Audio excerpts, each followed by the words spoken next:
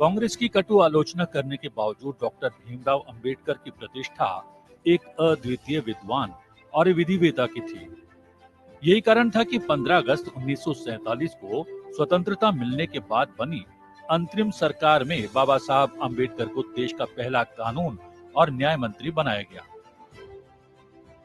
29 अगस्त 1947 को बाबा साहेब अंबेडकर को स्वतंत्र भारत के नए संविधान की रचना के लिए बनी संविधान की मसौदा समिति के अध्यक्ष पद पर नियुक्त किया गया। संविधान निर्माण के लिए उन्होंने 60 देशों के संविधानों का अध्ययन किया। गहन चिंतन मंथन के बाद 2 साल 11 महीने और 18 दिनों में भारत का संविधान तैयार हुआ, जिसे 26 नवंबर 1949 को अंगीकार किया गया। अपने काम को पूरा करने के बाद बाबा साहब ने कहा, मैं महसूस करता हूं कि संविधान साध्य है, लचीला है, पर साथ ही ये इतना मजबूत भी है कि देश को शांति और युद्ध दोनों समय जोड़ कर रख सके।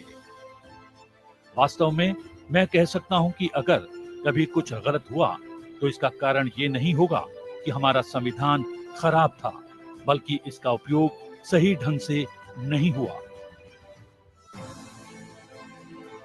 अंबेडकर ने भारत के संविधान के अनुच्छेद 370 का विरोध किया, जिसने जम्मू कश्मीर राज्य को विशेष दर्जा दिया और जिसे उनकी इच्छाओं के खिलाफ संविधान में शामिल किया गया। उन्होंने कहा था कि कश्मीर को विशेष दर्जा देने की हिमायती चाहते हैं कि भारत उनकी रक्षा करे, उनके लिए सड़कों का निर्माण करे, अनाज की आपूर्ति करे, कश्मीर को समान दर्जा दे, लेकिन अन्य भारतीयों को कश्मीर में कोई अधिकार न मिले। अगर मैं इस प्रस्ताव को सहमति देता हूं तो कानून मंत्री के रूप में भारत के हितों के खिलाफ एक विश्वासघात होगा। अंबेडकर वास्तव में समान नागरिक संहिता के पक्षधर थे। अंबेडकर का भारत आधुनिक वैज्ञानिक सोच और तर्क संगत विचारों का देश होता। उसमें पर्सनल कानून की कोई जगह नहीं थी। संविधान सभा में बहस के दौरान बाबा साहब अंबेडकर ने एक समान नागरिक संहिता को अपनाने की सिफारिश करके भारतीय समाज में सुधार करने की अपनी इच्छा भी प्रकट की। अंबेडकर विदेश से अर्थशास्त्र में डॉक्टरेट की डिग्री लेने वाले पहले भारतीय थे। उनका मानना था कि औद्योगिकीकरण और कृषि विकास से भारतीय अर्थव्यवस्था में वृद्धि लाई जा सकती है। उन्होंने भारत में प्राथमिक उद्योग के रूप में कृषि में निवेश पर भी बल दिया। अंबेडकर एक महान अर्थशास्त्री थे। भारतीय रिजर्व बैंक की परिकल्पना उनके विचारों पर आधारित थी, जो उन्होंने हिल्टन यंग कमीशन को दिए थे। अंबेडकर अपने जमाने में भारत के सबसे पढ़े लिखे व्यक्तियों में से एक थे। उन्होंने मुंबई के मशहूर एल्फिस्टन कॉलेज से बीए की डिग्री ली। बाद में उन्होंने कोलंबिया विश्वविद्यालय और लंदन स्कूल ऑफ इकोनॉमिक्स से पीएचडी की डिग्री प्राप्त की। अंबेडकर को शुरू से ही पढ़ने लिखने का शौक था। उनके पास बेशकीमती किताबों का बेहतरीन संग्रह था। मशहूर किताब इनसाइड एशिया के लेखक जॉन गुंथेर ने लिखा कि 1938 में जब राजगृह में अंबेडकर से उनकी मुलाकात हुई तो उनके पास 8000 किताबें थी और जब उनका निधन हुआ तो ये संख्या बढ़कर 35,000 हो चुकी थी। खराब होते स्वास्थ्य और लगातार काम ने अंबेडकर को तोड़ कर रख दिया। अपनी अंतिम पांडुलिपि भगवान बुद्ध और उनका धम्म को पूरा करने के 3 दिन के बाद 6 दिसंबर 1956 को डॉक्टर बाबा साहब अंबेडकर का दिल्ली में अपने निवास स्थान पर ही महापरिनिर्वाण हो गया। 1990 में बाबा साहब को भारत के सर्वोच्च नागरिक सम्मान भारत रत्न से सम्मानित किया गया।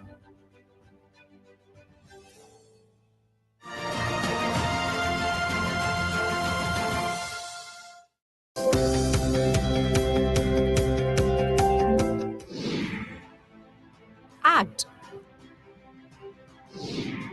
A bill passed by both houses of Parliament and assented to by the President. Adjournment of the sitting of the House. Termination of the sitting of the House which meets again at the same time appointed for the next sitting. Adjournment sine die. Termination of a sitting of the House without any definite date being fixed for the next sitting. Expunction.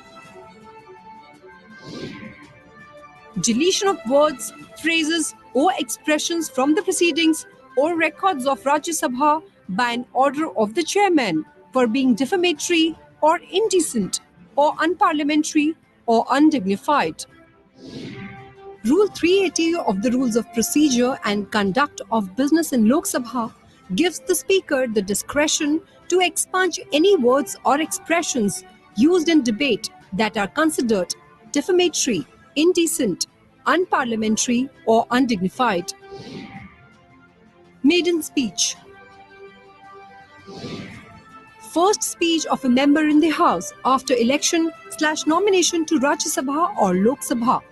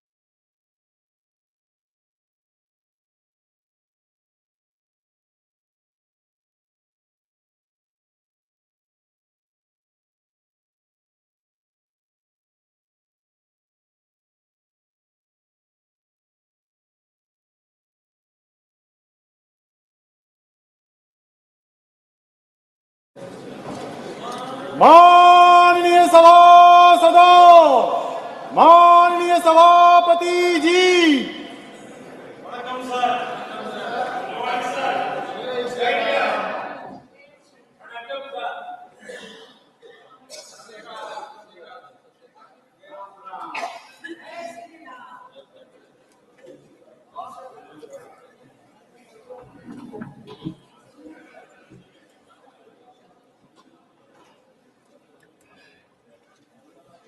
birthday greetings. And she walks in at the right time. Honorable members, I am pleased to extend birthday greetings to Honorable Member of Parliament, Shrimati Rajni Ashok Rao Patil.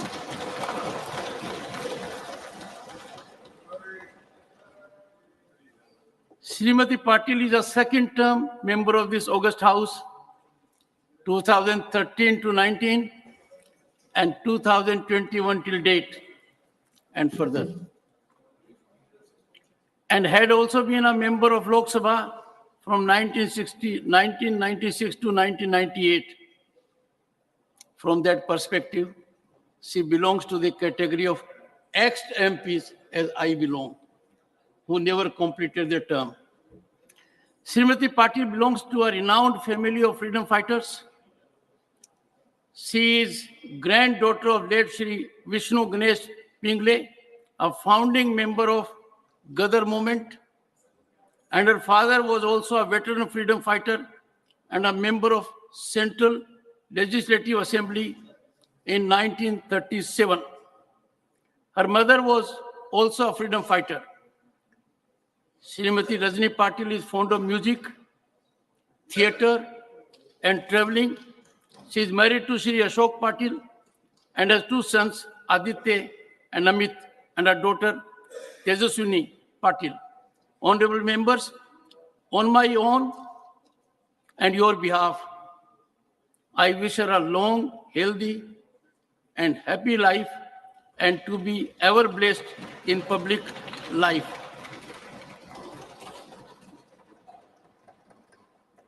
Papers to be laid on the table. Shri Pankaj Chaudhary.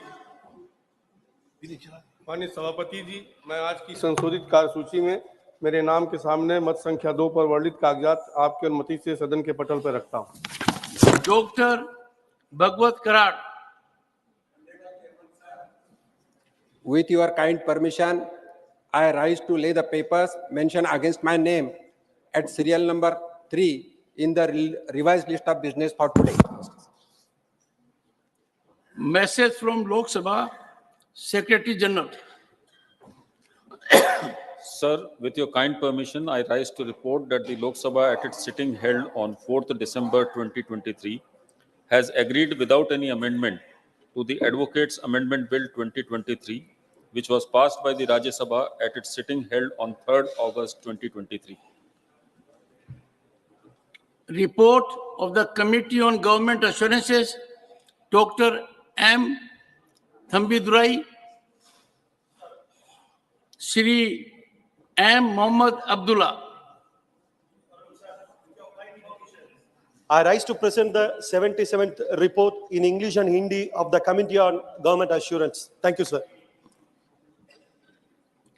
Honorable members, notice under Rule 267 received from Shri Binoy Vishwam does not merit any admittance. Honorable members, it is not appropriate when a notice has been declined, the same notice is repeated the next day. Matters raised with permission, please. Professor Ram Gopal Yadav request to include a area community in the scheduled caste list of Uttar Pradesh. धन्यवाद श्रीमन उत्तर प्रदेश में अहेरिया जाति ये दलितों में भी दलित के समान है। 1949 से पहले तक गवर्नमेंट ऑफ इंडिया के उस वक्त के जॉइंट सेक्रेटरी भंडारकर साहब ने एक चिट्ठी लिखी थी राज्य सरकारों को कि 1931 और 1941 के सेंसस में जो जातियां अनुसूचित जाति में हैं उनकी सूची भेजी जाए, उन्हीं को अनुसूचित जाति में रखा जाएगा। श्रीमन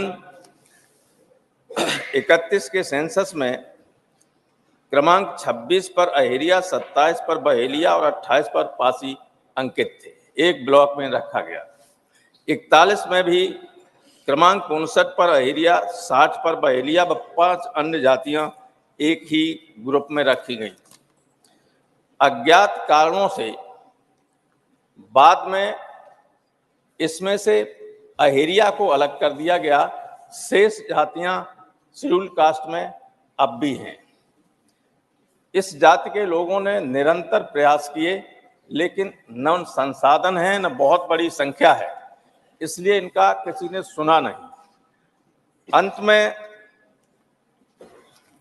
16 में उत्तर प्रदेश सरकार के समाज कल्याण के विभाग के प्रमुख सचिव ने एक पत्र लिखा सामाजिक न्याय और अधिकारिता मंत्रालय के लिए, यहाँ दिल्ली के लिए, और उन्होंने लिखा कि अहेरिया जाति को उत्तर प्रदेश अनुसूचित जाति की सूची में सम्मिलित किए जाने के संबंध में राज्य सरकार द्वारा अनुसूचित जाति एवं अनुसूचित जनजाति शोध एवं प्रशिक्षण संस्थान उत्तर प्रदेश से अहेरिया जाति का सर्वेक्षण एवं निर्जातीय अध्ययन कराया गया है।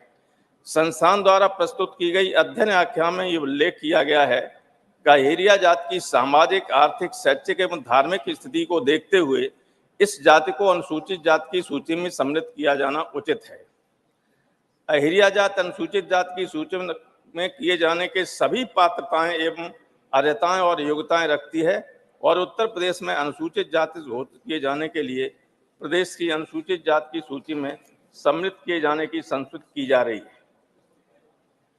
इस अतः अनुरोध है कि कृपया उत्तर प्रदेश में निवास करने वाली अहिरिया जाति को उत्तर प्रदेश की अनुसूचित जाति की सूची में सम्मिलित किए जाने हेतु कृपया आवश्यक कार्रवाई करने का कष्ट करें। श्रीमान, सारे शोध के बाद, सारे पैरामीटर्स को पूरा करने के बाद भी इस उत्तर पत्र के जवाब में ये कहा गया कि ये हैं फॉर्मेलिटीज पूरी नहीं होती। बिना रजिस्ट्रार जनरल ऑफ इंडिया ने बिना किसी तरह का शोध कराए हुए यहां से एक चिट्ठी लिख दी। सर, स्थिति ये है,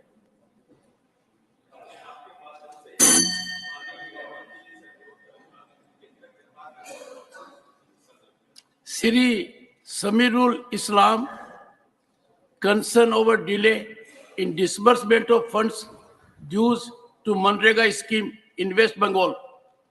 Respected Chairman Sir, the issue of Manrega is not only a union government scheme.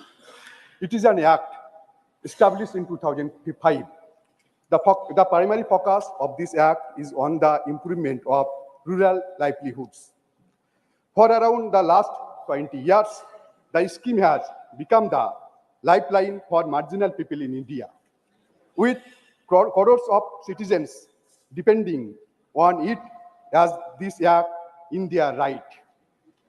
The program contributes to rural infrastructure and assets, indirectly addressing the basic demands and employment needs of a large section of people in rural India.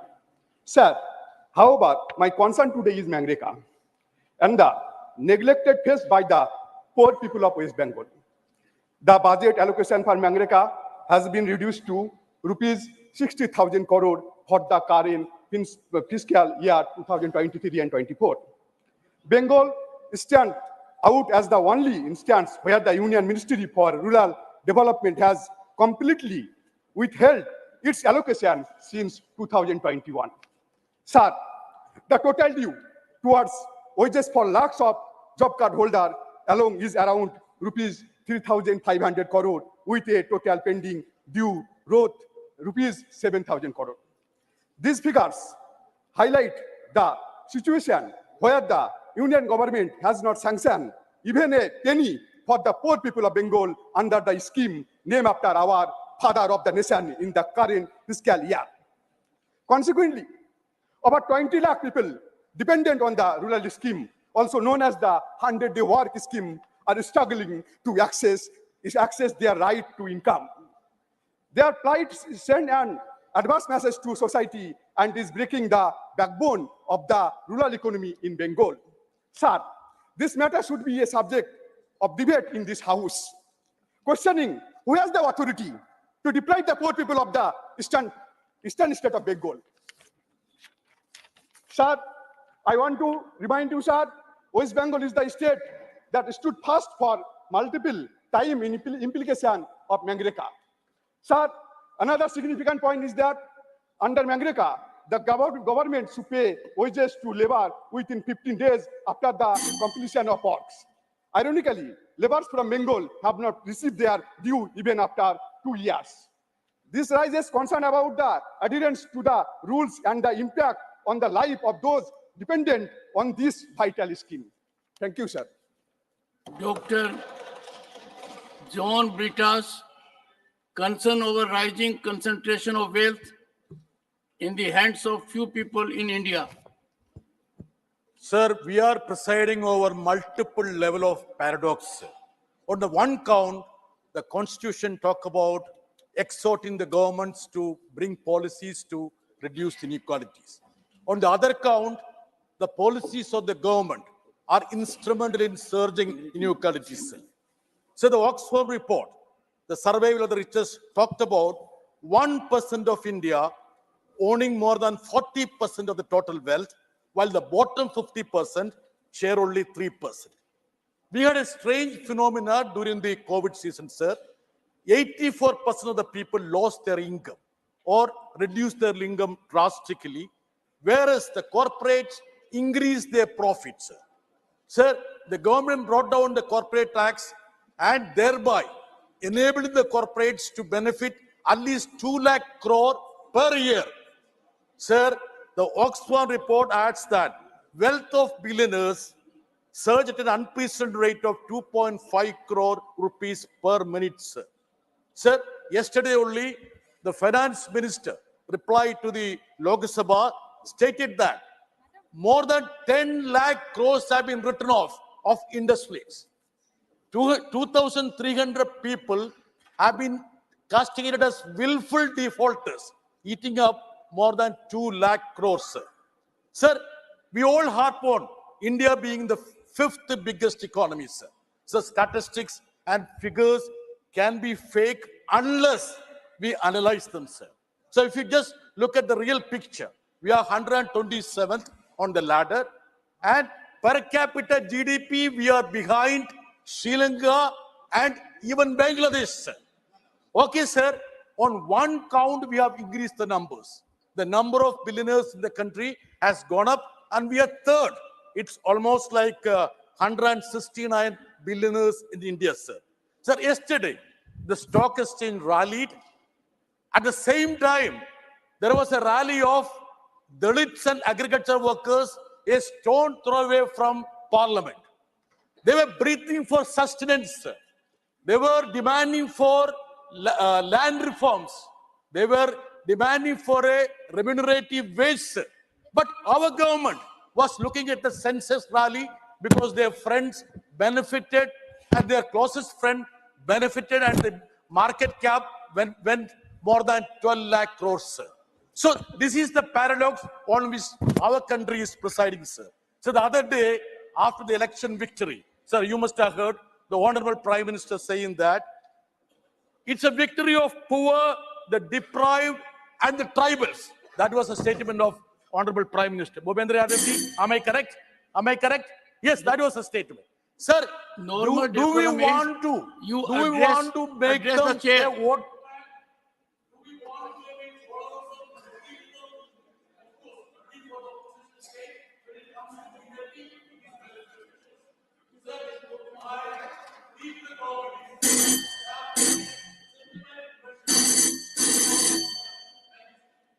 Honorable member is directed to put on the table of the House the assertion made by him that friends were benefited during course of the day.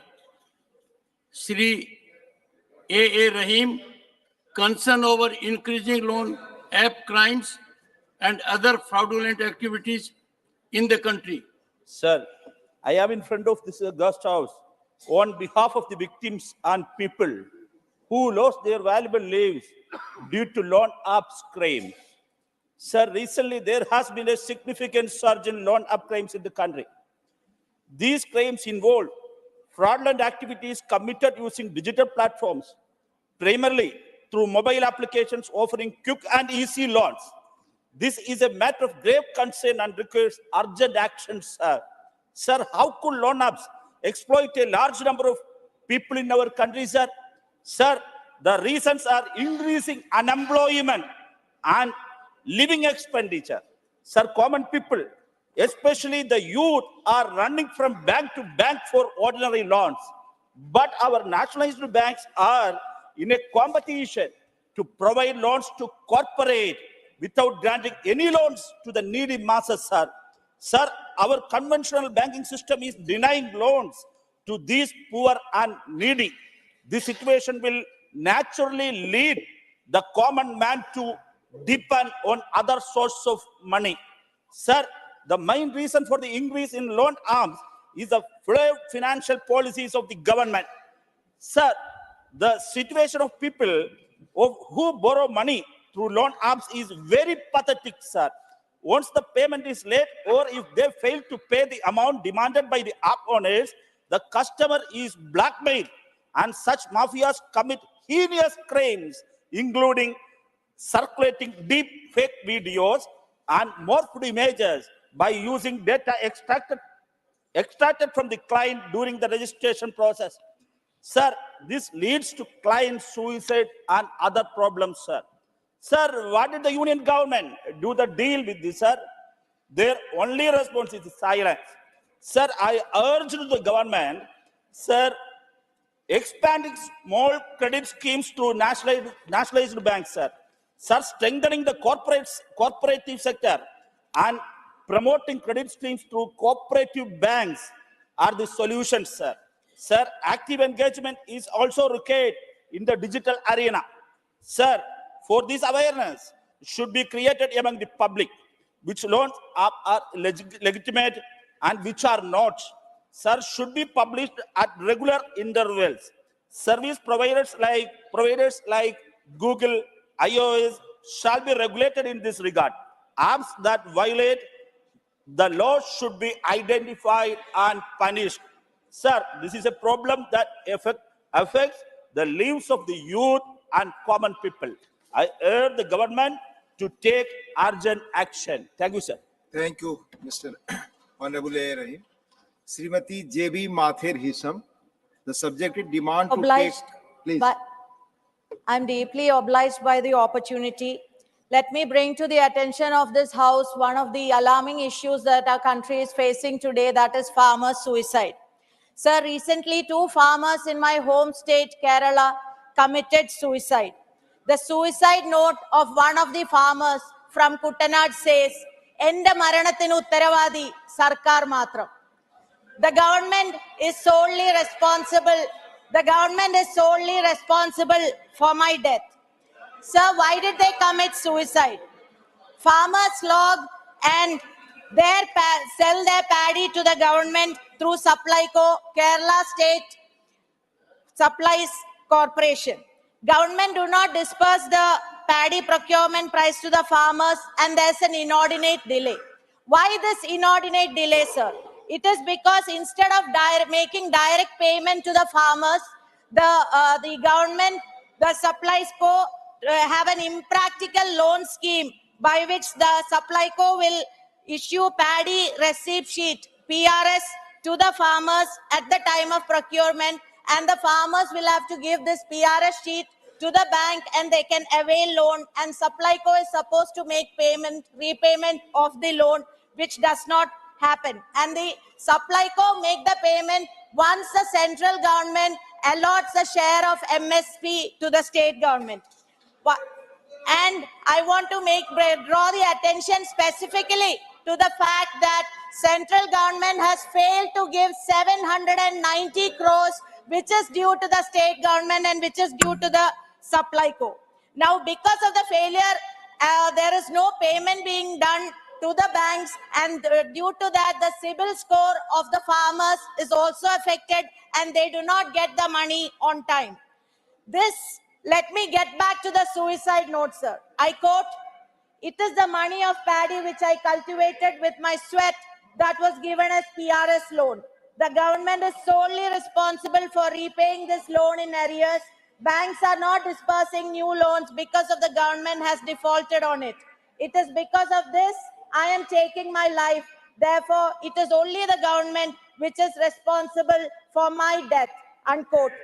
The words in the suicide note is a direct reflection of the plight of the farmers our country and state is facing today. How many more lives of farmers will have to be lost for the government to wake up and make the payment which is rightfully due to the farmers? Also, paddy farmers in the state they are selling their products to the private rice mill owners at a much lower cost, which is about 20% of the farmers, they are doing that. If the government is giving, Time is already over, it's not going on record now, please. Not going on record, please. Honorable Sri Babu Bhai, Jason Bhai Desai. Honorable members, please take your seat, Mr. John Britos. Honourable members, सिर्फ आप 3 minute बोलते हो ही record पे जाता है, उससे अधिक बोलते हैं रिकॉर्ड पे नहीं जाता. Please confine yourself to 3 minutes. Honourable Shri Babu Bhai Jesang भाई देसाई. ऑनरेबल श्री बाबू भाई जेसंग भाई Desai, concerned about climate change and its consequences, not present. Honorable Sri Trichu Sivaji, request to allocate adequate funds to the state of Tamil Nadu for relief to people suffering due to cyclone rains. Sri P. Wilson will associate. Babu Bhai, I'm going by serial number. 5th was JB Mathur ji. 6th was Babu Bhai, Jason Bhai Desai. 7th Tiruchu Shivaji, please. Please. Honorable Tiruchu Shivaji. Mic of Honorable Tiruchu Shivaji, please. It's on now. Thank you, Deputy Chairman, sir. Sir, the torrential rains, which is incessant for the past 4 days, has devastated Chennai, Thiruvallur, Shengalpet, Kanjipuram, and Ranipet in Tamil Nadu. Sir, such a rain Tamil Nadu has witnessed only half a century before. The Michang cyclone, which triggered these rains, has now moved to Andhra Pradesh, but the impact is so worse that the people of Tamil Nadu are put to very big hardships. Sir, the roads have become rivers because of the non-stop running waters, and the rivers have become like seas. The Kuvam and Adayar, which used to confluence with the sea, were not able to because seawater was gushing into the river, and all the water bodies are overflowing. Many tanks have been breached. Roads have been damaged to the extreme condition. Everywhere it is eroded because of the running water. However best the infrastructure of a city, sir, the fury of the nature is such hard and much worse that nothing can withstand that. So all the roads have been eroded, and the essential needs of the people were not able to be supplied, though the milk vendors or the medical facilities can move, but the roads were not accessible. And the state government, under the captainship of Mr. M.K. Stalin, the Chief Minister, the whole cabinet was on their heels. The corporation officials, workers, doctors, sanitation workers, fire service, rescue team, electricity board, everyone were working in a war-footed manner, sir. And sir, the foremost responsibility of a state government is to safeguard the lives of the people. So as a precautionary measures, electricity was suspended as a temporary measure, which saved hundreds of people who would have met with electrocuted accidents. So along with that, essential needs were also supplied by the state government. But the impact is so worse, sir, that it cannot be repaired at the earliest. Sir, now that yesterday the Honorable Home Minister has had a telephonic conversation with the Chief Minister and he has appraised the situation, and now that the state government has requested for an interim relief of 5,000 crores, sir. So I urge the union government, considering the condition of Tamil Nadu and the 5 districts in the capital, kindly release the interim relief of 5,000 crore as an initial interim relief, which would help the state government in their efforts to safeguard the people of Tamil Nadu. Thank you very much. Thank you, Honorable Tiruchu Shivaji. You have already associated yourself. Yes, you have associated, people say. You have associated, the time is over now. Thank you, people say. Honorable Sri Ajay Pratap Singh ji, issue of distribution in PM Garib Kalyan Ann Yojana. सभापति महोदय, मैं सदन का ध्यान millets की ओर आकर्षित करना चाहता हूं। मिलेट्स का नवीन नामकरण हमारे प्रधानमंत्री आदरणीय श्री नरेंद्र मोदी जी ने श्री अन्न के रूप में किया है। वर्ष 2023 को भारत के प्रयासों के कारण संयुक्त राष्ट्र संघ ने मिलेट वर्ष घोषित किया है। प्रधानमंत्री जी ने भारत को मिलेट्स को विश्व केंद्र के रूप में घोषित किया है। मिलेट्स में प्रमुख रूप से ज्वार, बाजरा, कोदो, कुटकी, रागी, सांवा, मिजरी इत्यादि फसलों को शामिल किया जाता है। इन फसलों का जो खेती है लगभग भारत के 12 राज्यों में की जाती है। अकेले बाजरा की खेती ही भारत के लगभग 2.5 करोड़ किसान करते हैं। भारत में जो हमारी भोजन की थाली है, उस भोजन की थाली में पहले लगभग प्रति व्यक्ति प्रति माह 3 किलो मिलेट्स की खपत होती थी। अब ये बढ़कर 14 किलो तक पहुंच गई है। हमारे यहाँ 5 से 6% जो है लोग इसका उपयोग करते हैं और प्रधानमंत्री जी के कारण लगभग मिलेट्स की बिक्री में लगभग 30% तक वृद्धि हुई है। अगर हम भूख के आधार पर दुनिया का विभाजन करें तो एक ग्लोबल साउथ है जहां पर भोजन की समस्या है और दूसरा ग्लोबल नॉर्थ है जहां पर भोजन की प्रचुरता के कारण बीमारियों का सामना कर रहे हैं। इसका समाधान भी इस मिलेट्स में ही निहित है। मिलेट्स की खेती के माध्यम से हमारे किसानों की आर्थिक प्रगति का भी रास्ता प्रशस्त होता है और मिलेट्स की जो खेती है ये कम पानी की खेती होती है, 1 आध 2 पानी में ही इसका उत्पादन हो जाता है और इसके कारण जो हमारा भूजल का जो स्तर है जो घटता जा रहा है उसकी भी सुरक्षा की जा सकती है। संक्षेप में मैं ये कहना चाहता हूँ कि मिलेट्स पोषण युक्त है, मिलेट्स हमारे स्वास्थ्य के लिए उपयुक्त है, इसलिए मैं आपके माध्यम से सरकार का ध्यान आकृष्ट करना चाहता हूँ कि जो हमारी सार्वजनिक वितरण प्रणाली है उस सार्वजनिक वितरण प्रणाली में हम मिलेट्स उत्पादों को शामिल करें। इसके माध्यम से हम भारतवासियों के स्वास्थ्य की भी रक्षा कर सकेंगे। मिलेट्स की अधिक से अधिक खपत होने के कारण किसान भी इसके उत्पादन के लिए प्रोत्साहित होंगे। इसके माध्यम से गांव की भी जो आर्थिक समृद्धि है उसका भी मार्ग प्रशस्त होगा। बहुत बहुत धन्यवाद उपसभापति महोदय। धन्यवाद माननीय Ajay Pratap ji. Honourable Shri Vaiko, concern over frequent attacks and arrest of Indian fishermen by Sri Lankan Navy. Mr. Deputy Chairman, sir, thank you very much for the opportunity given to me. Sir, Sri Lankan Navy is continuously attacking our Tamil fishermen. About 800 fishermen were shot dead and thousands of fishermen were brutally attacked and their boats and fishing trawlers were damaged and fishing nets destroyed in the past. Recently, they have started capturing the boats and put them into action. Unfortunately, it has become a real story. There have been several incidents of Sri Lankan Navy personnel even firing at Indian fishermen in the Pak Strait and seizing their boats, damaging their boats and high-handedness by the Sri Lankan forces. Recently, 22 fishermen were arrested by Sri Lankan Navy. The frequent arrest and seizure of boats had shattered the livelihood of many fishermen. I would urge upon the Union government to take urgent steps to secure release of all the fishermen and their boats unconditionally. The government should also put diplomatic pressure on the Sri Lankan government for giving compensation and solatium to the next of kin who were shot dead and boats damaged by the Sri Lankan Navy. They should hold a high-level talk to find a permanent solution to this non-stop harassment to our fishermen by the Sri Lankan Navy. So Tamil Nadu fishermen, are they not the citizens of India?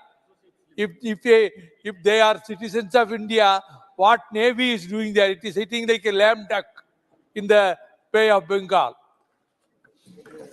Thank you.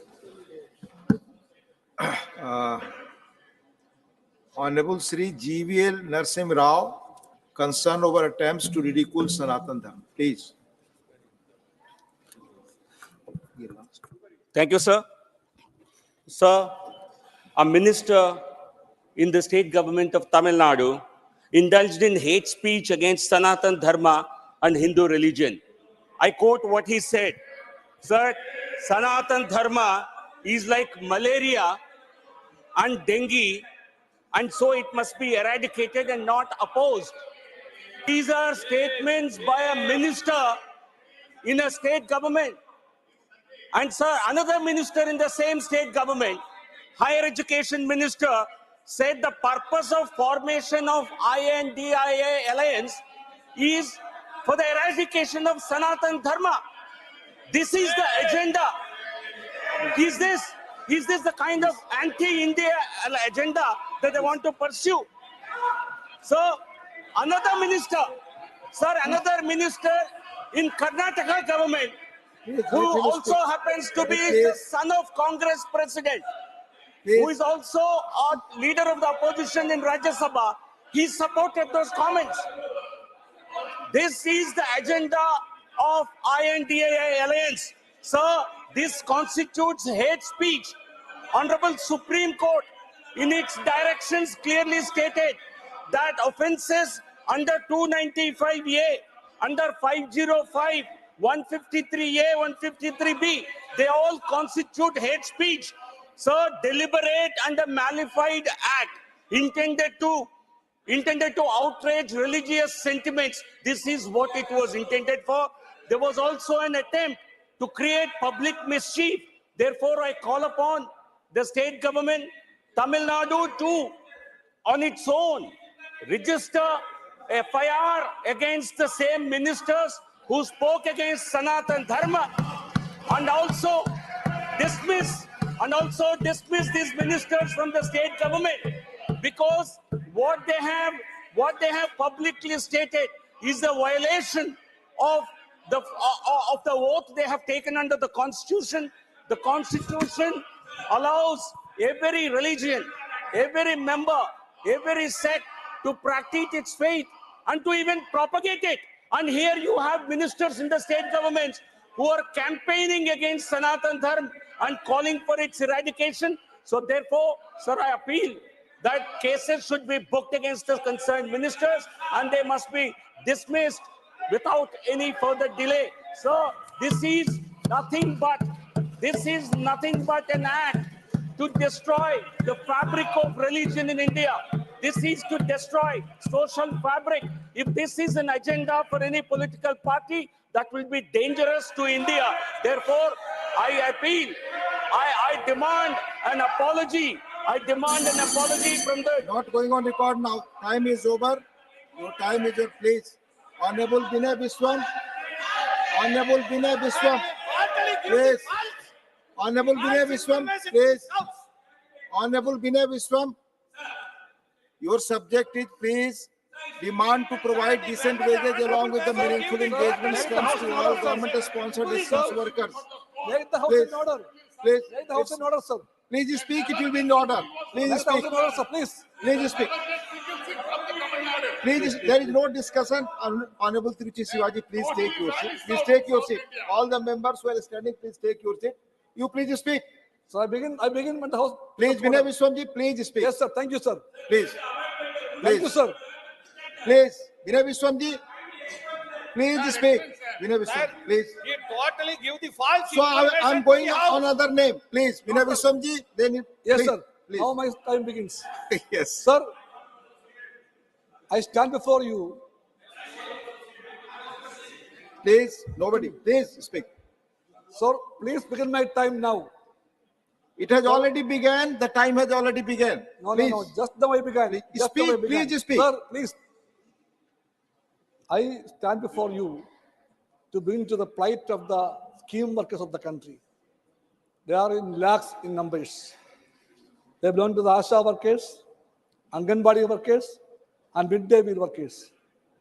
Sir, the government and this house has a duty to look deep into their living conditions. Sir, those people are not living. They are simply surviving on paltry wages. We talk about them in high words like global health leaders, warriors for the country. Sometimes we name them during COVID days. But when the livelihood comes, we always forget them. High time to think about them. Sir, the ASHA workers, the accredited social health activists, they are doing immense service for the nation. In every field of life, they are the first point of healthcare, social security, and everything. But their concerns are not always. So Anganwadi workers, they are the first meeting point for the children of the country. They teach them, they feed them, and they open their eyes to the world. But what we do for them? Nothing to them, sir. The same way, the midday workers, meal workers, midday meal, they work for the food security also. But lakhs of them are counting their days for their decent wages, sir. High time this government should pay attention to them. We call them as volunteers. Calling them volunteers, we deny them the right of the workers. We have to treat them as workers. We have to see that their wages are fixed, a decent wages to live. And we have to treat them and make their engagement conditions, a decent one. Not going on record now. Please. Honorable Sri Sushil Kumar Modi, concerned over increasing incidents of suicide, deaths of students in higher educational institutes.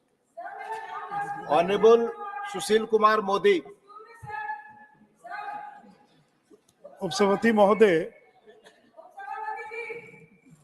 Rajasthan के कोटा में और इस वर्ष 26वां आत्महत्या की घटना घट चुकी है।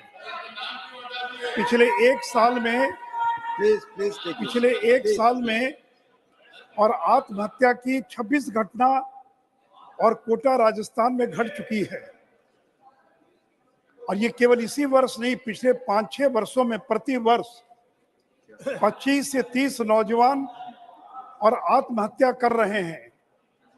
इतना ही नहीं तो IIT, IIM, NIIT और जो देश के सर्वोच्च इंजीनियरिंग संस्थान हैं, जो हायर एजुकेशन के इंस्टीट्यूट्स हैं, वहां पर भी प्रति वर्ष बड़ी संख्या में नौजवान आत्महत्या कर रहे हैं। सरकार के लिए चिंता का विषय, चाहे केंद्र की सरकार हो या राज्य की सरकार हो, कि आखिर इतनी बड़ी संख्या में नौजवान आत्महत्या करने के लिए क्यों बाध्य हो रहे हैं। कोटा राजस्थान में जो लड़के मेडिकल और इंजीनियरिंग की कोचिंग के लिए आते हैं, उन पर इतना प्रेशर होता है, इतना दबाव होता है उत्तीर्ण होने के लिए कि वो लोग आत्महत्या करने के लिए बाध्य हो रहे हैं। और उसी प्रकार IIT, IIM वगैरह जो उच्च शैक्षणिक संस्थान हैं, वहां पर भी बढ़ती हुई आत्महत्या की घटना ये चिंता का विषय है। मैं सरकारों से ये मांग करता हूं कि एक तो एक आयोग का गठन किया जाए जो इस बात की जांच करे कि आखिर इतनी बड़ी संख्या में नौजवान कोचिंग संस्थानों में आत्महत्या क्यों कर रहे हैं। साथ ही साथ जो एक्सपर्ट्स हैं, जो काउंसलर्स हैं, उनकी बहाली की जाए ताकि वैसे लड़के जो डिप्रेशन में चले जाते हैं उनकी वो काउंसलिंग कर सके। ऐसे केंद्रों में मेंटल हेल्थ क्लिनिक की भी स्थापना की जाए ताकि जो लड़के डिप्रेशन में हैं वो लड़के वहां जाकर अपना इलाज करा सकें या काउंसलिंग प्राप्त कर सके। साथ ही साथ जो IIT, IIM वगैरह के जो कोर्सेज हैं, खास करके कोचिंग के, उसके बारे में पुनर्विचार किया जाए कि इतना प्रेशर है और इस प्रकार का कठिन सिलेबस है कि उसको उत्तीर्ण होना उनके लिए बड़ा कठिन हो जाता है। तो सरकार को उसके पूरे सिलेबस को भी रीडिजाइन करने के बारे में विचार करना चाहिए। और खास करके कोटा और अन्य कोचिंग संस्थानों में हर किसी का जो नामांकन हो रहा है, पैसे के लिए कोचिंग संस्थान जो भी लड़के वहां पर आते हैं उनका वो एडमिशन ले लेते क्योंकि उससे उनको पैसा मिलता है। तो उसके बारे में भी और रोक लगाई जाए। जो बहुत मेधावी छात्र हैं, जो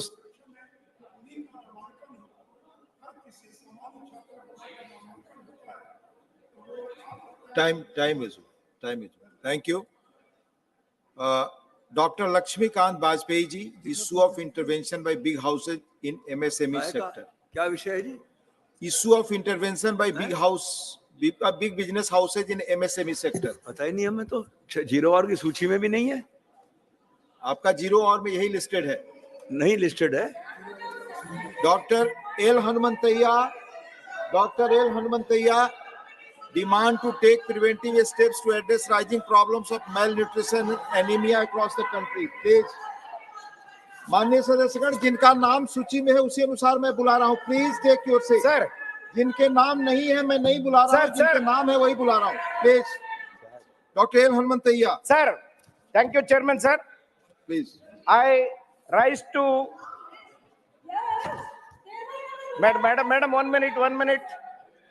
Sir, I rise today to urgently address the pervasive issues of malnutrition and anemia plaguing millions of people across the country, sir. Sir, despite economic progress,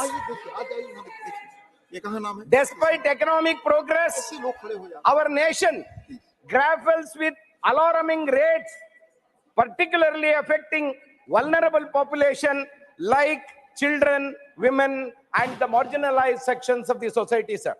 Sir, in the latest NFHS report, data of 1921, the prevalence of anemia has shown a significant increase, with children aged 6 months to 5 years experiencing a jump from 59% to 67%, sir.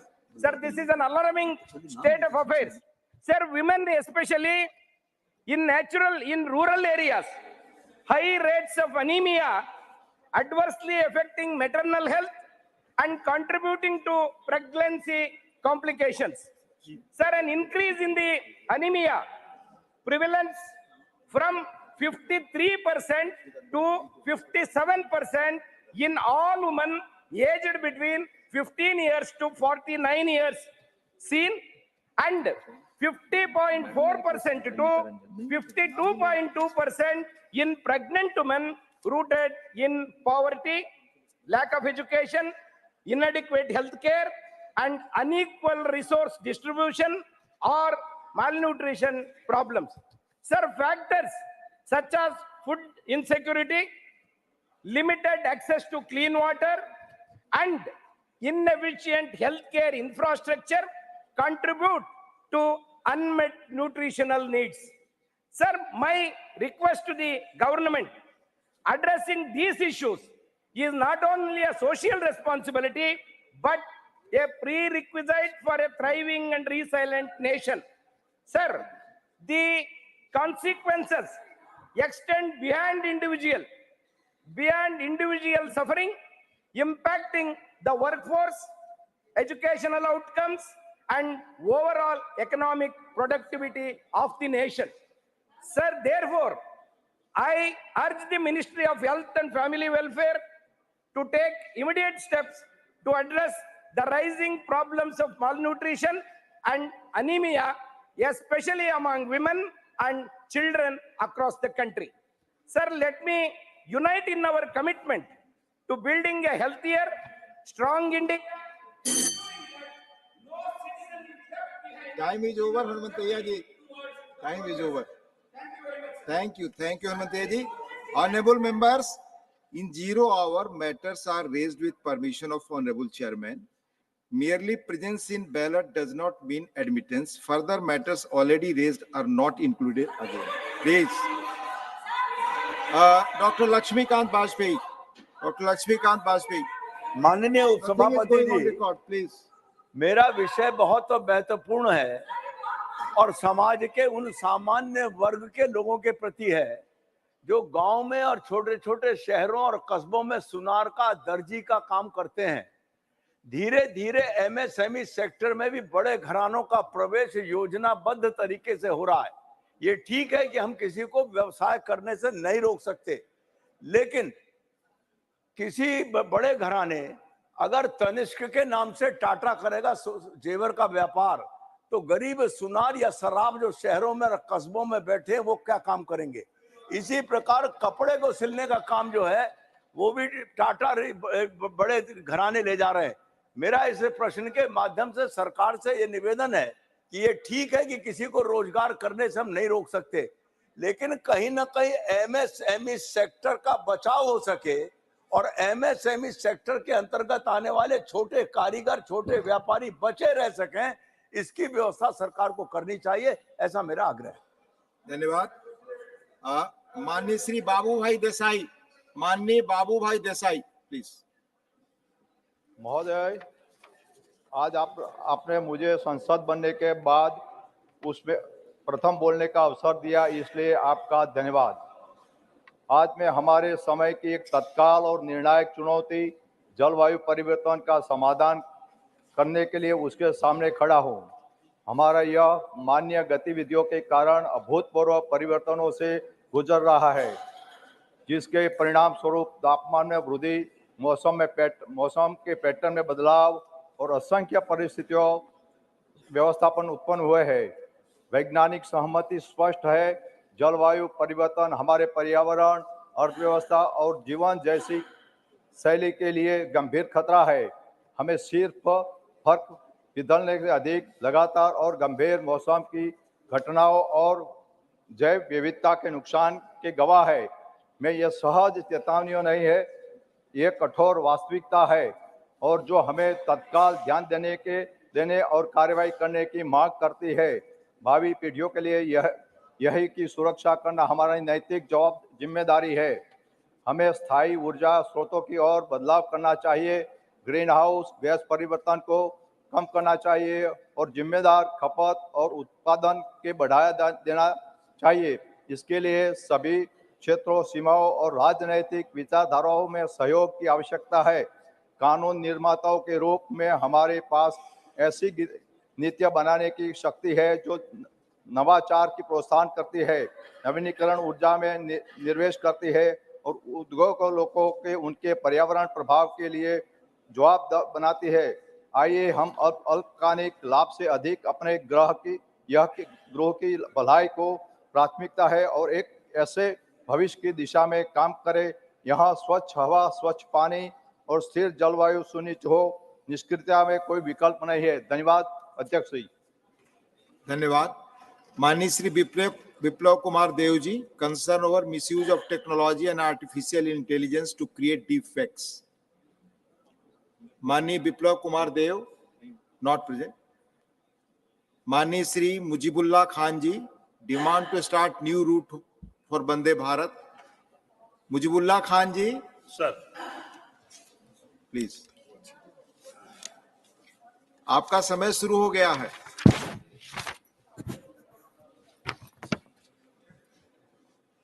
thank you, sir. In order to meet Odisha's demand for connectivity, very necessary for Odisha to have great connectivity various regions, and witness that Vande Bharat train between Puri and Howrah in West Bengal, along with a recent addition of a train between Puri and Raulkela connectivity, the same massive practical and reading towards it is impressive further Vande Bharat Express train to be introduced in Odisha.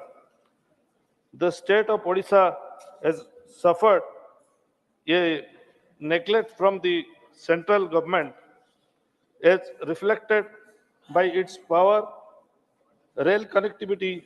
Further, the degree of connectivity is spread across the region of Odisha.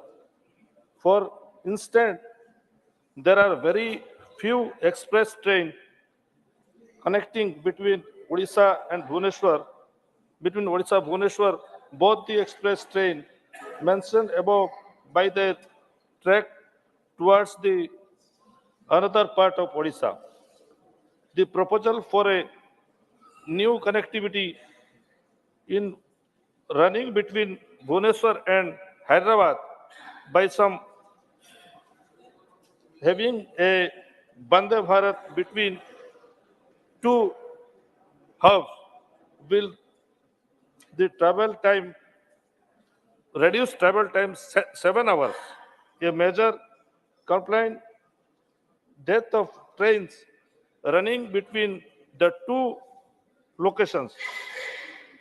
This new introduction will lead to further connectivities of passengers, will give a much needed push a connectivity. Thank you. Thank you. धन्यवाद श्री मुजीबुल्लाह खान जी। माननीय Shrimati Sangeeta Yadav, concern over problems faced by mentally challenged people. माननीय संगीता यादव जी, माननीय Sangeeta Yadav ji, please. नहीं, 0 our नहीं लगा। Concern over problems faced by mentally challenged people. माननीय सदस्य, आप जो आप देते हैं यहाँ बोलने के लिए, उन विषय पे ध्यान रखें और बोलें प्लीज। सॉरी सर, आज मैंने देखा नहीं। कल कल लगा था मेरा। धन्यवाद। Doctor Radha Mohan Das Agrawal ji, request for provision of salaries and allowance to local representatives of the constituency. माननीय उपसभापति महोदय, भारत के संविधान में यह व्यवस्था है कि व्यक्ति काम के बदले में वेतन पाए और समान काम के बदले में समान वेतन पाए। लेकिन दुर्भाग्यपूर्ण है, इस देश में जनप्रतिनिधियों के साथ ही दोहरा आचरण किया जा रहा है। राष्ट्रपति महोदय, उपराष्ट्रपति महोदय,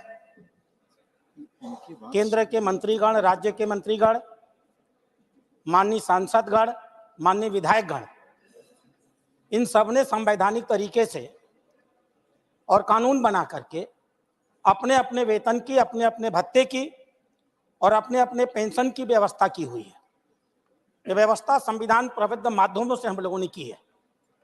लेकिन दुखद है, इस देश में लाखों की संख्या में ऐसे जमीनी जनप्रतिनिधि हैं, ग्राम प्रधान से लेकर के और मेयर तक, जो जमीनी धरातल पर बहुत महत्वपूर्ण काम करते हैं।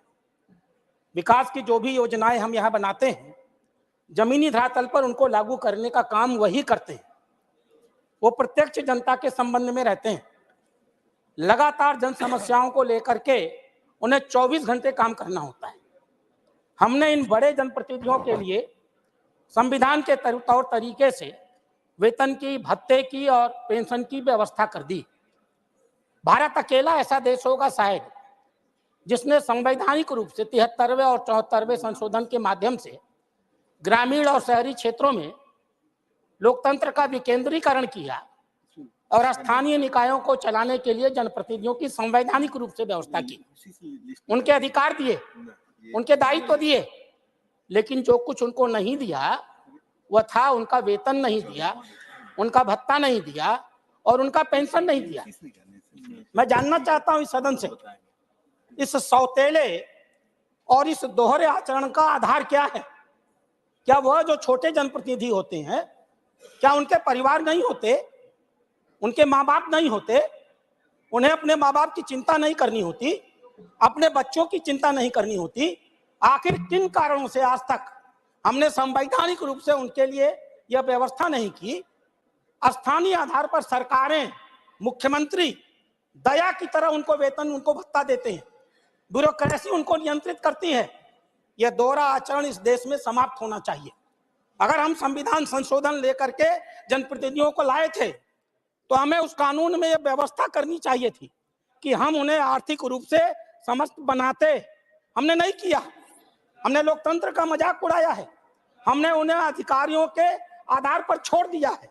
और इसलिए मैं सरकार से मांग करता हूं, अध्यक्ष महोदय, आपके माध्यम से सरकार से मेरी अपेक्षा है, सरकार संविधान संशोधन करे 73वें और 74वें संशोधन में और अपने सारे स्थानीय जनप्रतिनिधियों के लिए वेतन की, भत्ते की और not going on. Thank you. माननीय Shri Vikramjit Singh Sahney ji, demand to implement uniform national level parameter for release of prisoners. माननीय विक्रमजीत सिंह साहनी जी, नॉट प्रेजेंट। माननीय सदस्य, 0 आवर आप देते हैं तो उसके महत्व को समझना भी चाहिए, उस वक्त मौजूद भी रहना चाहिए। अगर हाउस में है तब आपका ध्यान उस पर नहीं है तो ये आपके लिए सेल्फ इंट्रोस्पेक्शन का विषय। बैठे आप, कोई ऐसा प्रोविजन नहीं, आप जानते हैं रूल्स को राघव जी, फिर भी आप पूछो please. Doctor Fauzia Khan ji, request to address the issue of missing women in India. Doctor Fauzia Khan ji, please.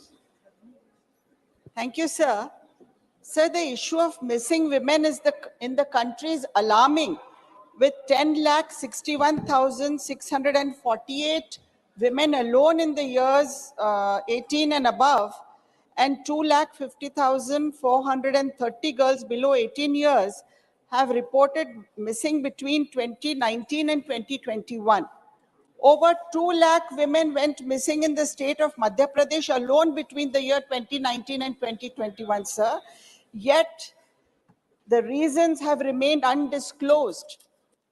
Sir, the suspected reasons behind the disappearance of these women are diverse, like trafficking, trade, and in minuscule cases, elopement. Tackling this issue requires collective action on various fronts, strengthening law enforcement to identify trafficking networks, enhancing border control, establishing a database for accurate identification of the reasons for the disappearances. Additionally, the numbers have come as a surprise to many, indicating the lack of awareness of the incidents of disappearance of women. Therefore, public awareness campaigns, community involvement, educational programs can help prevent vulnerable individuals from falling prey to traffickers. Despite designated stop centers, the unprecedented increase in numbers suggests the possibility of organized criminal activities, sir. A recommendation to address the issue of missing women involves the establishment and maintenance of a comprehensive register by the government documenting details of every woman reported missing. This register should serve as a centralized database, enabling efficiency tracking and tracing efforts. Sir, additionally, specialized teams should be formed to investigate each case with a focus on identifying potential foul play. These teams could comprise experts from law enforcement, social services, and legal professionals to ensure a thorough and coordinated approach in understanding the circumstances behind each disappearance to ensure accountability and effectiveness. Sir, this issue is of grave concern. How can women go missing like this? Just without any reason, women missing is a grave issue, sir. The government must pay attention to this. Sri Rajiv Shukla, concern over poor state of under trials and the imperative for judicial reforms. Not present. Sri Kailash Soni, demand to add biography of Sri Jayaprakash Narayan in academic syllabus. आपके माध्यम से मैं सरकार के समक्ष एक देश के महत्वपूर्ण मुद्दे को रखना चाहता हूं। इस देश के मूर्धन्य स्वतंत्रता संग्राम सेनानी, क्रांतिकारी, देश की आजादी में अपना महत्वपूर्ण योगदान देने वाले सर्वोदयी नेता, दुनिया की सभी देशों की समाज व्यवस्था, वहां की राजनीतिक विचारों को नजदीक से देखने वाले, पाश्चात्य जगत के लोगों को, विशेषकर श्रमिक वर्ग के लोगों के लिए संघर्ष करने वाले, देश की सभी विचारधाराओं के ज्ञाता, उन्हें नजदीक से जीने वाले, उन विचारों को जीने वाले, लोकतंत्र के शोधकर्ता, प्रयोगशाला रहे, हिंदुस्तान की दूसरी आजादी, आपातकाल के विरुद्ध संघर्ष करने वाले। Question hour. Question number 16, Sri Sanjay Raut. Honorable Minister, supplementary one, Sri Sanjay Raut. Sir आजकल मैं देख रहा हूं बैंकों में, देश भर के बैंकों में ज्यादा से ज्यादा फ्रॉड्स, फोर्जरी के केस सामने आ रहे हैं, लेकिन उसमें अगर सरकार की एजेंसी भी शामिल हो तो चिंता की विषय है। सर, केंद्र सरकार ने मल्टीपल इंश्योरेंस और पेंशन की बहुत सी योजनाएं शुरू की है आम जनता के लिए, लेकिन जो तथ्य, जो फैक्ट सामने आया है, मुझे लगता है ये इंश्योरेंस स्कीम, पेंशन स्कीम, ये बिगेस्ट बैंक का स्कैम उसमें नजर आ रहा है। Sanjay ji, ask your pointed question. Sir, ये जो बैंक है या इंश्योरेंस कंपनी है, मेरी जानकारी से जब कोई ग्राहक 10-15 साल के लिए पॉलिसी साइन करता है तो प्रीमियम के लिए सहमति भी देता है, जो उसके अकाउंट से ऑटोमेटिक डेबिट हो जाता है। अधिकांश ग्राहक 2 से 3 वर्षों में के बाद प्रीमियम का भुगतान बंद कर देता है, जिससे इंश्योरेंस कंपनियों के पास बहुत सारा अनक्लेम फंड पड़ा हुआ है। और बैंक दावा करता है कि ये जो आकस्मिक बीमा कवरेज है, जो बैंकों द्वारा चार्ज की गई प्रीमियम की राशि सरकार द्वारा खातों धारकों की सामाजिक सुरक्षा पर खर्च की जाती है। संजय जी, प्लीज आस्क योर सप्लीमेंट्री। मैं सरकार से पूछना चाहता हूं, गत 3 वर्षों में दुर्घटना बीमा क्लेम के रूप में कितने परिवारों को आपने ये राशि वितरित की है? Honourable minister. महोदय, सभागृह के ज्येष्ठ सदस्य संजय जी राउत, इन्होंने बहुत महत्वपूर्ण क्वेश्चन रेज किया है। सरकार के माध्यम से 2 महत्वपूर्ण स्कीम्स है जो गरीब लोगों के लिए और अनप्रिविलेज लोगों के लिए चलती है, जैसे प्रधानमंत्री सुरक्षा बीमा योजना हो, प्रधानमंत्री जीवन ज्योति बीमा योजना हो और पेंशन योजना जो अटल पेंशन योजना है। इनके माध्यम से मैं बताना चाहता हूं कि जो लास्ट 3 साल का अगर हम रिकॉर्ड देखें तो 3 साल में जो कलेक्शन हो चुका है या इन्वॉल्वमेंट हो चुके हैं अभी तक के क्यूमुलेटिव अगर इफेक्ट देखें तो 18 करोड़ 50 लाख 71 हजार इतना लोगों का इन्वॉल्वमेंट हो चुका है जिन्होंने विथ मैंडेट इंश्योरेंस का रहा है। और प्रधानमंत्री सुरक्षा बीमा योजना के माध्यम से 41 करोड़ 59 लाख लोगों को फायदा क्यूमुलेटिव हो चुका है। अगर देखें ये दोनों स्कीम के माध्यम से अगर जनता को जो फायदा मिल चुका है वो 7,46,675 यानी क्यूमुलेटिव मैं बात कर रहा हूं। और अगर अमाउंट की अगर बात करें तो अमाउंट भी 14 करोड़ 32 लाख से 274 मिला है। तो ऐसी ये 2 स्कीम्स जो प्रिविलेज या अंडर प्रिविलेज लोगों के लिए है, उनके लिए ऐसा कोई ये नहीं है कि जो बैंकिंग के पास ज़्यादा ये है। पहले 3 साल में तो ये स्कीम लॉस में चल रही थी और बाद में रिव्यू करके इसी को अभी जो प्रीमियम 12 रुपीज़ था वो 20 रुपये किया है और जो जीवन ज्योति बीमा में 330 रुपये था अभी 436 रुपये किया है। Second supplementary Shri Sanjay Raut. प्रश्न अलग था, आपने जवाब अलग दिया है। मैंने ये पूछा था कि विदाउट कंसेंट आप बैंक अकाउंट से प्रीमियम आप जमा कर रहे हो, ये मेरा सवाल था, लेकिन मैं आगे पूछता हूं। हाँ दीजिए।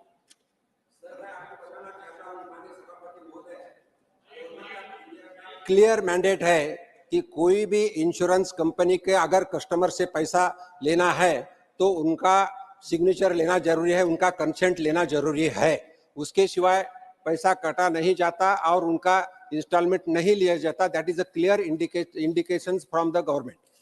Shri Sanjay Raut, second supplementary. Accident insurance योजना है और सरकार उसमें मुआवजा देती है, लेकिन एक्सीडेंट में व्यक्ति के हाथ पांव आंख या ऑर्गन डैमेज होने पर आप मुआवजा देते हैं या उनकी मौत होनी चाहिए मृत्यु के बाद ही देते हैं, क्लियर नहीं। एक्सीडेंट बीमा योजना के बारे में पूछा। Honourable minister. माननीय सभापति महोदय, ये एक्सीडेंट योजना में क्लियर है जिसमें अगर डेथ हो गया इट इज एक्सीडेंटल डेथ और एक्सीडेंट का डेफिनेशन भी दिया है गवर्नमेंट के माध्यम से। Except suicide all deaths are considered as accident death except suicide and except illness. Means accident होना चाहिए, there should be hit from the outside, that is accident. तो अगर सुसाइड किया तो एक्सीडेंट नहीं माना जाता। Even I am saying murder भी किया तो दैट इज कॉल्ड एक्सीडेंट और उसको इंश्योरेंस क्लेम किया जाता है। अगर इसी में 2 लाख का इंश्योरेंस मिल जाता है, अगर उनको इरिकवरेबल 2 आईज चले गए, that is a permanent damage to the eyes, then 1 lakh का इंश्योरेंस मिल सकता है। अगर दोनों हाथ चले गए तो उनको 1 लाख मिल सकता है इंश्योरेंस और दोनों पांव चले गए तो उनको 1 लाख इंश्योरेंस मिल सकता है। लेकिन कभी कभी क्या होता है, एक आंख चली गई और एक हाथ चला गया, still he will get insurance of 1 lakh rupees. कभी कभी एक हाथ और एक पांव चला गया, कटा गया, तो भी उनको इंश्योरेंस 1 लाख का मिलता है। लेकिन इसमें 2 organs is essential in this rule. Third supplementary, Shri Dhananjay Mahadik. Chairman, thank you, Chairman, sir. I would like to know from the Minister through you, sir, what is the nature of the scheme of Pradhan Mantri Suraksha Bima Yojana? Thank you, sir. Honorable Minister. Sir, प्रधानमंत्री सुरक्षा बीमा योजना जैसा मैं पहले ही बताया कि ये पुअर लोगों के लिए, अनऑर्गेनाइज्ड पॉपुलेशन के लिए और जो अंडर प्रिविलेज है लोगों के लिए है। इस स्कीम में ओनली 20 रुपए का प्रीमियम 1 साल से दिया जाता है और इसमें भी समझो 1 जून से योजना चलती है, 1 जून से 31 मई तक। अगर किसी ने ये योजना में जैसा 3 महीने के बाद किया तो उसको 3 महीने के बाद, 6 महीने के बाद भी उनको इन्वॉल्व हो सकते हैं। और मैंने जैसे बताया, there should be a permanent damage of the organ. अगर ऑर्गन हो गया तो उसमें आईज हो, हैंड्स हो, फुट हो तो इसका फायदा मिल सकता है। अगर एक्सीडेंटल डेथ हो गया तो भी 2 लाख उनके जिसके ऊपर नॉमिनी है उनको ये मदद मिल सकती है। और अगर मैं बताना चाहता हूं तो अभी तक इस योजना के माध्यम से 2,115 करोड़ का राशि डिस्बर्स हो चुकी है। 2,502 करोड़ की राशि यानी लोगों को मदद मिल चुकी है। Fourth supplementary, Srimati Sulata Dev. Thank you chairman sir, मुझे सप्लीमेंट्री में बोलने के लिए मौका देने के लिए। मैं आपके माध्यम से ये जानना चाहती हूँ कि जो हेल्थ इंश्योरेंस कंपनी है, भारत में कितने हेल्थ इंश्योरेंस कंपनी काम कर रहे हैं? और देखा जाए तो मैं तो यहाँ भी क्वेश्चन पूछूंगी कि यहाँ जो हेल्थ इंश्योरेंस कंपनी के जो कॉन्ट्रैक्ट रिन्यूअल होते हैं सालों में, उसमें कितना परसेंटेज रिन्यूअल अमाउंट लेना चाहिए? कोई गाइडलाइन है क्या? अगर है तो उस हिसाब से वो लोग ले रहे हैं, क्योंकि मुझे जितना पता है जो सीनियर सिटीजन वगैरह होते हैं उनको बहुत ज़्यादा रिन्यूअल अमाउंट आता है, कभी कभी डबल हो जाता है रिन्यूअल अमाउंट। ये तो मरता क्या ना करता। ये तो हम उड़ीसा से बिलोंग्स करते हैं तो मैं बोलूँगी कि मेरे स्टेट में भी ऐसा हो रहा है, मगर ये हमारे यहाँ पर बीजू स्वास्थ्य कल्याण कार्ड है जो नवीन पटनायक जी ने बनाया हुआ है, करीबन 1 करोड़ फैमिली को बिलोंग्स दिया गया है वो कार्ड। मगर उससे बाद में जो इंश्योरेंस कवर कर रहे हैं वो इंश्योरेंस कंपनी के ऊपर कंट्रोल है कि नहीं? अगर है तो कितना लेना चाहिए, मुझे वही जानना है। Thank you so much sir. माननीय सभापति महोदय, इंश्योरेंस के बारे में जो पहला क्वेश्चन था उसमें इंश्योरेंस के बारे में अलग अलग कंपनी हमारे देश में है, जिसमें मैं बताना चाहता हूं कि अगर गवर्नमेंट के इंश्योरेंस की कंपनी लिए तो गवर्नमेंट में नेशनल इंश्योरेंस है, न्यू इंडिया इंश्योरेंस है, ओरिएंटल इंश्योरेंस है और लाइफ इंश्योरेंस भी है। और अगर प्राइवेट की बात करें तो बजाज अलायंस है, चलो मंडलम, एमएस जनरल इंश्योरेंस है, फ्यूचर, नंबर ऑफ कंपनीज है, आईसीआईसीआई लोम्बार्ड इंश्योरेंस है, बजाज इंश्योरेंस है, फ्यूचर जनरल इंश्योरेंस है, रिलायंस इंश्योरेंस है, टाटा एआईजी इंश्योरेंस है, ऐसे बहुत सारे इंश्योरेंस कंपनियां हैं। सब क्वेश्चन उन्होंने पूछा है कि हेल्थ के बारे में क्या है। मैं एक डॉक्टर हूं और बताना चाहता हूं सर कि सबसे ज्यादा और सबसे पूरे भारत में ही नहीं पूरे दुनिया में अगर कोई हेल्थ इंश्योरेंस का कार्ड होगा तो आयुष्मान भारत कार्ड है। और आयुष्मान भारत के माध्यम से 50 करोड़ तक इंश्योरेंस मिला है लोगों को, और जिसमें not only the one patient, one person जिसका इंश्योरेंस किया है, लेकिन पूरे फैमिली को 5 जन को इंश्योरेंस मिलता है, जिसमें 5 लाख तक उसकी सुविधा मिल सकती है। और उसमें कुछ रिकॉग्नाइज्ड हॉस्पिटल्स भी है, सभी गवर्नमेंट हॉस्पिटल्स में फायदा हो सकता है। और इसके साथ मैं बताना चाहता हूं जो जीवन ज्योति बीमा योजना है, अलग अलग स्कीम्स है, सुरक्षा बीमा योजना है, ये भी हेल्थ इंश्योरेंस में। Fifth supplementary, Dr. Ami Yaznik. For giving me this opportunity. I have a very serious and relevant question to the Honorable Minister of Finance regarding these particular 2 schemes. Both the schemes, the banks act as enrolling agents. The policy is issued by the insurance companies, but the entire premium is paid by the client. Now the consent is taken of the client, but complaints are galore on social media as well as complaint forums that they are not aware whether they are insured or not. So where should they claim? So whether the Honorable Minister will initiate some kind of a data collection inquiry from IRDAI, the Insurance Regulatory Authority, and the Department of Financial Services, whether these banks' audited accounts are reflecting these amounts of who are these persons who need this insurance, and whether with which company they have a tie-up. Does Honorable the client Minister. know? Sir, it is a very serious issue. The complaint is galore, and I would like the Honorable Minister to give Yes. me a reply or tell me whether there is going to be a proper inquiry Honorable of Minister. this data collection.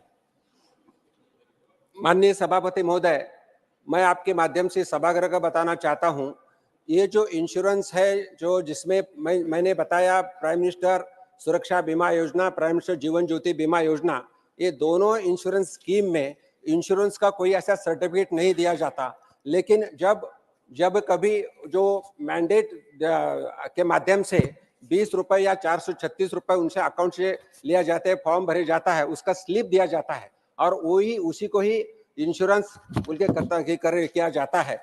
और जैसा माननीय madam ने पूछा है कि इसके बाद जैसा bank is collecting money but it is given to the particular insurance company जिसके साथ बैंक टाइप होती है और कस्टमर को पता दिया जाता है कि ये कस्टमर ये बैंक है क्या, बैंक को लगाया जाता है कि ये बैंक में ही लगाया जाता है कि ये इंश्योरेंस कंपनी से टाइप है, इसके साथ ही होता है। इसके बाद मैं बताना चाहता हूं अकोमोडेशन, जैसा मैं बताया कि जो अगर क्लेम करना है तो बैंक में भी ओम्बड्समैन रहते हैं और इंश्योरेंस कंपनी जैसा इरडाई की बात की, इरडाई के माध्यम से भी ओम्बड्समैन रहते हैं और उसके माध्यम से इंश्योरेंस कंपनी की तरफ कंप्लेन हो सकती है। Question number 17, Shri Pramod Tiwari. Honorable Minister.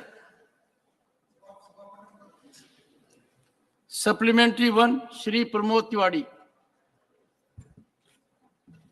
मैं आभारी हूं आपका, ये एक महत्वपूर्ण स्वास्थ्य से जुड़े हुए प्रश्न पर आपने मुझे मौका दिया है। योजना का प्रचार प्रसार तो बहुत है, पर जो संसाधन उपलब्ध कराए हैं सरकार ने वो नगण्य। माननीय मंत्री जी के जवाब देख रहा था मैं, 1 दिसंबर 2023 तक 2 करोड़ 50 लाख रुपए इस पर खर्च हुआ है। इसमें कितना विज्ञापन में गया होगा ये समझने की जरूरत है। मैं सिर्फ जानना चाहता हूं, बहुत ही पॉइंटेड सवाल है मेरा, कि देश की आवश्यकता के अनुसार कितने डॉक्टर, फार्मासिस्ट, पैरामेडिकल स्टाफ चाहिए और इस समय देश में कितने उपलब्ध हैं। इस अंतर को पाटने के लिए क्या कोई स्कीम, कोई व्यापक प्रयास, कोई महत्वपूर्ण कदम उठाया जा रहा है? माननीय मंत्री जी। माननीय अध्यक्ष जी, हमारे वरिष्ठ सदस्य ने बहुत ही अच्छा सवाल पूछा है कि देश की हेल्थ सिस्टम कैसे मजबूत हो। तो हमारी दोनों मॉडर्न मेडिसिन और आयुष सिस्टम दोनों बहुत ही अच्छी तरह से काम करे। और वैसे एक क्वेश्चन आयुष से रिलेटेड है और ये आयुष मिनिस्ट्री खुद प्रधानमंत्री नरेंद्र भाई मोदी ने ही बनाई है और खुद ने सजावट की है। और ये central sector scheme Ayushman Bharat के बारे में है। तो उसमें कुल अभी तक आयुष मेडिकल कॉलेज 2014 में 523 थी, वो 2022 में 780 और ऐसे ही अंडर ग्रेजुएट सीट्स भी 74% की बढ़ोतरी है। तो 23,974 सीट की बढ़ोतरी है। ऐसे पीजी सीट से वो भी 2102 की बढ़ोतरी 41% रही थी। और ये आयुष्मान भारत सेंटर में हर सेंटर में एक डॉक्टर होता है, पैरामेडिकल स्टाफ होता है। और ऐसे ही खुद प्रधानमंत्री ने तो ये आयुष्मान भारत का जो हॉस्पिटल था, उस हेल्थ एंड वेलनेस सेंटर, उसको आयुष्मान आरोग्य मंदिर का नाम दिया है। और आज ये सेंटर बहुत ही अच्छी तरह से काम करे और हर देश में अभी आयुष और मॉडर्न मेडिसिन के दोनों के डॉक्टर बहुत ही अच्छी तरह से जो हमारा जो गुणोत्तर था उसके आसपास ही काम कर रहे हैं। और कम से कम आज आपको हम बताए तो कुल ड्यूरिंग हमारी आज का ये क्वेश्चन के अनुरूप फाइनेंशियल 2021-22 में 100 आयुष डॉक्टर्स और 36 अदर पर्सन, वो 2 स्टेट में हमने एजुकेट आयुष इसके बारे में ये ट्रेनिंग दिया। 1564 आयुष टीचर्स 10 स्टेट के, 421 आयुष डॉक्टर 6 स्टेट के, 22 Ayush paramedics in 1 state and 327 other person in 7 state. हमने ये आयुर्ज्ञान स्कीम के अंडर ट्रेनिंग दी। इसके अलावा ईयर 2023-24 में ये लास्ट 8 मंथ में 527 आयुष टीचर्स 7 स्टेट के, 186 Ayush doctors in 3 states, 30 Ayush paramedics in 1 state and 117 other personal जो 3 स्टेट के हमने सीएमई कंपोनेंट और इसकी आयुर्ज्ञान स्कीम के अंडर ट्रीट किए। ऐसे ही हमारी दूसरी भी हमारी जो हमारी जयपुर की एनआई है, इसके द्वारा आईटीआर और all India institute of Ayurveda के द्वारा भी स्टूडेंट्स को हम टीच करते हैं। तो ऐसे सब डॉक्टर्स और फार्मासिस्ट जो हमारे हैं उसको आज बहुत ही अच्छी तरह से काम करें। Thank you sir. Second supplementary Shri Pramod Tiwari. Sir, बहुत विनम्रता से कहना चाहता हूँ, आयुर्वेद, नेचुरोपैथी, योगा का मैं समर्थक हूँ और चाहता हूँ कि इसका ज़्यादा से ज़्यादा विकास प्रचार हो। पर मैंने सवाल सिर्फ सीधा सा पूछा था, कितने डॉक्टर्स की आवश्यकता है, फार्मासिस्ट की और जो पैरा स्टाफ, और उसके अनुपात में कहाँ आया? नहीं आया। दोबारा मैं चाहूँगा अगर जवाब दे तो अच्छा है, पर एक सवाल मेरा और सुझाव भी है। सवाल के रूप में मैं पूछ रहा हूँ। सुझाव पहले दीजिए और सवाल बाद में पूछिए। ठीक है सर, आपके हिसाब से प्रधानमंत्री जन आरोग्य योजना, उसमें दावा है कि सबको कवर किया जाएगा। अगर माननीय मंत्री जी कोई जानकारी है तो ये बता दें कि प्रधानमंत्री जन आरोग्य योजना में आयुर्वेद, नेचुरोपैथी, योग शामिल नहीं है, तो क्या इसको शामिल कराने का कोई इरादा है? अगर है तो मैं स्वागत करूंगा। माननीय मंत्री जी।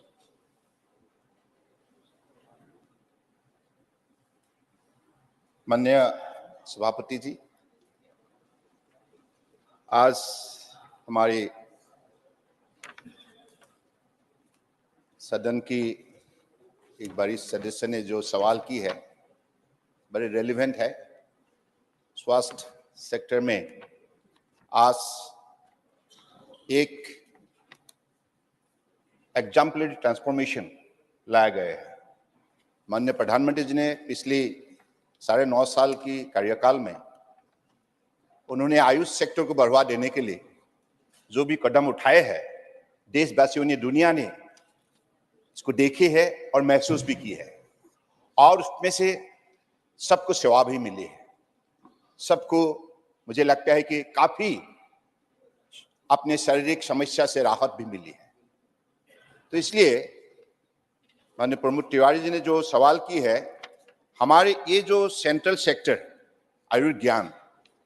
आयुर्ज्ञान के जरिए जो भी हमारे डॉक्टर्स है, जो टीचर्स है, जो पैरामेडिकल स्टाफ है, जो नॉन आयुष साइंटिस्ट है, जो फिजियोथेरेपिस्ट है, सबको उनकी मतलब एम्पावरमेंट के सिलसिले में, अपस्किल के सिलसिले में उनकी क्षमता बढ़ाया जाए। उनकी इसके लिए उनको अधिक काबिलियत बनाने के लिए ये सेंट्रल सेक्टर स्कीम में वो व्यवस्था रखा गया है। तो आपका सवाल है कि आज ये जो आपने कहा कि मतलब प्राइम मिनिस्टर जन आरोग्य योजना जो है, तो माननीय प्रधानमंत्री जी ने तो हमें ये निर्देश दी है कि दोनों सिस्टम को एक साथ आप आगे बढ़ाए। दोनों system, integrated system of medicine, आगे बढ़ाने के लिए उन्होंने जो निर्देश दी थी, उसी निर्देश को हम निष्ठापूर्वक पालन करने के लिए ministry of health and family welfare, ministry of Ayush, पिछली 2 साल एक साथ हम लोग काम किया है।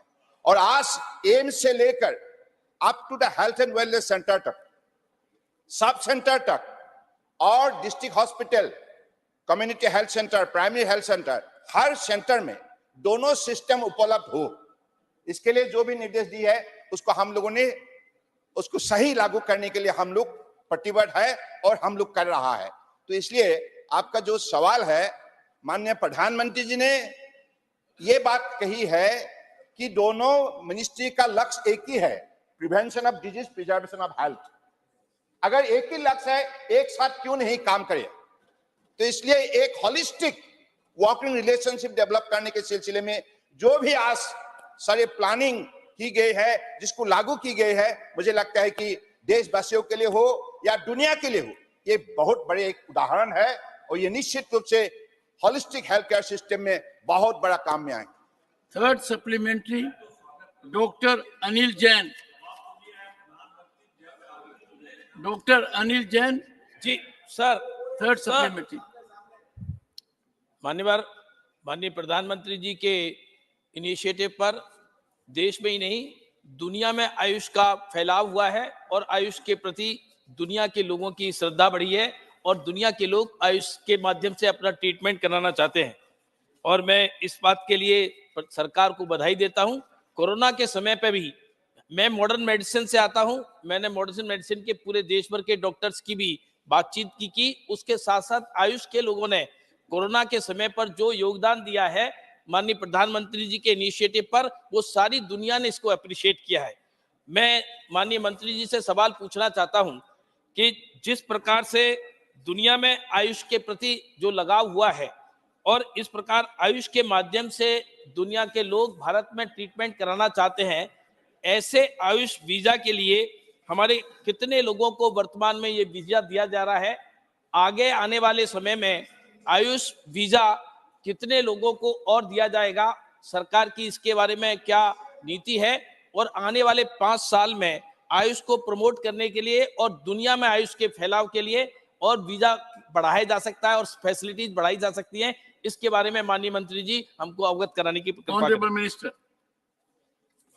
जी, हमारे आदरणीय अनिल जैन जी ने जो भी सवाल की है, सवाल का जवाब यही है कि अब health hill in India, medical travel tourism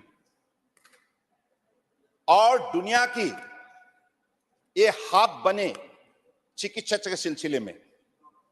तो इसलिए दुनिया के अलग अलग प्रांतों से जो भी हमारे आयुर्वेदा चिकित्सा के लिए, आयुष की चिकित्सा के लिए जो भी आना चाहते हैं, उनकी सुविधा के लिए एक अलग सा कैटेगरी वीजा नोटिफाइड की गई है। तो इसलिए मुझे लगता है कि अगले दिनों में आज जो व्यवस्था खड़ा हुई है, आप देखिए all India institute of Ayurveda Sarita Vihar में जो है, सिर्फ 6 साल के अंदर फुटफॉल 17.5 लाख हो चुका है, 17.5 लाख। और WHO का डायरेक्टर जनरल ने भी एक बड़े डेलीगेशन लेकर उन्होंने भी विजिट किया है और बड़े प्रशंसा की है।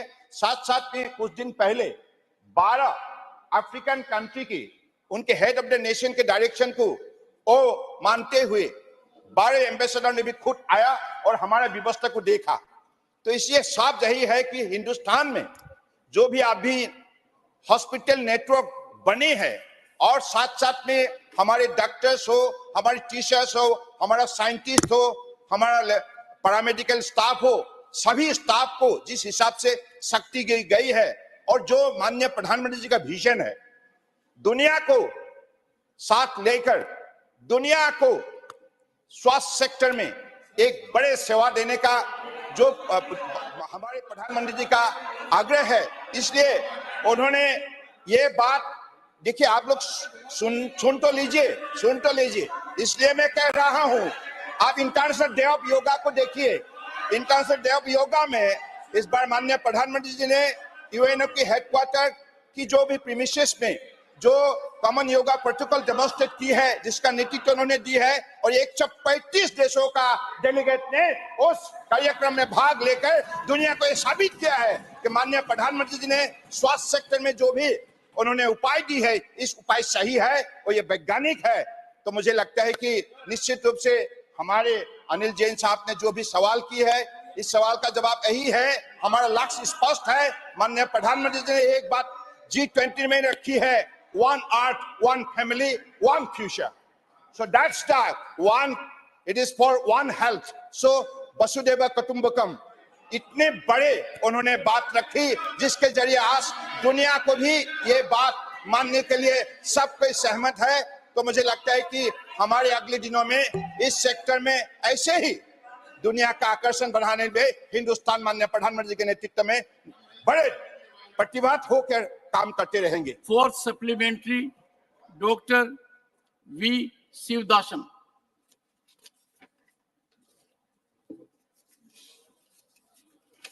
Respected Chair, Kerala is known as a land of Ayurveda. I think everybody knows that. From different parts of the world, the people are visited there for the treatment. So, Chairman also participated in the programs there. So, what I am asking to the Minister, there a lot of noted institutions are there, like Kottakkal Institute, Ari Vaidyashala, Thiruvananthapuram Institute, Kannur Medical Colleges are there. But a national level important institute on Ayurveda, because the proper study, research and scientific promotion of the Ayurveda is very necessary. So what kind of initiative from the union government is there? Then what is the plan of the union government to promote the Ayurveda institutes in Kerala? So government have any plan for the national level Honorable Minister. Institute, Ayurveda Institute in Kerala? Honorable Minister.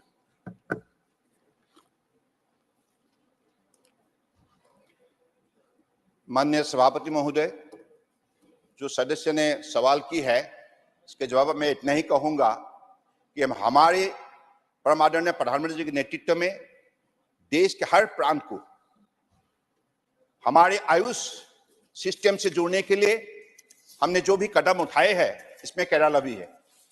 Kerala अपना खुद का पहचान भी है। Traditional system medicine में केरला ने बहुत बड़ा योगदान दी है और इसलिए अगले दिनों में निश्चित रूप से हमारे स्टेट गवर्नमेंट की जो भी स्टेट एनुअल एक्शन प्लान के मुताबिक अगर प्रपोजल वो दे तो निश्चित रूप से इस विषय पर हम विचार करेंगे।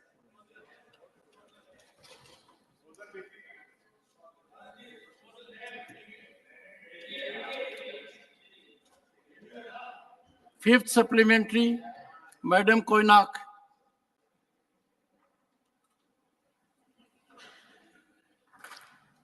I'd like to ask the Honorable Minister, under capacity building and continuing medical education component of Ayurgyan scheme, does the ministry have plans to train Ayush doctors and other personnels in the rest of the states not yet covered in the country, and especially northeastern states of Arunachal, Nagaland, Manipur, Mizoram, and Tripura?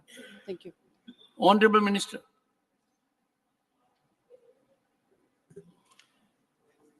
मैं madam को धन्यवाद देता हूं माननीय सभापति जी, क्योंकि north east से है और मैं भी नॉर्थ ईस्ट से हूं और सबको मालूम है कि माननीय प्रधानमंत्री जी हमेशा नॉर्थ ईस्ट को विकास के रास्ते पर तेज से चलने के लिए उन्होंने बहुत बड़ा योगदान दी है, बहुत बड़ा मेहनत की है। I was also there in North East for 3 years. Thank you, sir. So that is a priority sector for our Honorable Prime Minister Narendra Modi ji, who has given everything for the speedy growth of North East. That's why I, being a North-sterner, I am especially grateful to Honorable Prime Minister Narendra Modi ji.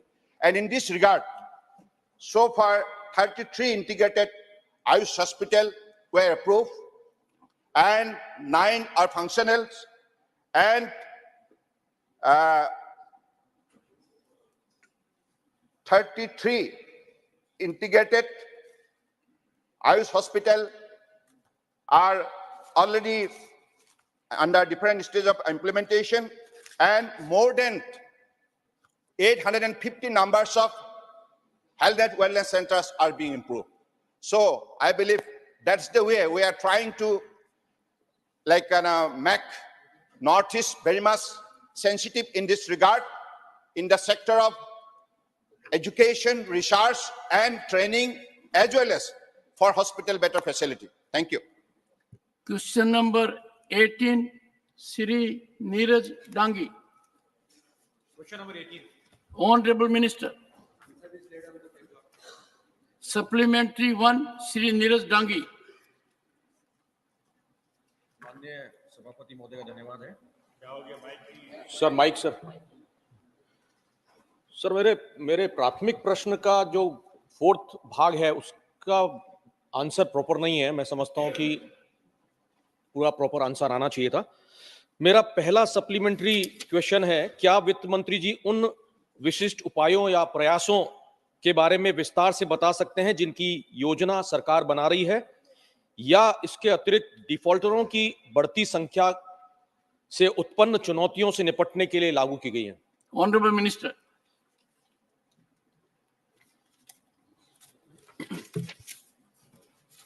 माननीय सभापति महोदय और माननीय सदस्यगण, अलग अलग scheme के माध्यम से, फाइनेंशियल इंक्लूजन के माध्यम से अलग अलग सिटीजन्स को जिनको ज़रूरत है उनको लोन देने की स्कीम्स है, जिसके माध्यम से वो व्यवसाय करें और व्यवसाय के बाद उनका इनकम बढ़े। जिसमें मैं बताना चाहता हूँ, मुद्रा लोन स्कीम है। मुद्रा लोन के माध्यम से अलग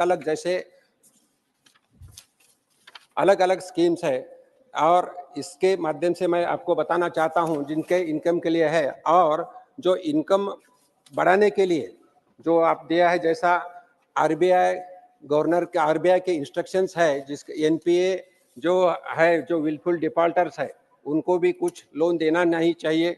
उसके बाद there is some units which are debarred for giving the loans for the wilful defaulters, उनको भी लोन देना नहीं चाहिए। इसके बाद इन सरकार के माध्यम से 2018 में इंसॉल्वेंसी एंड बैंक्रप्सी कोड लाया था। वो कोड के माध्यम से अगर अकाउंट एनपीए हो गया तो उनके ऊपर जो कॉर्पोरेट ऑफिस के केस हो सकती है।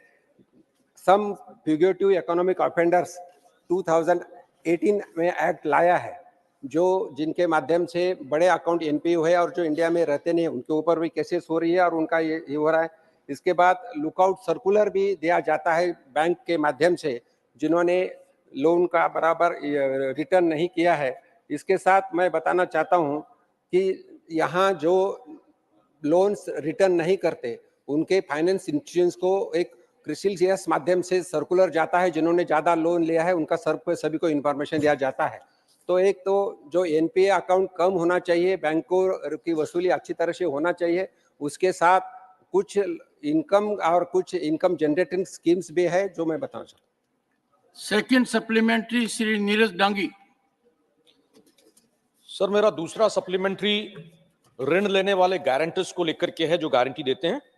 वित्त मंत्री जी से मैं पूछना चाहूंगा, मंत्री जी बताने की कृपा करेंगे कि ऋण न चुकाने के मामलों में गारंटरों के खिलाफ की गई कार्रवाई की प्रभावशीलता बढ़ाने के लिए कोई विधायी या नियामक परिवर्तन विचाराधीन है? यदि हाँ तो उसकी डिटेल्स, उसका ब्यौरा क्या है? Honourable minister. माननीय सभापति महोदय और माननीय सभागृह, मैं आपसे वो बताना चाहता हूं, आपके माध्यम से सभागृह को बताना चाहता हूं कि जो बारोअर है उतना ही इम्पोर्टेंट गारंटर है। अगर गारंटर के उन्होंने साइन किया होगा, बैंक के पेपर साइन किया होगा, तो उनकी रिस्पॉन्सिबिलिटी है कि वो इक्वल लायबिलिटी देने का और उनके ऊपर कार्रवाई हो जाती है। जैसे माध्यम से जो अलग अलग कार्रवाई जो की जाती है बैंक के माध्यम से, उनके ऊपर सिविल सूट या डीआरटी कोर्ट में केस हो जाती है। उसके बाद सरफेसी एक्ट 2002 के माध्यम से उनके ऊपर कार्रवाई हो जाती है। मैं जैसे आपको पहले ही बताया कि insolvency and bankruptcy code IBC 16 के माध्यम से भी कार्रवाई हो जाती है और ये इन सभी चीजों से उनके ऊपर गारंटर के अलग ना सोचते हुए उनके माध्यम से कार्रवाई हो जाती है। और बैंक, ऐसा एक सुप्रीम कोर्ट का भी डिसीजन आया है लास्ट मंथ, अगर गारंटर ने पैसे साइन किया है तो he is also equally responsible. तो गारंटर को कोई सुविधा नहीं मिल सकती. Guarantor is also equally liable as a customer. Third supplementary Shri Binoy Viswam. You, sir. Sir, there is a magic word by the government, which is called haircuts. And the government claimed that with that magic, the willful defaulters are handled, and the NBS are settled, and the government has paid wonders. Your supplementary. Can the government be kind enough to tell the House the amount of haircuts made by the banks and the government for the willful defaulters who are the corporate houses? Thank you, sir. Honorable Minister.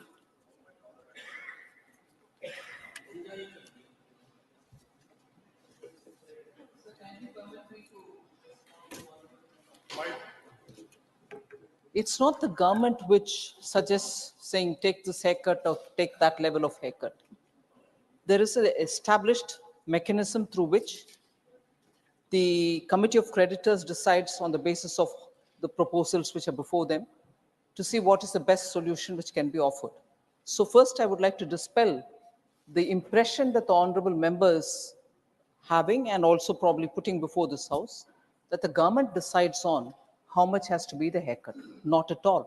There is an institutional bylaw mechanism which decides on how the creditors are going to be paid back. So I would like, first of all, that thought to be removed. And if that thought is removed, there is no further answer required, according to me. Fourth supplementary, Shri Jawahar Sarkar. Sir, this question has been replied to in terms of receding amounts of bank loans, bank write-offs. Fair enough. The point that I want to ask is that are we making international comparisons? Because the IMF data released every 6 months shows that the average loan write-off, average bad loan, what we call GNPA to total loan, GNPA to gross NPA to total loan is around 1% to 1.5%. India went up to 11%, a humongous 11%. Forget the history. Your supplementary. My supplementary is government making comparisons with international norms to understand how good or how bad we are? Honorable Minister. सभापति महोदय, मैं आपके माध्यम से माननीय सदस्य को बताना चाहता हूं, उन्होंने 3 से 4 क्वेश्चंस हमें राइटिंग में भी पूछा था और मैं बताना चाहता हूं, return of loan, write off loan, यार it doesn't mean we are giving the waiving of the loan. There is a deep lot of difference. अगर बैंक ने राइट ऑफ लोन किया तो उसी का बैंक प्रोविजन करती है और जो कार्रवाई होना चाहिए, जैसे मैं पहले बताया, वो कार्रवाई पूरी तरह से जो अकाउंट जिनका एनपीए है, जिनके ऊपर कार्रवाई हो जाती है, जिसमें डीआरटी कोड से हो, इंसॉल्वेंसी आईबीसी कोड हो, या सभी कार्रवाई हो जाती है. अभी जो क्वेश्चन पूछा है कि जिसमें जो एनपीए के बारे में भी उन्होंने सवाल पूछा था 11.4, अगर मैं बताना चाहता हूं तो 11.4 जो हुआ था एनपीए, दैट वाज इन 2018. 2014 में माननीय प्रधानमंत्री जी के नेतृत्व में सरकार आ गई और ये सरकार आने के बाद 4 साल बैंकों को प्रोविजन करना पड़ा. इसीलिए, और उसके बाद ऐसा कोई भी फोन बैंकिंग नहीं था, कुछ इंटरफेरेंस नहीं था बैंक में, इसीलिए 4 साल एनपीए बढ़ता गया. लेकिन अगर हम देखें तो एनपीए इतना कम हो गया है कि अराउंड 2% के आसपास है. एक मैं फिगर देना चाहता हूं, जिसमें अकाउंट अगर हम देखें एनपीए तो 2.06 करोड़ से 5.72 लाख इतना एनपीए कम हो गया है. तो मैं इतना ही बताना चाहता हूं कि राइट अप और वेव अप में फर्क है. नंबर 2, जो कुछ एनपीए हुआ था वो पहले इसमें हुआ था, और एनपीए का परसेंटेज भी मेरे पास मैं बताना चाहता हूं. 2022-23 में शेड्यूल कमर्शियल बैंक का एनपीए 3.87% है, पब्लिक सेक्टर बैंक का 4.97% है और प्राइवेट सेक्टर बैंक का 2.29% है. ये ग्रॉस एनपीए है. अगर हम आफ्टर राइट ऑफ करने के बाद अगर ये नेट एनपीए अगर देखें तो 0.95, 1.24 और 0.055 इतना नेट एनपीए है।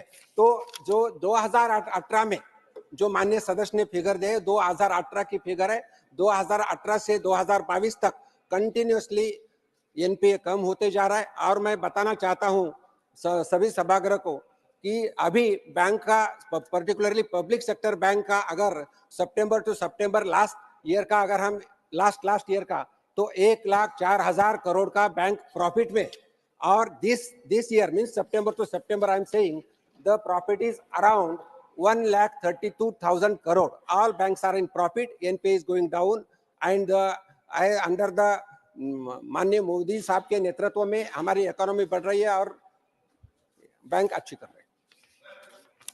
Fifth supplementary Shri Jairam Ramesh. Sir.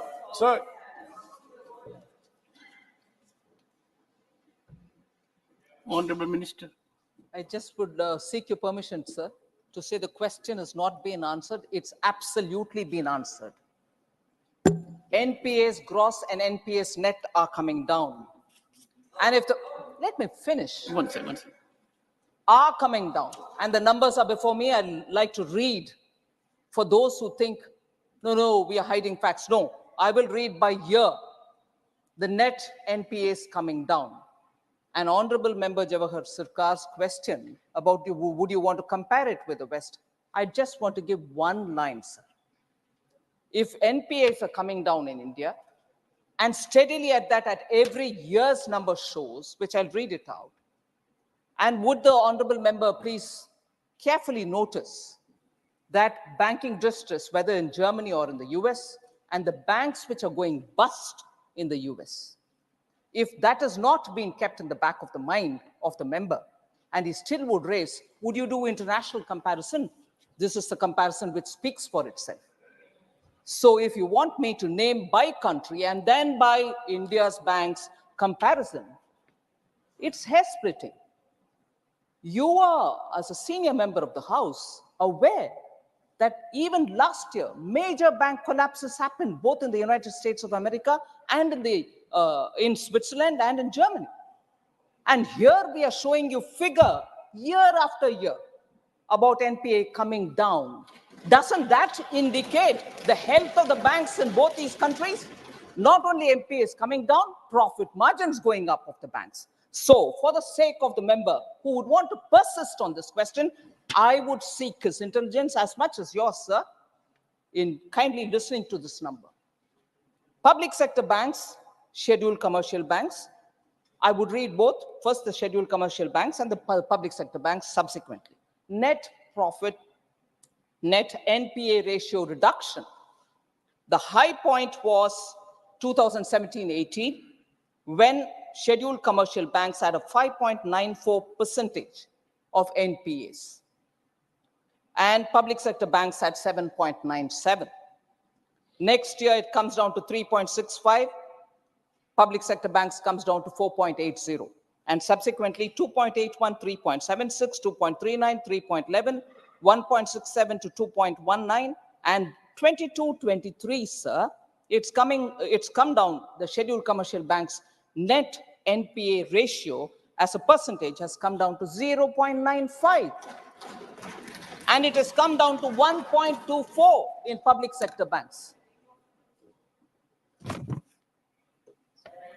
Honorable Minister. Oh, sorry, sir. Oh, sorry, sir. They're drawing me to the temptation. Honorable. Member Yagnik is a very senior member, a lawyer. She knows the technical terms, terminologies. From Eastern Write Fort. off and waive off. Come on. I hope the member of this house are not going to be tired of us repeatedly saying, what is a technical write-off? What is a waive off? To go on asking this question. I'm not going to be tired to reply, but waive off and write off. Is this wanting a second reply? We've repeatedly said. I would urge Jawahar Sarkar, a very experienced senior member, to word his question directly, pinpointed.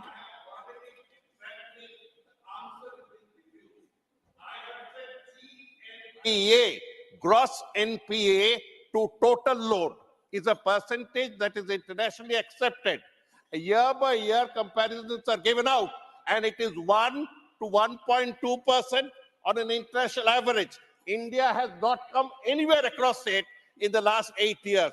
Would the minister, who has read so much, who has been kind enough to intervene, give us a year-by-year comparison of the IMF standard or the IMF accepted international standard of gross NPA to total loan Okay, Mr. Sarkar, versus India's? Please, sir. I would, Please. Honorable In Minister, writing, sir. Honorable In Minister, writing for the one last second, please. 10 Take it. Honorable Minister, may pardon my ignorance. Your minister used an expression, phone banking. What does that mean? Which one, sir? Phone banking. Phone banking. Thank you, sir. That would take me back. If you go in the literal term, it's okay. Sir, thank you for giving me this opportunity. Phone banking was that time when in Indian banking, people would call the banks and say, so-and-so would come to seek a loan from your bank, please grant it. Meaning, don't have to look at his eligibility or his credit ratio.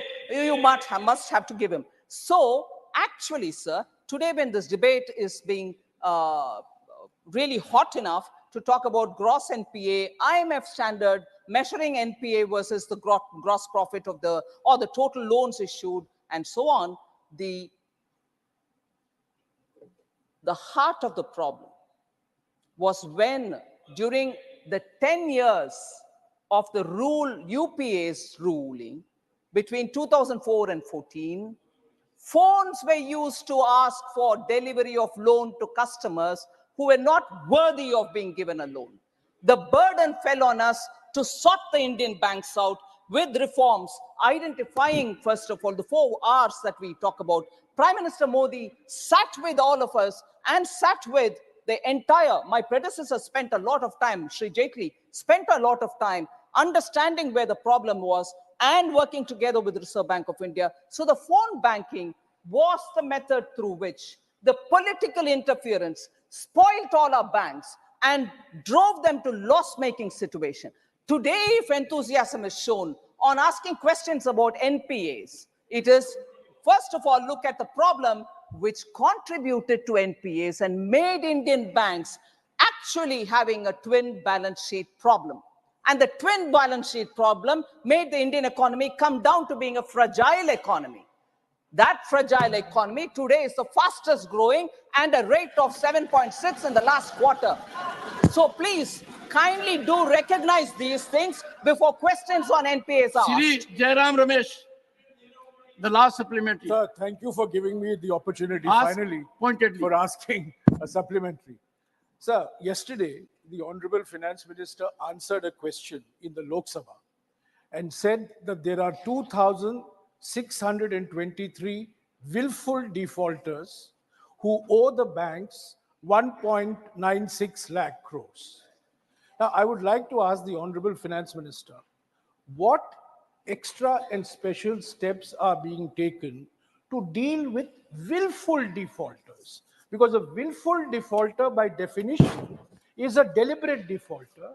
He is full of will to default in the first place. So I would like to ask the Honorable Finance Minister, without getting into the history, 2,623 individuals own the bank's 1.96 lakh crores. Would she consider naming and shaming them so that there is pressure on these Honorable Minister. Sir, action is being taken on willful defaulters. My answer in the Lok Sabha is actually indicative of banks taking steps towards getting the money back from these people. Action, again, I'll just highlight the cases because that will specifically answer a question raised by the Honorable Member. As of 31/3/2023, the legal suites for recovery were filed against 13,978 accounts. Action under SURFACE have been initiated in 11,483 cases. FIRs have been filed in 5,674 cases. Aggregate amount of 33,801 crores have been recovered till 31/3/2023. The amount recovered is 33,000. Sir, therefore, the actions, and also there was a time, I think I've answered a parliament question about cases taken up by the ED. Now, why do I bring that here specifically? The money is recovered and the money is returned to the banks themselves, subject to correction, because I'm just saying it out of my memory. More than about 13,000 crores have been given to the banks from these defaulters on whom PMLA cases have resulted in action through the Enforcement Directorate. So monies are being recovered through CBI cases, monies are being recovered through SARFAESI. So specific action through the various legal provisions are being taken, and as a result, monies are going back to the banks. Now, as on 1st December 2023, just a couple of days ago, assets amounting to 15,186.64 crores have been confiscated by the ED. I want this specifically on the record.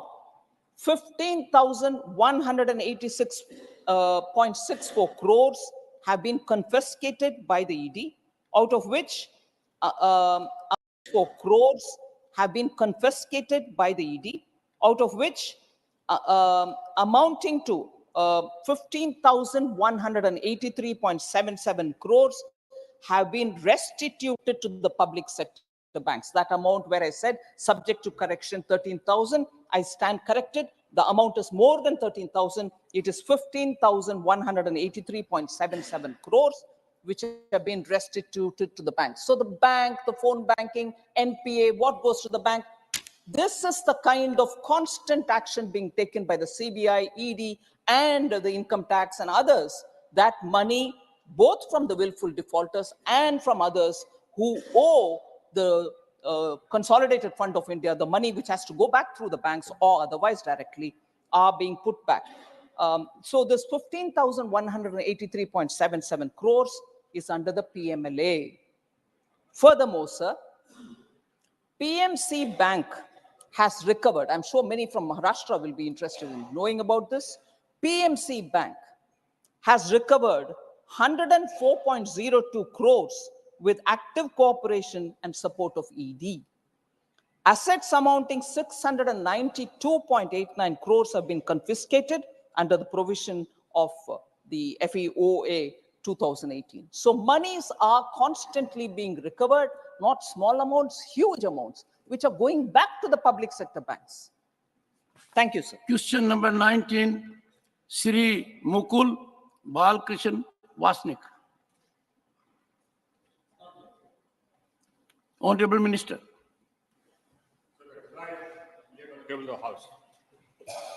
Sir, supplementary.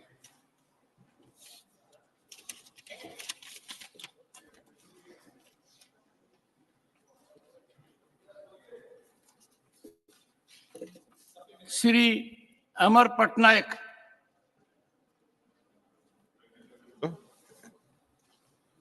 So it's really laudable that we are on track as far as achieving the non-renewable component in the energy consumption basket. So, but I have a worry, sir.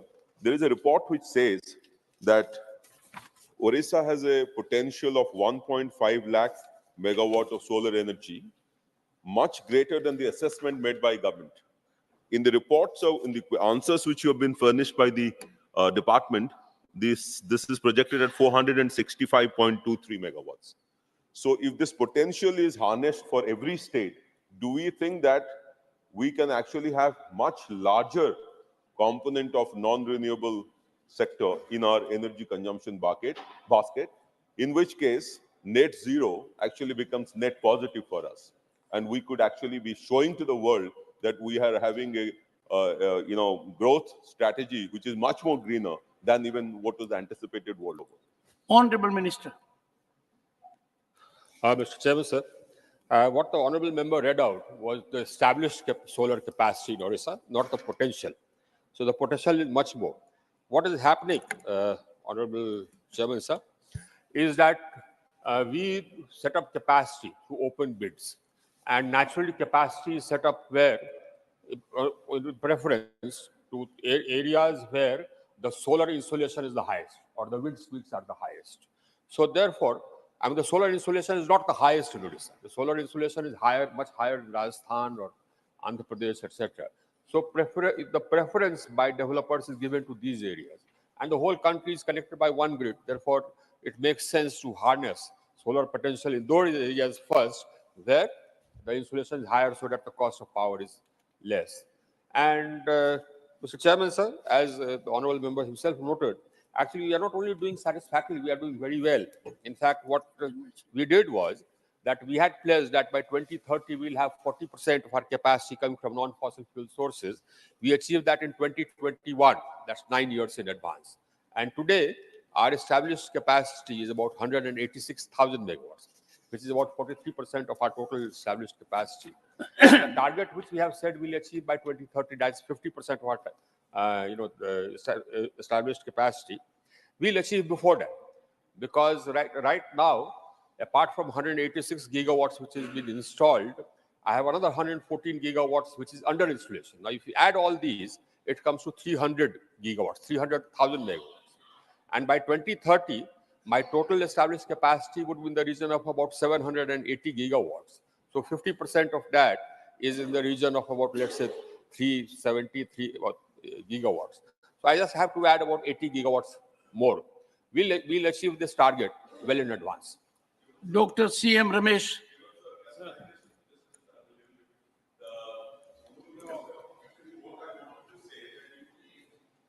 Potential at a low level, then we will be only achieving that target. But if we actually, whatever figures have been mentioned, your wind energy, solar energy, hydropower energy, if our potential is even higher, then we should actually target to actually achieve that, in which case we will have much better potential to achieve a higher growth rate, and even our fossil component can become even more. Well, the Honorable Member can meet the Honorable Minister in his chamber. Dr. C.M. Ramesh. As per the Minister said rightly now, to achieve the goals, every year we had to do 30 gigawatts, solar I'm telling about the solar. But doing the 30 gigawatts solar, now our manufacturing solar panels in India is not matching, not even 10 gigawatts. Some of the, whatever we are manufacturing, now in the USA there is a lot of demand. Now majority of the manufacturers, they are sending to the USA, and we are not importing because of BCD 30-40% tax. Now how to achieve this, Minister has to explain now. Honorable Minister. One, of course, is my friend Mr. Patnaik. Our ambition is not limited to achieving 50% of our capacity. In fact, our ambition is much higher. As the Prime Minister announced, by 2030, we'll have 500,000 megawatts of established capacity coming from non-fossil fuel sources. So actually, our ambition is much higher. Now, I already have 300 gigawatts, 300,000 megawatts established. I have to establish about 200 gigawatts to get to 500 gigawatts. So we've laid down a trajectory of bidding out 50,000 megawatts every year. That will actually take us to another about, we have 6 years left to 2030. Thank you, if I add 50 gigawatts every year, that will take me to 600 gigawatts. So I'll be ahead of that target as well. Now, the problem is about the problem which my friend Ramesh mentioned. The House was will about meet. Availability of solar cells and modules. The Honorable Member may interact with the Honorable Minister. Right. The House will meet again at 2 p.m. today.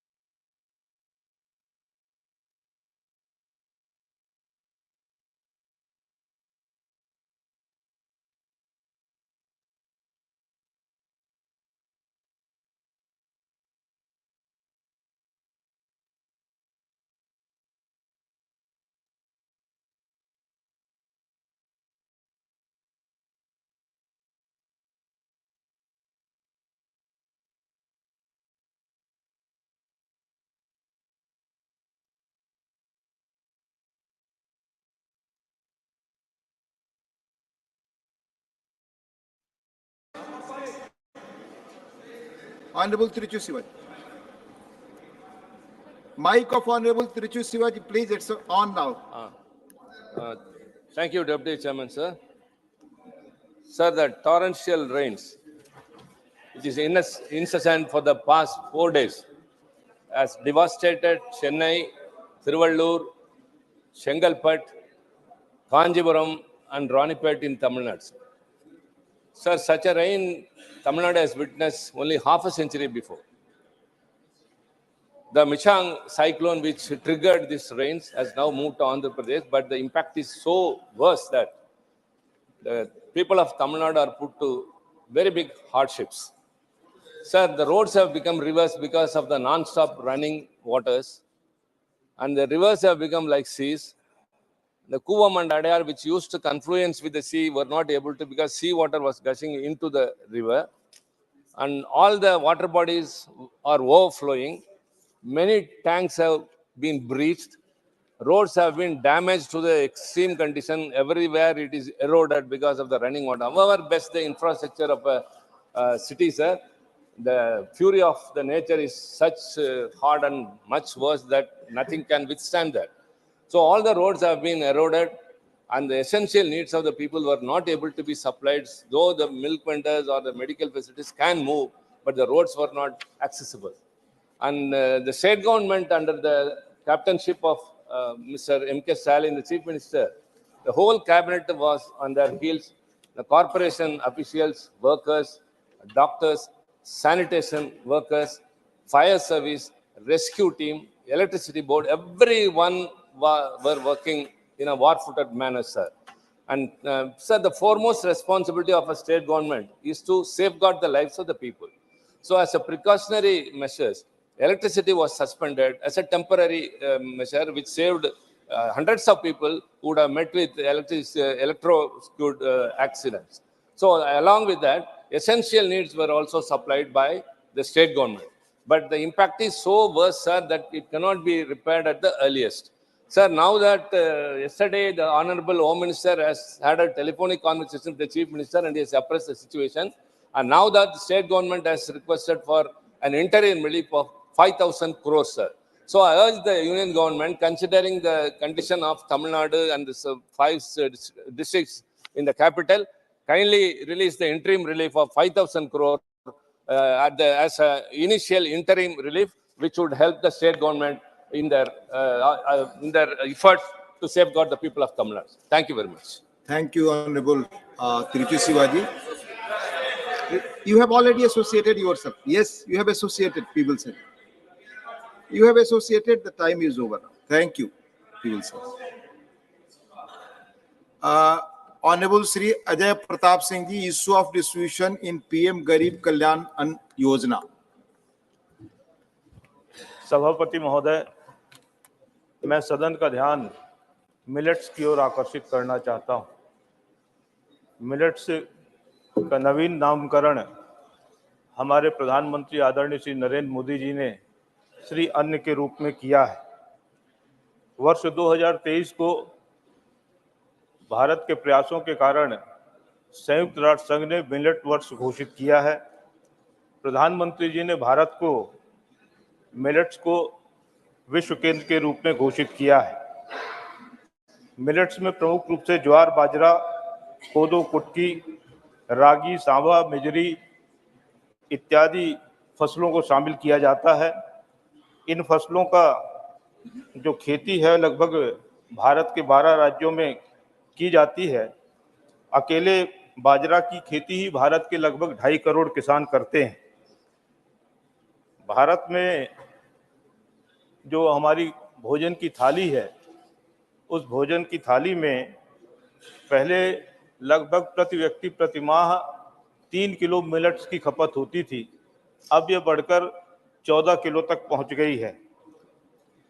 हमारे यहाँ 5 से 6% जो है लोग इसका उपयोग करते हैं और प्रधानमंत्री जी के कारण लगभग मिलेट्स की बिक्री में लगभग 30% तक वृद्धि हुई है। अगर हम भूख के आधार पर दुनिया का विभाजन करें तो एक ग्लोबल साउथ है जहां पर भोजन की समस्या है और दूसरा ग्लोबल नॉर्थ है, जहां पर भोजन की प्रचुरता के कारण बीमारियों का सामना कर रहे हैं। इसका समाधान भी इस मिलेट्स में ही निहित है। मिलेट्स की खेती के माध्यम से हमारे किसानों की आर्थिक प्रगति का भी रास्ता प्रशस्त होता है और मिलेट्स की जो खेती है ये कम पानी की खेती होती है, एक आध दो पानी में ही इसका उत्पादन हो जाता है और इसके कारण जो हमारा भूजल का जो स्तर है जो घटता जा रहा है उसकी भी सुरक्षा की जा सकती है। संक्षेप में मैं ये कहना चाहता हूँ कि मिलेट्स पोषण युक्त है, मिलेट्स हमारे स्वास्थ्य के लिए उपयुक्त है, इसलिए मैं आपके माध्यम से सरकार का ध्यान आकृष्ट करना चाहता हूँ कि जो हमारी सार्वजनिक वितरण प्रणाली है उस सार्वजनिक वितरण प्रणाली में हम मिलेट्स उत्पादों को शामिल करें। इसके माध्यम से हम भारतवासियों के स्वास्थ्य की भी रक्षा कर सकेंगे। मिलेट्स की अधिक से अधिक खपत होने के कारण किसान भी इसके उत्पादन के लिए प्रोत्साहित होंगे। इसके माध्यम से गांव की भी जो आर्थिक समृद्धि है उसका भी मार्ग प्रशस्त होगा। बहुत बहुत धन्यवाद उपसभापति महोदय। धन्यवाद माननीय अजय प्रताप जी। Honorable Sri Vaiko, concern over frequent attacks and arrest of Indian fishermen by Sri Lankan Navy. Mr. Deputy Chairman, sir, thank you very much for the opportunity given to me. Sir, Sri Lankan Navy is continuously attacking our Tamil fishermen. About 800 fishermen were shot dead and thousands of fishermen were brutally attacked and their boats and fishing trawlers were damaged and fishing nets destroyed in the past. Recently, they have started capturing the boats and put them into action. Unfortunately, it has become a real story. There have been several incidents of Sri Lankan Navy personnel even firing at Indian fishermen in the Pak Strait and seizing their boats, damaging their boats and high-handedness by the Sri Lankan forces. Recently, 22 fishermen were arrested by Sri Lankan Navy. The frequent arrest and seizure of boats had shattered the livelihood of many fishermen. I would urge upon the Union government to take urgent steps to secure release of all the fishermen and their boats unconditionally. The government should also put diplomatic pressure on the Sri Lankan government for giving compensation under solatium to the next of kin who were shot dead and boats damaged by the Sri Lankan Navy. They should hold a high-level talk to find a permanent solution to this non-stop harassment to our fishermen by the Sri Lankan Navy. So, Tamil Nadu fishermen, are they not the citizens of India? If they are citizens of India, what Navy is doing there? It is sitting like a lame duck in the Bay of Bengal. Thank you. Honorable Sri GVL Narsim Rao, concern over attempts to ridicule Sanatan Dharma. Please. Thank you, sir. Sir, a minister in the state government of Tamil Nadu indulged in hate speech against Sanatan Dharma and Hindu religion. I quote what he said. Sir, Sanatan Dharma is like malaria and dengue, and so it must be eradicated and not opposed. These are statements by a minister in a state government. And sir, another minister in the same state government, higher education minister, said the purpose of formation of INDIA alliance is for the eradication of Sanatan Dharma. This is the agenda. Is this the kind of anti-India agenda that they want to pursue? So, another minister in Karnataka government, who also happens to be the son of Congress president, who is also a leader of the opposition in Rajya Sabha, he supported those comments. This is the agenda of INDIA alliance. Sir, this constitutes hate speech. Honorable Supreme Court, in its directions, clearly stated that offences under 295A, under 505, 153A, 153B, they all constitute hate speech. Sir, deliberate and a malified act intended to outrage religious sentiments. This is what it was intended for. There was also an attempt to create public mischief. Therefore, I call upon the state government, Tamil Nadu too, on its own, register FIR against the same ministers who spoke against Sanatan Dharma, and also dismiss these ministers from the state government, because what they have publicly stated is a violation of the oath they have taken under the Constitution. The Constitution allows every religion, every member, every sect to practice its faith and to even propagate it. And here you have ministers in the state governments who are campaigning against Sanatan Dharma and calling for its eradication. So therefore, sir, I appeal that cases should be booked against the concerned ministers and they must be dismissed without any further delay. So this is nothing but an act to destroy the fabric of religion in India. This is to destroy social fabric. If this is an agenda for any political party, that will be dangerous to India. Therefore, I appeal, I demand an apology. I demand an apology from the... Not going on record now. Time is over. Your time is up, please. Honorable Binay Biswam. Honorable Binay Biswam. Please. Honorable Binay Biswam. Please. Honorable Binay Biswam. Your subject is, please, demand to provide decent wages along with the meaningful engagement schemes to all government-sponsored distance workers. Make the house Please. in order. Please. Make the house in order, sir. Please speak, it will be in order. Please Make the house speak. in order, sir, please. Please speak. Please, there is no discussion. Honorable Tiruchi Sivaji, please take your seat. Please take your seat. All the members who are standing, please take your seat. You please speak. So I begin with the house. Please, Binay Biswamji, please speak. Yes, sir. Thank you, sir. Please. Thank you, sir. Please, Binay Biswamji, please speak. Binay Biswam, please. He totally give the false So I'm going on another name. Please, Binay Biswamji, then Yes, please, sir. Please. Now my time begins. Yes. Sir, I stand before you. Please, nobody, please speak. Sir, please begin my time now. It has already begun. The time has already begun. No, Please. no, no. Just the way began. Please Just the way speak. began. Please speak. Sir, please. I stand before you to bring to the plight of the scheme workers of the country. They are in lakhs in numbers. They belong to the ASHA workers, Anganwadi workers, and midday meal workers. Sir, the government and this house has a duty to look deep into their living conditions. Sir, those people are not living. They are simply surviving on paltry wages. We talk about them in high words like global health leaders, warriors for the country. Sometimes we name them during COVID days. But when the livelihood comes, we always forget them. High time to think about them.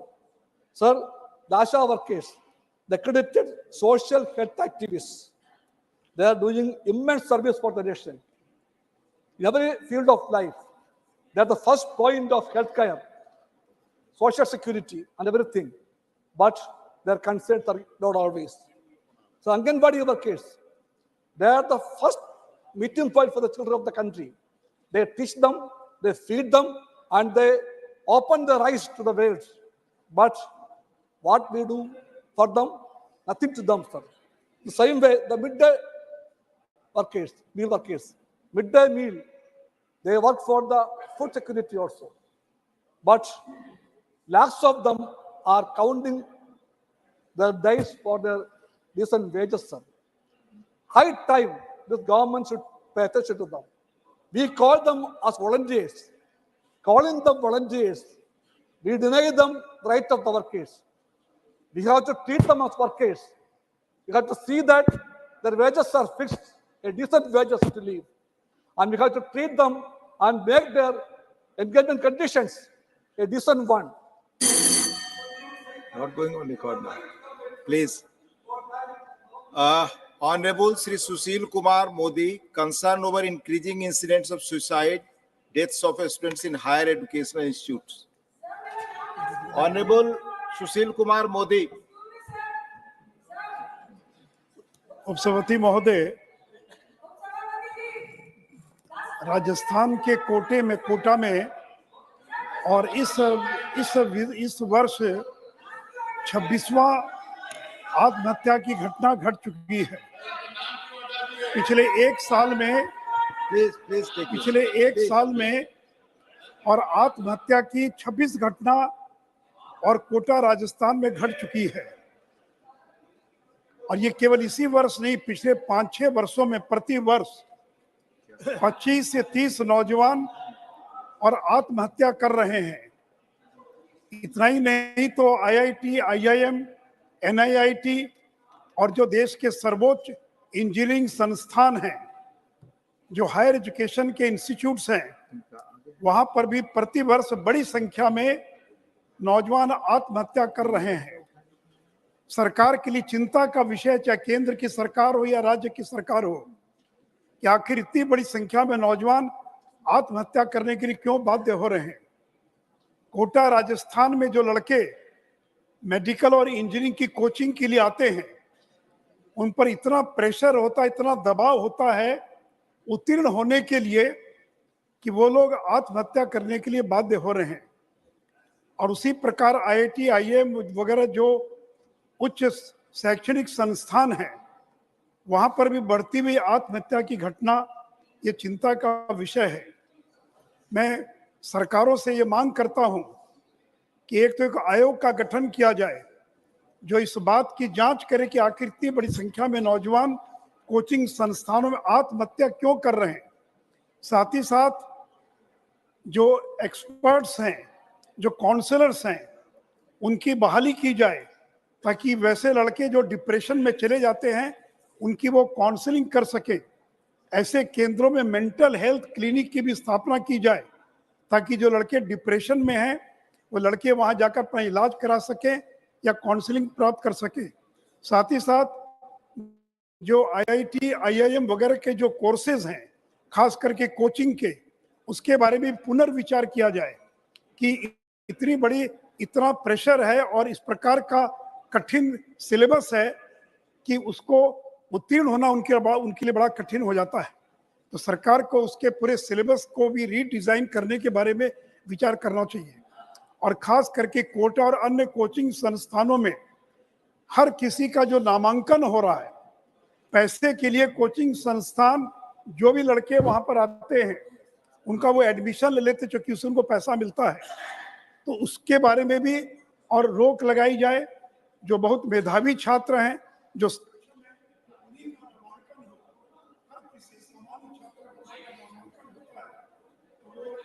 time is over.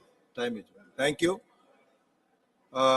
Dr. Lakshmikant Bajpayee ji, issue of intervention by big houses in MSME sector. क्या विषय है जी?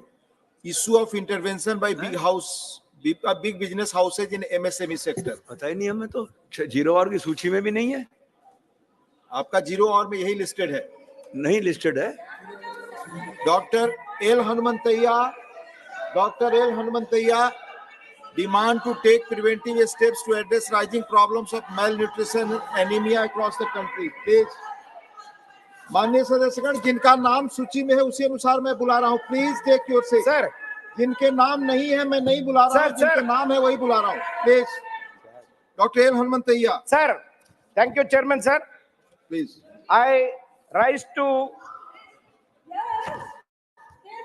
Madam, 1 minute. Sir, I rise today to urgently address the pervasive issues of malnutrition and anemia plaguing millions of people across the country, sir. Sir, despite economic progress,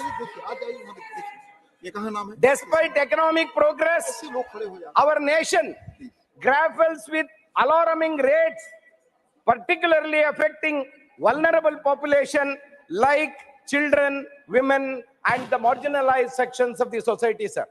Sir, in the latest NFHS report, data on 1921, the prevalence of anemia has shown a significant increase, with children aged 6 months to 5 years experiencing a jump from 59% to 67%, sir. Sir, this is an alarming state of affairs. Sir, women especially in rural areas, high rates of anemia adversely affecting maternal health and contributing to pregnancy complications. Sir, an increase in the anemia prevalence from 53% to 57% in all women aged between 15 years to 49 years seen, and 50.4% to 52.2% in pregnant women rooted in poverty, lack of education, inadequate health care, and unequal resource distribution or malnutrition problems. Sir, factors such as food insecurity, limited access to clean water, and inefficient healthcare infrastructure contribute to unmet nutritional needs. Sir, my request to the government, addressing these issues is not only a social responsibility, but a prerequisite for a thriving and resilient nation. Sir, the consequences extend beyond individual suffering, impacting the workforce, educational outcomes, and overall economic productivity of the nation. Sir, therefore, I urge the Ministry of Health and Family Welfare to take immediate steps to address the rising problems of malnutrition and anemia, especially among women and children across the country. Sir, let me unite in our commitment to building a healthier, strong India. Time is over, Harmanteya ji. Time is over. Thank you, Harmanteya ji. Honorable members, in 0 hour, matters are raised with permission of Honorable Chairman. Merely presence in ballot does not mean admittance. Further matters already raised are not included again. Raised. Dr. Lakshmikant Bajpayee. माननीय उपसभापति जी, please. मेरा विषय बहुत महत्वपूर्ण है और समाज के उन सामान्य वर्ग के लोगों के प्रति है जो गांव में और छोटे छोटे शहरों और कस्बों में सुनार का दर्जी का काम करते हैं। धीरे धीरे एमएसएमई सेक्टर में भी बड़े घरानों का प्रवेश योजनाबद्ध तरीके से हो रहा है। ये ठीक है कि हम किसी को व्यवसाय करने से नहीं रोक सकते, लेकिन किसी बड़े घराने अगर तनिष्क के नाम से टाटा करेगा जेवर का व्यापार, तो गरीब सुनार या शराब जो शहरों में कस्बों में बैठे हैं वो क्या काम करेंगे। इसी प्रकार कपड़े को सिलने का काम जो है वो भी टाटा बड़े घराने ले जा रहे हैं। मेरा इस प्रश्न के माध्यम से सरकार से ये निवेदन है कि ये ठीक है कि किसी को रोजगार करने से हम नहीं रोक सकते, लेकिन कहीं ना कहीं एमएसएमई सेक्टर का बचाव हो सके और एमएसएमई सेक्टर के अंतर्गत आने वाले छोटे कारीगर, छोटे व्यापारी बचे रह सकें, इसकी व्यवस्था सरकार को करनी चाहिए, ऐसा मेरा आग्रह है। धन्यवाद। माननीय श्री बाबूभाई देसाई, प्लीज। महोदय, आज आपने मुझे संसद बनने के बाद उसमें प्रथम बोलने का अवसर दिया, इसलिए आपका धन्यवाद। आज मैं हमारे समय की एक तत्काल और निर्णायक चुनौती जलवायु परिवर्तन का समाधान करने के लिए उसके सामने खड़ा हूं। हमारा यह मानवीय गतिविधियों के कारण अभूतपूर्व परिवर्तनों से गुजर रहा है, जिसके परिणाम स्वरूप तापमान में वृद्धि, मौसम के पैटर्न में बदलाव और असंख्य परिस्थितियों व्यवस्थापन उत्पन्न हुए हैं। वैज्ञानिक सहमति स्पष्ट है, जलवायु परिवर्तन हमारे पर्यावरण, अर्थव्यवस्था और जीवन जैसी शैली के लिए गंभीर खतरा है। हमें सिर्फ फर्क पिघलने से अधिक लगातार और गंभीर मौसम की घटनाओं और जैव विविधता के नुकसान के गवाह है। मैं यह सहज चेतावनियों नहीं है, ये कठोर वास्तविकता है और जो हमें तत्काल ध्यान देने और कार्रवाई करने की मांग करती है। भावी पीढ़ियों के लिए यही की सुरक्षा करना हमारी नैतिक जिम्मेदारी है। हमें स्थायी ऊर्जा स्रोतों की ओर बदलाव करना चाहिए, ग्रीन हाउस गैस परिवर्तन को कम करना चाहिए और जिम्मेदार खपत और उत्पादन के बढ़ावा देना चाहिए। इसके लिए सभी क्षेत्रों, सीमाओं और राजनैतिक विचारधाराओं में सहयोग की आवश्यकता है। कानून निर्माताओं के रूप में हमारे पास ऐसी नीतियां बनाने की शक्ति है जो नवाचार की प्रोत्साहन करती है, नवीनीकरण ऊर्जा में निवेश करती है और उद्योग लोगों के उनके पर्यावरण प्रभाव के लिए जवाबदेह बनाती है। आइए हम अल्पकालिक लाभ से अधिक अपने ग्रह की भलाई को प्राथमिकता है और एक ऐसे भविष्य की दिशा में काम करें यहाँ स्वच्छ हवा, स्वच्छ पानी और स्थिर जलवायु सुनिश्चित हो। निष्क्रियता में कोई विकल्प नहीं है। धन्यवाद अध्यक्ष जी। धन्यवाद। माननीय Shri Viplav Kumar Dev ji, concern over misuse of technology and artificial intelligence to create deep fakes. माननीय विप्लव कुमार देव, नॉट प्रेजेंट। माननीय Shri Mujibullah Khan ji, demand to start new route for Vande Bharat. Mujibullah Khan ji sir, please, आपका समय शुरू हो गया है।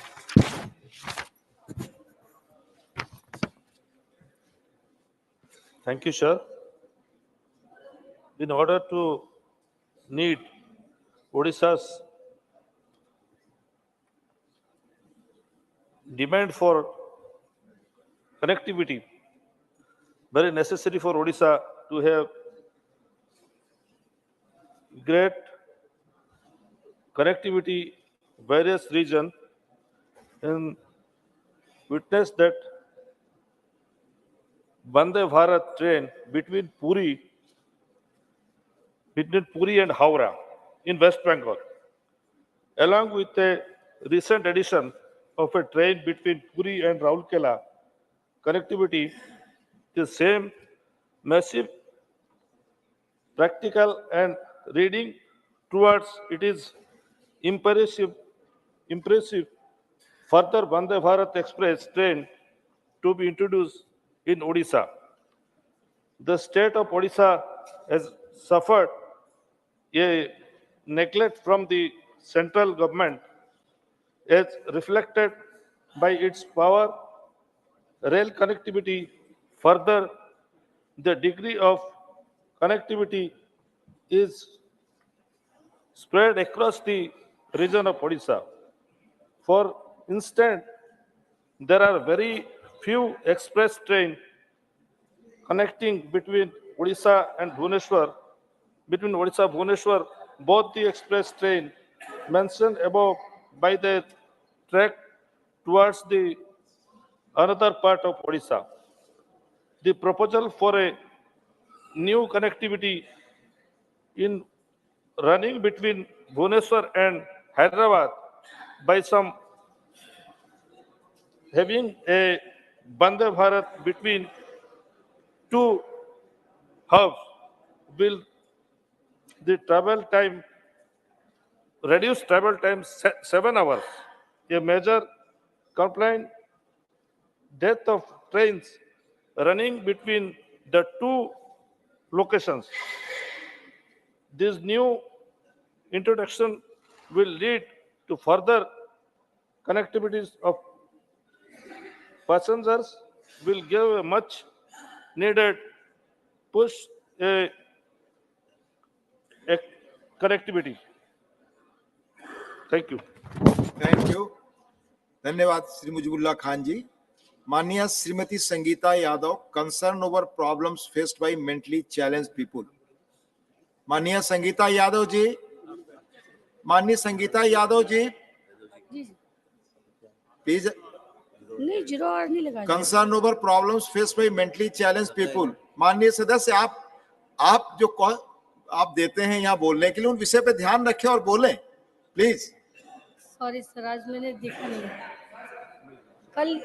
कल लगा था मेरा। धन्यवाद।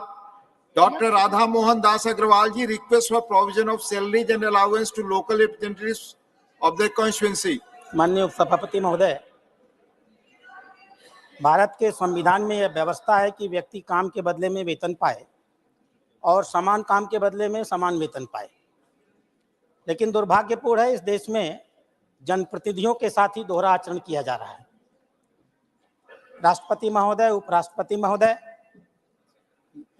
केंद्र के मंत्रीगण, राज्य के मंत्रीगण, माननीय सांसदगण, माननीय विधायकगण, इन सब ने संवैधानिक तरीके से और कानून बना करके अपने अपने वेतन की, अपने अपने भत्ते की और अपने अपने पेंशन की व्यवस्था की हुई है। ये व्यवस्था संविधान प्रबद्ध माध्यमों से हम लोगों ने की है। लेकिन दुखद है, इस देश में लाखों की संख्या में ऐसे जमीनी जनप्रतिनिधि हैं, ग्राम प्रधान से लेकर के और मेयर तक, जो जमीनी धरातल पर बहुत महत्वपूर्ण काम करते हैं। विकास की जो भी योजनाएं हम यहाँ बनाते हैं, जमीनी धरातल पर उनको लागू करने का काम वही करते हैं। वो प्रत्यक्ष जनता के संबंध में रहते हैं। लगातार जन समस्याओं को लेकर के उन्हें 24 घंटे काम करना होता है। हमने इन बड़े जनप्रतिनिधियों के लिए संविधान के तौर तरीके से वेतन की, भत्ते की और पेंशन की व्यवस्था कर दी। भारत अकेला ऐसा देश होगा शायद जिसने संवैधानिक रूप से 73वें और 74वें संशोधन के माध्यम से ग्रामीण और शहरी क्षेत्रों में लोकतंत्र का विकेंद्रीकरण किया और स्थानीय निकायों को चलाने के लिए जनप्रतिनिधियों की संवैधानिक रूप से व्यवस्था की। उनके अधिकार दिए, उनके दायित्व दिए, लेकिन जो कुछ उनको नहीं दिया वह था उनका वेतन नहीं दिया, उनका भत्ता नहीं दिया और उनका पेंशन नहीं दिया। मैं जानना चाहता हूं इस सदन से, इस सौतेले और इस दोहरे आचरण का आधार क्या है? क्या वह जो छोटे जनप्रतिनिधि होते हैं, क्या उनके परिवार नहीं होते, उनके माँ बाप नहीं होते, उन्हें अपने माँ बाप की चिंता नहीं करनी होती, अपने बच्चों की चिंता नहीं करनी होती? आखिर किन कारणों से आज तक हमने संवैधानिक रूप से उनके लिए यह व्यवस्था नहीं की? स्थानीय आधार पर सरकारें, मुख्यमंत्री दया की तरह उनको वेतन, उनको भत्ता देते हैं, ब्यूरोक्रेसी उनको नियंत्रित करती है। यह दोहरा आचरण इस देश में समाप्त होना चाहिए। अगर हम संविधान संशोधन लेकर के जनप्रतिनिधियों को लाए थे तो हमें उस कानून में यह व्यवस्था करनी चाहिए थी कि हम उन्हें आर्थिक रूप से समस्त बनाते। हमने नहीं किया, हमने लोकतंत्र का मजाक उड़ाया है, हमने उन्हें अधिकारियों के आधार पर छोड़ दिया है। और इसलिए मैं सरकार से मांग करता हूं, अध्यक्ष महोदय, आपके माध्यम से सरकार से मेरी अपेक्षा है, सरकार संविधान संशोधन करे 73वें और 74वें संशोधन में और अपने सारे स्थानीय जनप्रतिनिधियों के लिए वेतन की, भत्ते की और Not going on. Thank you. माननीय Shri Vikramjit Singh Sahney ji, demand to implement uniform national level parameter for release of prisoners. माननीय विक्रमजीत सिंह साहनी जी, नॉट प्रेजेंट। माननीय सदस्य, 0 आवर आप देते हैं तो उसके महत्व को समझना भी चाहिए, उस वक्त मौजूद भी रहना चाहिए। अगर हाउस में है तब आपका ध्यान उस पर नहीं है तो ये आपके लिए सेल्फ इंट्रोस्पेक्शन का विषय। बैठे आप, कोई ऐसा प्रोविजन नहीं, आप जानते हैं रूल्स को राघव जी, फिर भी आप पूछो please. Doctor Fauzia Khan ji, request to address the issue of missing women in India. Doctor Fauzia Khan ji, please. Thank you, sir. Sir, the issue of missing women in the country is alarming, with 10,61,648 women alone in the years 18 and above, and 2,50,430 girls below 18 years have reported missing between 2019 and 2021. Over 2 lakh women went missing in the state of Madhya Pradesh alone between the year 2019 and 2021, sir. Yet, the reasons have remained undisclosed. Sir, the suspected reasons behind the disappearance of these women are diverse, like trafficking, trade, and in minuscule cases, elopement. Tackling this issue requires collective action on various fronts: strengthening law enforcement to identify trafficking networks, enhancing border control, establishing a database for accurate identification of the reasons for the disappearances. Additionally, the numbers have come as a surprise to many, indicating the lack of awareness of the incidents of disappearance of women. Therefore, public awareness campaigns, community involvement, educational programs can help prevent vulnerable individuals from falling prey to traffickers. Despite designated stop centers, the unprecedented increase in numbers suggests the possibility of organized criminal activities, sir. A recommendation to address the issue of missing women involves the establishment and maintenance of a comprehensive register by the government documenting details of every woman reported missing. This register should serve as a centralized database, enabling efficiency tracking and tracing efforts. Sir, additionally, specialized teams should be formed to investigate each case with a focus on identifying potential foul play. These teams could comprise experts from law enforcement, social services, and legal professionals to ensure a thorough and coordinated approach in understanding the circumstances behind each disappearance to ensure accountability and effectiveness. Sir, this issue is of grave concern. How can women go missing like this? Just without any reason, women missing is a grave issue, sir. The government must pay attention to this. Sri Rajiv Shukla, concern over poor state of under trials and the imperative for judicial reforms. Not present. Sri Kailash Soni, demand to add biography of Sri Jayaprakash Narayan in academic syllabus. आपके माध्यम से मैं सरकार के समक्ष एक देश के महत्वपूर्ण मुद्दे को रखना चाहता हूं। इस देश के मूर्धन्य स्वतंत्रता संग्राम सेनानी, क्रांतिकारी, देश की आजादी में अपना महत्वपूर्ण योगदान देने वाले सर्वोदयी नेता, दुनिया की सभी देशों की समाज व्यवस्था, वहां की राजनीतिक विचारों को नजदीक से देखने वाले, पाश्चात्य जगत के लोगों को, विशेषकर श्रमिक वर्ग के लोगों के लिए संघर्ष करने वाले, देश की सभी विचारधाराओं के ज्ञाता, उन्हें नजदीक से जीने वाले, उन विचारों को जीने वाले, लोकतंत्र के शोधकर्ता, प्रयोगशाला रहे, हिंदुस्तान की दूसरी आजादी, आपातकाल के विरुद्ध संघर्ष करने वाले। Question hour. Question number 16, Sri Sanjay Raut. Honorable Minister, supplementary one, Sri Sanjay Raut. Sir आजकल मैं देख रहा हूं बैंकों में, देश भर के बैंकों में ज्यादा से ज्यादा फ्रॉड्स, फोर्जरी के केस सामने आ रहे हैं, लेकिन उसमें अगर सरकार की एजेंसी भी शामिल हो तो चिंता की विषय है। सर, केंद्र सरकार ने मल्टीपल इंश्योरेंस और पेंशन की बहुत सी योजनाएं शुरू की है आम जनता के लिए, लेकिन जो तथ्य, जो फैक्ट सामने आया है, मुझे लगता है ये इंश्योरेंस स्कीम, पेंशन स्कीम,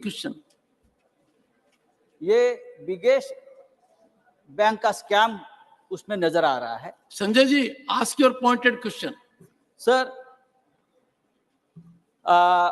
ये जो बैंक है या इंश्योरेंस कंपनी है, मेरी जानकारी से जब कोई ग्राहक 10-15 साल के लिए पॉलिसी साइन करता है तो प्रीमियम के लिए सहमति भी देता है, जो उसके अकाउंट से ऑटोमेटिक डेबिट हो जाता है।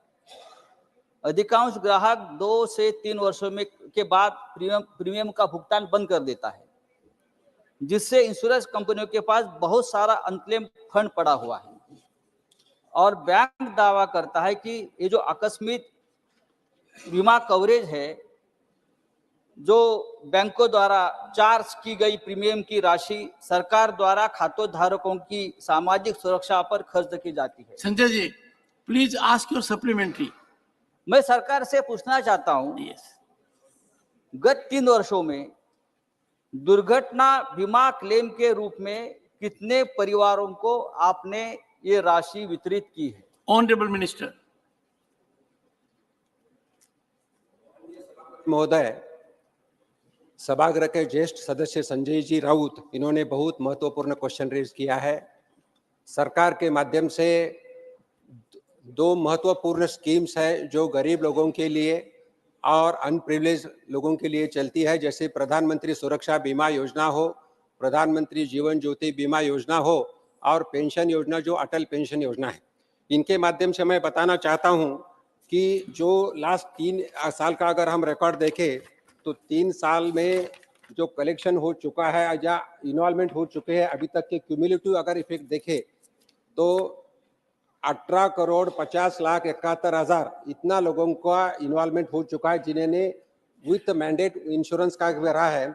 और प्रधानमंत्री सुरक्षा बीमा योजना के माध्यम से 41 करोड़ 59 लाख लोगों को फायदा क्यूमुलेटिव हो चुका है। अगर देखें ये दोनों स्कीम के माध्यम से अगर जनता को जो फायदा मिल चुका है वो 7,46,675 यानी क्यूमुलेटिव मैं बात कर रहा हूं। और अगर अमाउंट की अगर बात करें तो अमाउंट भी 14 करोड़ 32 लाख से 274 मिला है। तो ऐसी ये 2 स्कीम्स जो प्रिविलेज या अंडर प्रिविलेज लोगों के लिए है, उनके लिए वैसा कोई ये नहीं है कि जो बैंकिंग के पास ज़्यादा ये है। पहले 3 साल में तो ये स्कीम लॉस में चल रही थी और बाद में रिव्यू करके इसी को अभी जो प्रीमियम 12 रुपीस था वो 20 रुपए किया है और जो जीवन ज्योति बीमा में 330 रुपए था अभी 436 रुपए किया है। Second supplementary Shri Sanjay Raut. प्रश्न अलग था, आपने जवाब अलग दिया है। मैंने ये पूछा था कि विदाउट कंसेंट आप बैंक अकाउंट से प्रीमियम आप जमा कर रहे हो, ये मेरा सवाल था, लेकिन मैं आगे पूछता हूं। हाँ दीजिए।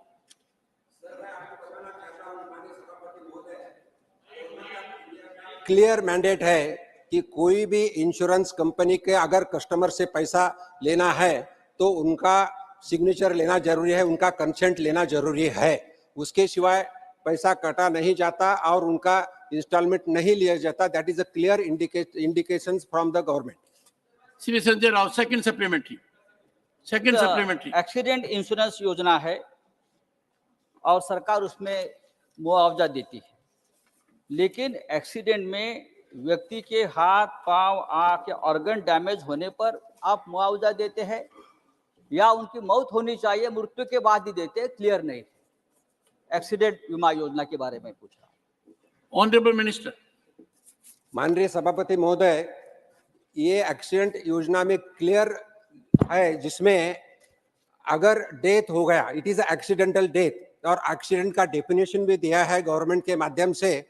Accept suicide all deaths are considered as an accident death except suicide and except illness means accident होना चाहिए। there should be hit from the outside, that is accident। तो अगर सुसाइड किया तो एक्सीडेंट नहीं माना जाता। Even I am saying murder भी किया तो दैट इज कॉल्ड एक्सीडेंट और उसको इंश्योरेंस क्लेम किया जाता है। अगर इसी में 2 लाख का इंश्योरेंस मिल जाता है, अगर उनको इरिकवरेबल 2 आईज चले गए, that is a permanent damage to the eyes, then 1 lakh का इंश्योरेंस मिल सकता है। अगर दोनों हाथ चले गए तो उनको 1 लाख मिल सकता है इंश्योरेंस और दोनों पांव चले गए तो उनको 1 लाख इंश्योरेंस मिल सकता है। लेकिन कभी कभी क्या होता है, एक आंख चली गई और एक हाथ चला गया, still he will get insurance of 1 lakh rupees. कभी कभी एक हाथ और एक पांव चला गया, कटा गया, तो भी उनको इंश्योरेंस 1 लाख का मिलता है। लेकिन इसमें 2 organs is essential in this rule. Third supplementary Shri Dhananjay Mahadik. Thank you, Chairman, sir. I would like to know from the Minister through you, sir, what is the nature of the scheme of Pradhan Mantri Suraksha Bima Yojana? Thank you, sir. Honorable Minister. Sir, Pradhan Mantri Suraksha Bima बीमा योजना, जैसा मैं पहले ही बताया कि ये poor लोगों के लिए, अनऑर्गेनाइज्ड पॉपुलेशन के लिए और जो अंडर प्रिविलेज है लोगों के लिए है। इस स्कीम में ओनली 20 रुपए का प्रीमियम 1 साल से दिया जाता है और इसमें भी समझो 1 जून से योजना चलती है, 1 जून से 31 मई तक। अगर किसी ने ये योजना में जैसा 3 महीने के बाद किया तो उसको 3 महीने के बाद, 6 महीने के बाद भी उनको इन्वॉल्व हो सकते हैं। और मैंने जैसे बताया, there should be a permanent damage of the organ. अगर ऑर्गन हो गया तो उसमें आईज हो, हैंड्स हो, फुट हो तो इसका फायदा मिल सकता है। अगर एक्सीडेंटल डेथ हो गया तो भी 2 लाख उनके जिसके ऊपर नॉमिनी है उनको ये मदद मिल सकती है। और अगर मैं बताना चाहता हूं तो अभी तक इस योजना के माध्यम से 2115 करोड़ का राशि डिस्बर्स हो चुकी है। 2502 करोड़ की राशि यानी लोगों को मदद मिल चुकी है। Fourth supplementary Shrimati Sulata Dev. Thank you chairman sir, मुझे सप्लीमेंट्री में बोलने के लिए मौका देने के लिए। मैं आपके माध्यम से ये जानना चाहती हूँ कि जो हेल्थ इंश्योरेंस कंपनी है, भारत में कितने हेल्थ इंश्योरेंस कंपनी काम कर रहे हैं? और देखा जाए तो मैं तो यहाँ भी क्वेश्चन पूछूंगी कि यहाँ जो हेल्थ इंश्योरेंस कंपनी के जो कॉन्ट्रैक्ट रिन्यूअल होते हैं सालों में, उसमें कितना परसेंटेज रिन्यूअल अमाउंट लेना चाहिए? कोई गाइडलाइन है क्या? अगर है तो उस हिसाब से वो लोग ले रहे हैं, क्योंकि मुझे जितना पता है जो सीनियर सिटीजन वगैरह होते हैं उनको बहुत ज़्यादा रिन्यूअल अमाउंट आता है, कभी कभी डबल हो जाता है रिन्यूअल अमाउंट। ये तो मरता क्या ना करता। ये तो हम उड़ीसा से बिलोंग्स करते हैं तो मैं बोलूँगी कि मेरे स्टेट में भी ऐसा हो रहा है, मगर ये हमारे यहाँ पर बीजू स्वास्थ्य कल्याण कार्ड है जो नवीन पटनायक जी ने बनाया हुआ है, करीबन 1 करोड़ फैमिली को बिलोंग्स दिया गया है वो कार्ड। मगर उससे बाद में जो इंश्योरेंस कवर कर रहे हैं वो इंश्योरेंस कंपनी के ऊपर कंट्रोल है कि नहीं? अगर है तो कितना लेना चाहिए, मुझे वही जानना है। Thank you so much sir. माननीय सभापति महोदय, इंश्योरेंस के बारे में जो पहला क्वेश्चन था उसमें इंश्योरेंस के बारे में अलग अलग कंपनी हमारे देश में है, जिसमें मैं बताना चाहता हूं कि अगर गवर्नमेंट के इंश्योरेंस की कंपनी लिए तो गवर्नमेंट में नेशनल इंश्योरेंस है, न्यू इंडिया इंश्योरेंस है, ओरिएंटल इंश्योरेंस है और लाइफ इंश्योरेंस भी है। और अगर प्राइवेट की बात करें तो बजाज अलायंस है, चलो मंडलम, एमएस जनरल इंश्योरेंस है, फ्यूचर, नंबर ऑफ कंपनीज है, आईसीआईसीआई है, लोम्बार्ड इंश्योरेंस है, बजाज इंश्योरेंस है, फ्यूचर जनरल इंश्योरेंस है, रिलायंस इंश्योरेंस है, टाटा एआईजी इंश्योरेंस है, ऐसे बहुत सारे इंश्योरेंस कंपनियां हैं। सब क्वेश्चन उन्होंने पूछा है कि हेल्थ के बारे में क्या है। मैं एक डॉक्टर हूं और बताना चाहता हूं सर कि सबसे ज्यादा और सबसे पूरे भारत में ही नहीं पूरे दुनिया में अगर कोई हेल्थ इंश्योरेंस का कार्ड होगा तो आयुष्मान भारत कार्ड है। और आयुष्मान भारत के माध्यम से 50 करोड़ तक इंश्योरेंस मिला है लोगों को, और जिसमें not only the one patient, one person जिसका इंश्योरेंस किया है, लेकिन पूरे फैमिली को 5 जन को इंश्योरेंस मिलता है, जिसमें 5 लाख तक उसकी सुविधा मिल सकती है। और इसमें कुछ रिकॉग्नाइज हॉस्पिटल्स भी है, सभी गवर्नमेंट हॉस्पिटल्स में फायदा हो सकता है। और इसके साथ मैं बताना चाहता हूं जो जीवन ज्योति बीमा योजना है, अलग अलग स्कीम्स है, सुरक्षा बीमा योजना है, ये भी हेल्थ इंश्योरेंस में। फिफ्थ सप्लीमेंट्री डॉक्टर अमी याजनिक। For giving me this opportunity. I have a very serious and relevant question to the Honorable Minister of Finance regarding these particular 2 schemes. Both the schemes, the banks act as enrolling agents. The policy is issued by the insurance companies, but the entire premium is paid by the client. Now the consent is taken of the client, but complaints are galore on social media as well as complaint forums that they are not aware whether they are insured or not. So where should they claim? So whether the Honorable Minister will initiate some kind of a data collection inquiry from IRDAI, the Insurance Regulatory Authority, and the Department of Financial Services, whether these banks' audited accounts are reflecting these amounts of who are these persons who need this insurance, and whether with which company they have a tie-up? Does the Honorable client Minister. know? Sir, it is a very serious issue. The complaint is galore, and I would like the Honorable Minister to give Yes. me a reply or tell me whether there is going to be a proper inquiry Honorable of Minister. this data collection. माननीय सभापति महोदय, मैं आपके माध्यम से सभागृह का बताना चाहता हूं, ये जो इंश्योरेंस है जो जिसमें मैंने बताया प्राइम मिनिस्टर सुरक्षा बीमा योजना, प्राइम मिनिस्टर जीवन ज्योति बीमा योजना, ये दोनों इंश्योरेंस स्कीम में इंश्योरेंस का कोई ऐसा सर्टिफिकेट नहीं दिया जाता, लेकिन जब कभी जो मैंडेट के माध्यम से 20 रुपए या 436 रुपए उनसे अकाउंट से लिया जाते हैं, फॉर्म भरे जाता है, उसका स्लिप दिया जाता है और वही उसी को ही इंश्योरेंस बोल के किया जाता है। और जैसा माननीय मैडम ने पूछा है कि इसके बाद जैसा bank is collecting money but it is given to the particular insurance company जिसके साथ बैंक टाइप होती है और कस्टमर को पता दिया जाता है कि ये कस्टमर ये बैंक है, क्या बैंक को लगाया जाता है कि ये बैंक में ही लगाया जाता है कि ये इंश्योरेंस कंपनी से टाइप है, इसके साथ ही होता है। इसके बाद मैं बताना चाहता हूं अकोमोडेशन, जैसा मैं बताया कि जो अगर क्लेम करना है तो बैंक में भी ओम्बड्समैन रहते हैं और इंश्योरेंस कंपनी जैसा इरडाई की बात की, इरडाई के माध्यम से भी ओम्बड्समैन रहते हैं और उसके माध्यम से इंश्योरेंस कंपनी की तरफ कंप्लेन हो सकती है। Question number 17, Shri Pramod Tiwari. Honourable minister. Supplementary 1, Shri Pramod Tiwari.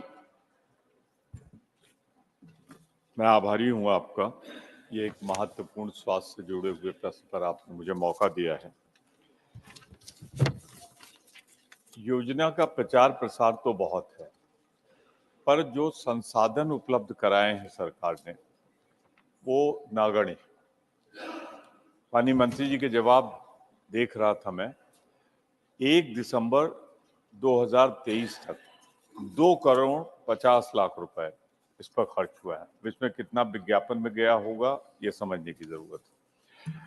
मैं सिर्फ जानना चाहता हूं, बहुत ही पॉइंटेड सवाल है मेरा, कि देश की आवश्यकता के अनुसार कितने डॉक्टर, फार्मासिस्ट, पैरामेडिकल स्टाफ चाहिए और इस समय देश में कितने उपलब्ध हैं। इस अंतर को पाटने के लिए क्या कोई स्कीम, कोई व्यापक प्रयास, कोई महत्वपूर्ण कदम उठाया जा रहा है? माननीय मंत्री जी। माननीय अध्यक्ष जी, हमारे वरिष्ठ सदस्य ने बहुत ही अच्छा सवाल पूछा है कि देश की हेल्थ सिस्टम कैसे मजबूत हो। तो हमारी दोनों मॉडर्न मेडिसिन और आयुष सिस्टम दोनों बहुत ही अच्छी तरह से काम करें। और वैसे एक क्वेश्चन आयुष से रिलेटेड है और ये आयुष मिनिस्ट्री खुद प्रधानमंत्री नरेंद्र भाई मोदी ने ही बनाई है और खुद ने सजावट की है। और ये central sector scheme Ayushman Bharat के बारे में है। तो उसमें कुल अभी तक आयुष मेडिकल कॉलेज 2014 में 523 थी, वो 2022 में 780 और ऐसे ही अंडर ग्रेजुएट सीट्स भी 74% की बढ़ोतरी है। तो 23,974 सीट्स की बढ़ोतरी है। ऐसे पीजी सीट से वो भी 2102 की बढ़ोतरी 41% रही थी। और ये आयुष्मान भारत सेंटर में हर सेंटर में एक डॉक्टर होता है, पैरामेडिकल स्टाफ होता है। और ऐसे ही खुद प्रधानमंत्री ने तो ये आयुष्मान भारत का जो हॉस्पिटल था, उस हेल्थ एंड वेलनेस सेंटर, उसको आयुष्मान आरोग्य मंदिर का नाम दिया है। और आज ये सेंटर बहुत ही अच्छी तरह से काम करे और हर देश में अभी आयुष और मॉडर्न मेडिसिन के दोनों के डॉक्टर बहुत ही अच्छी तरह से जो हमारा जो गुणोत्तर था उसके आसपास ही काम कर रहे हैं। और कम से कम आज आपको हम बताएं तो कुल ड्यूरिंग हमारी आज का ये क्वेश्चन के अनुरूप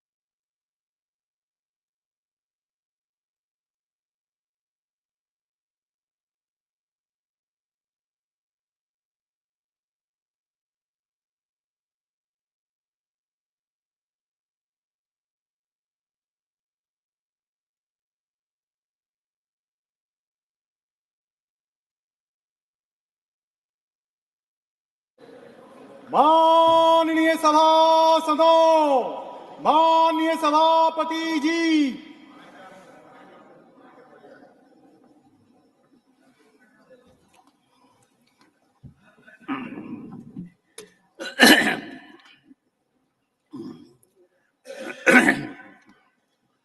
Short duration discussion. Honorable members, notices have been received from the following members to raise a discussion on the economic situation in the country. Shri Derek O'Brien, Shri Mohammad Nadimul Haq, Shrimati Mosam Noor, Dr. Sashmit Patra, Shrimati Sulata Dev, Shri Niranjan Bishi, Dr. Sudhanshu Trivedi, Shri Rakesh Sinha, Shri Brajlal, Shri V. Vijay Reddy, Shri Mastan Rao Bida, Shri Ayodhya Rami Reddy, Shri Birendra Prasad Vaishya, Shri Ghanshyam Tiwari, Dr. Lakshmikant Vajpayee, Shri Sushil Kumar Modi, Shri Aditya Prasad, Shri Shambhu Saran Patel, Shri Derek O'Brien.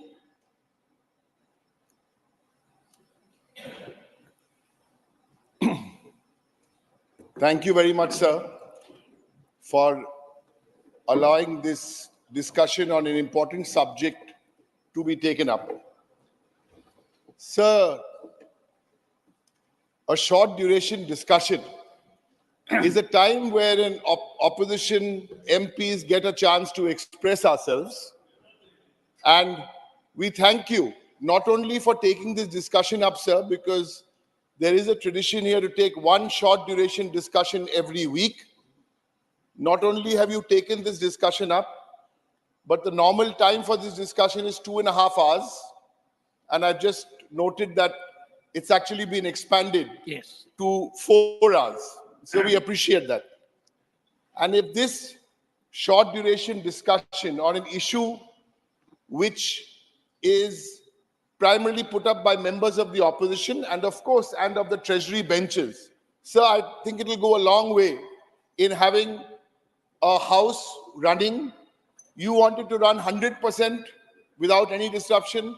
Let me, on behalf of my party, the Trinamool Congress, and I'm sure many of my colleagues from other parties on this side share the view, not 100%, sir. Till 22nd December, we'll make it run for 102%. And give us one short duration discussion next week, where I'm told that over 100 MPs from 12, 13 different political parties want to have a discussion on the steps to be taken to strengthen cooperative federalism.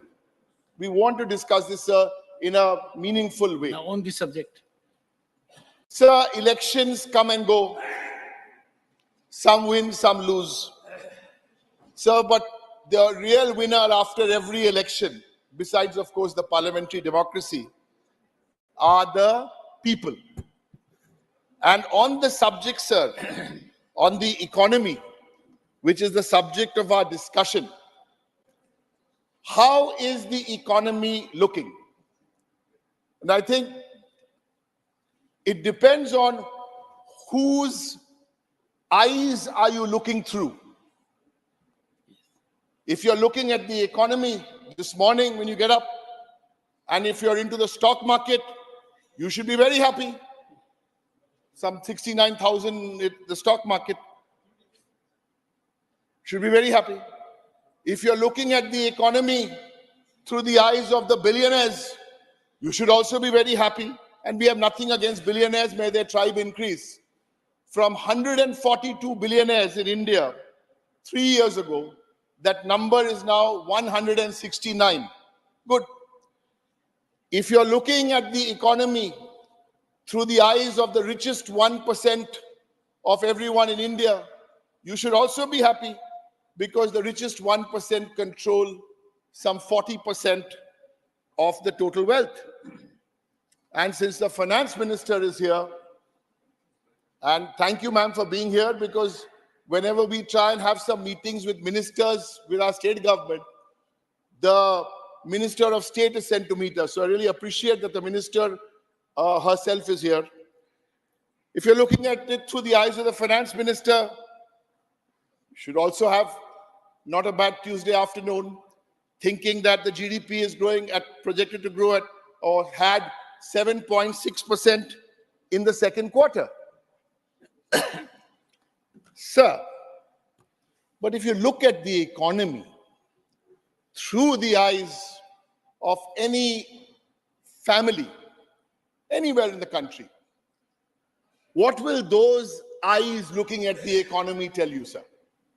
Those eyes will tell you that from 2014 to 2023, the price of rice has gone up by 56%, the price of wheat by 59%, milk by 61%, tomatoes by 115%, or tur dal by 120%.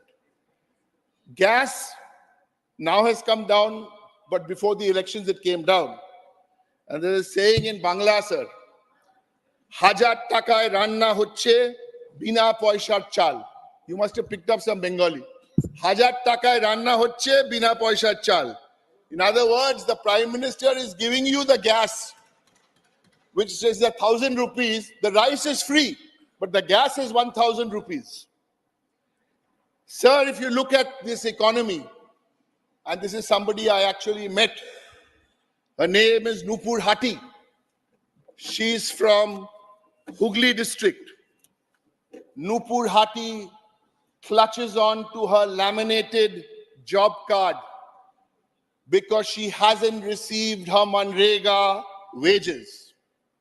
Or look at the economy to the 21 lakh workers who, like Nupur Hati, has worked, but it's been 2 years, even though she was guaranteed 15 days, she has not received these wages, adding up to some 15,000 crores. That's only one state.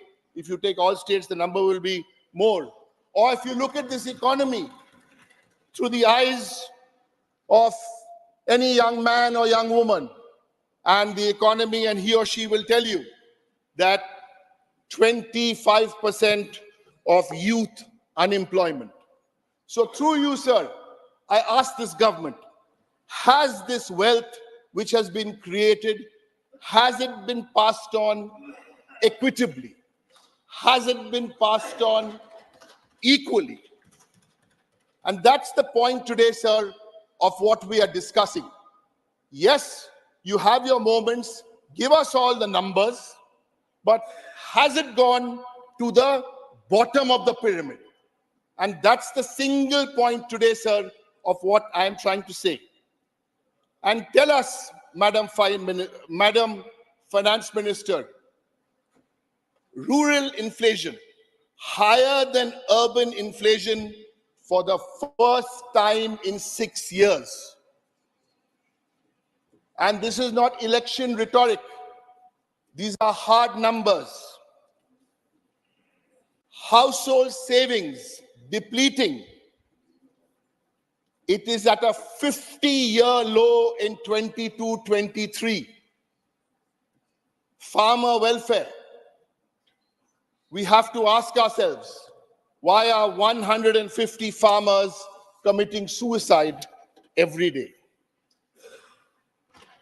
Sir, yes, let the stock market go up, let the billionaires go up, sir, but spare a thought, or more than a thought, for the marginalized, for the vulnerable. India has the world's highest number of poor people at 23 crores. This is what this debate on the economy should be about. The bottom 50% of our population possess only 3% of the wealth.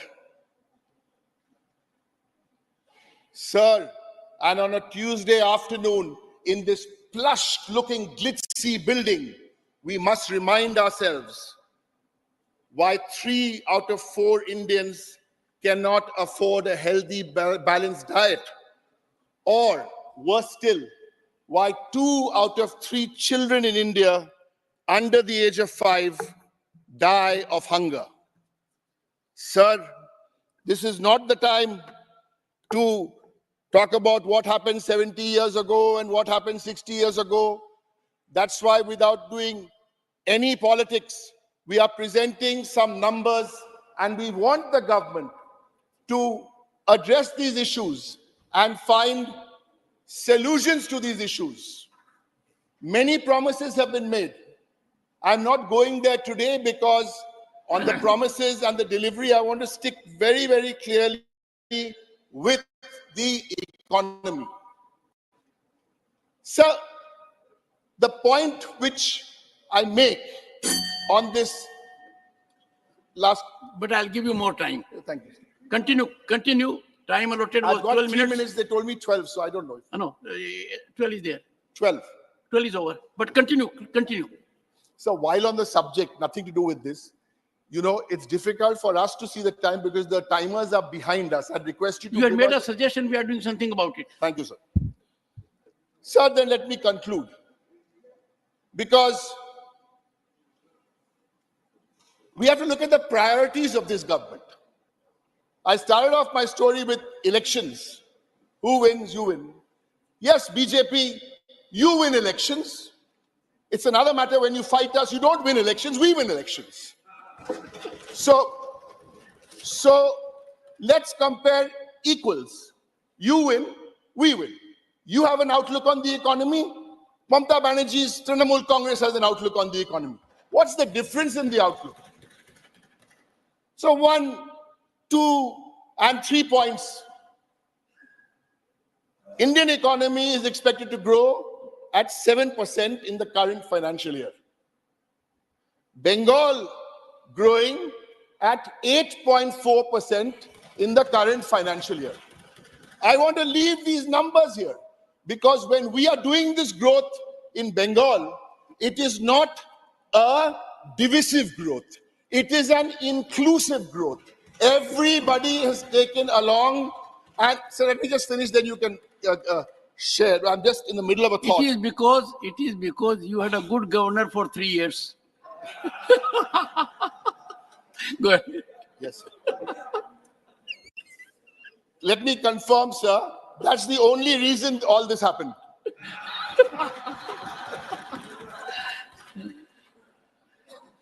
I only don't want to add 3 points. So I gave you the growth number. I want to take one other number of one social sector view. On our view, the Trinamool view, because they win and we win, and the BJP view.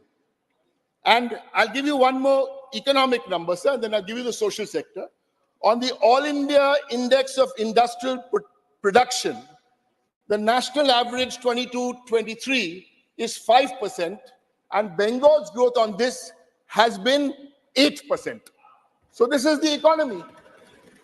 And I'll end with one more example. As I said, it's just one example on the outlook.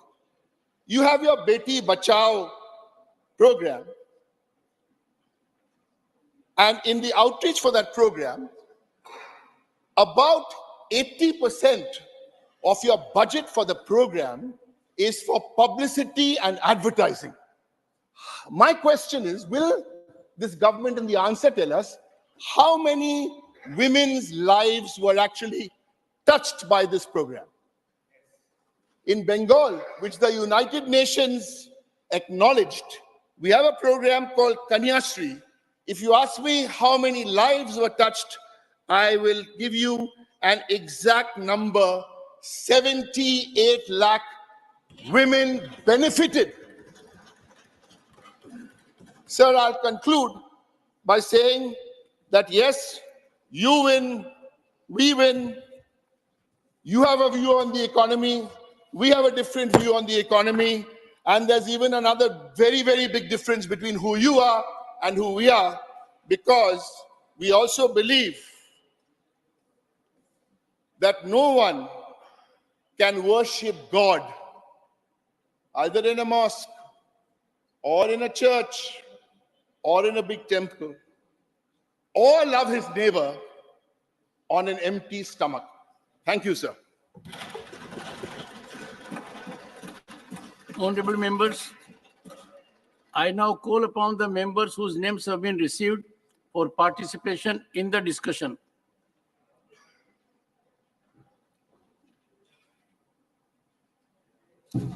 Dr.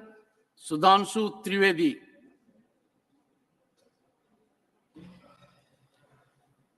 माननीय 25 सभापति minutes. महोदय, Dr. Trivedi, 25 minutes. Your time starts there. Go ahead. माननीय सभापति महोदय, आज हम देश के आर्थिक विषय के ऊपर विचार करने के लिए इस सदन में एकत्र हैं और मैं आशा करता हूं कि अर्थ के इस विषय के ऊपर सार्थक चर्चा से कोई सार्थक निष्कर्ष हम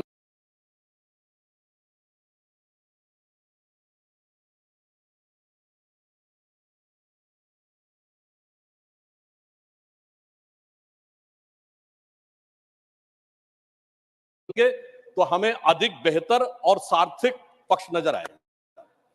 मैं अपने सम्मानित सदस्यों का ध्यान आकर्षित करना चाहता हूं कि इस समय जो ग्रोथ रेट अवेलेबल है, जिसका सोर्स है IMF वर्ल्ड इकोनॉमिक फोरम अक्टूबर 2013।